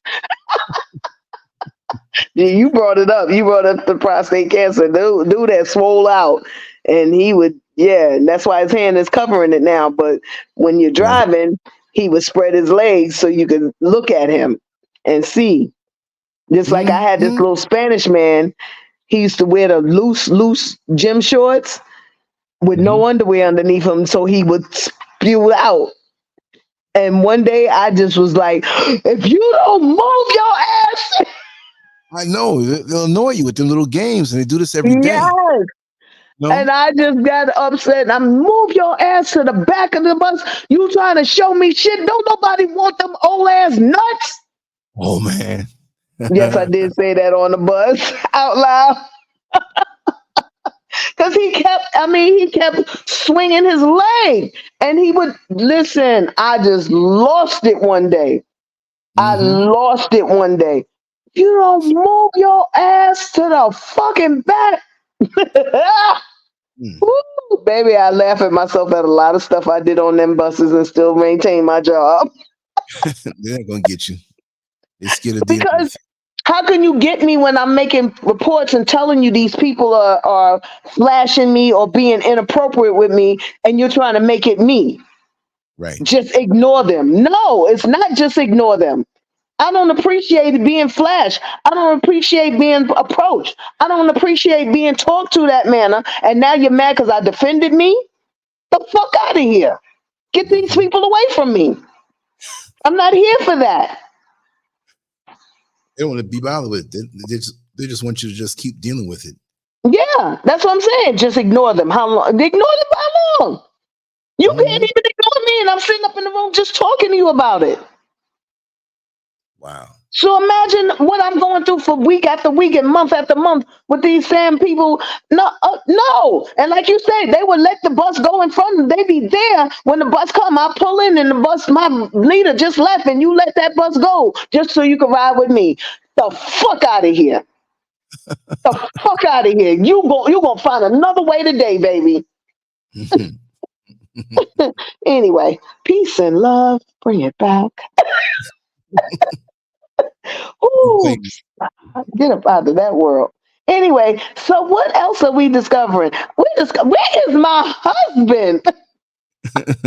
Oh, He's he's out on this there. line for 4 hours and almost 9 minutes, and my husband ain't said hi to me yet. I told y'all my husband got hit by a bus already. That motherfucker was in the ICU, and they done pulled the plug.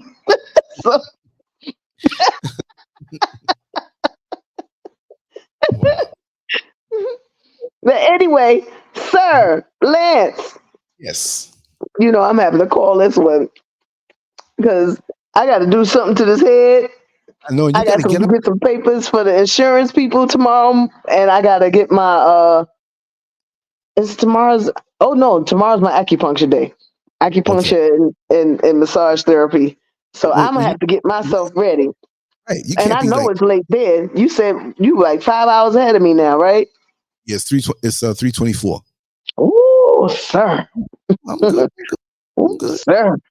You used to that. I used to ask you all the time, when do you sleep? I It's even worse now because I'm free. believe you. I believe you.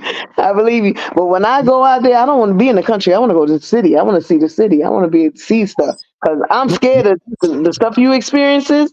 And they do it more so in secluded areas.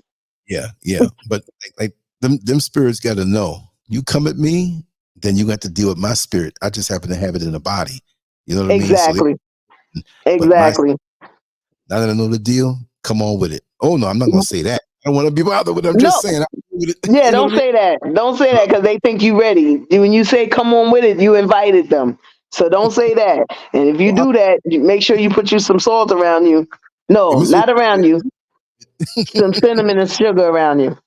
That's right. That's right. Cinnamon sugar around you, get the good spirits.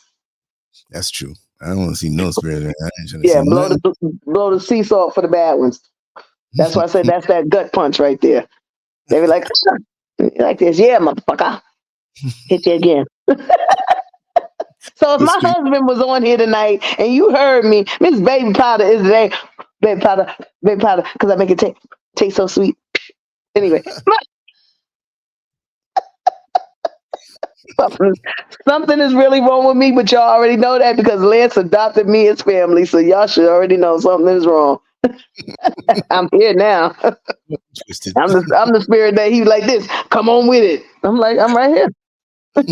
I'm right here, and I ain't scared of you, so. But see, the difference is you in the city. I'm way up in the mountains. Okay, I ain't climbing the mountains, baby. I'm still a city girl. That's what I tell them now. They talk about plant your garden. What? Let me tell We you going to something. the store. I'm gonna show you some spots. You'll love it. You're like, oh, I know it's like this. There's pros and cons now. There's a lot I of know. cons I and know. pros. It depends on That the person. lot. Yes. I'm not climbing no mountains unless it's a man 6 feet plus dark chocolate. I'm climbing them. I'm just imagine. That's me imagining climbing the mountain like this. Come here, They baby. be swimming. Let me let me swing. Let me swing from your mountain thing. Oh, there's the Anyway, movement. peace and They really. love. I love you. I'm We gonna, gonna end this one. yes. Everybody, All right. this, for the future viewing, Exactly. There's gonna be a lot of that. I'm gonna get 25, I'm gonna get 25 phone numbers that's gonna have to be forwarded to you tomorrow. forward it. Forward Yep. them. But Mhm. but for those that forward it, the faster you get me there, the faster we get to interact. Because I don't do long distance. All right, sweetheart. Have a good night. All right. It's been a pleasure. Thank you Big everybody for coming on. And how do we sign off on these things? Peace and Rachel, just love hit that throughout the little. land. There you go. Just hit that button, and you'll be where you gotta be. Okay. All right. There you go. I want to hear you shut it down. How you shut it down? Let me hear your how you say goodnight to everyone. Well, I don't even know what I was gonna say. I was just gonna say, well, thank you everybody for coming on in. We enjoyed Miss Baby Powder to the utmost. It was informative. It was passionate. It was comedy. And all these dudes out here who say they can't find a good woman, she's right here. You have all my contact information down at the bottom. Hit me up, and I will forward the numbers. Let's see what goes on. You can't be no weird dude. You can't be no you broke. You got to be on point, because I ain't gonna let you come near my sister here unless you got it right. That going right. She got it together. So yeah, that's right. We ain't gonna play no games with her. You At understand? all. That's right. That's my DNA right there. Yes. On I'm that note, I'm gonna put protected. the that's right. That's right. So I'm gonna put the banner up, put a little music, and we'll be out. So yeah, All right. thank you. Peace and love. Yeah, let me know when you're gonna come back though. I'm gonna hit you up. Okay. Okay. All right. Peace. Mm. All right. Much love.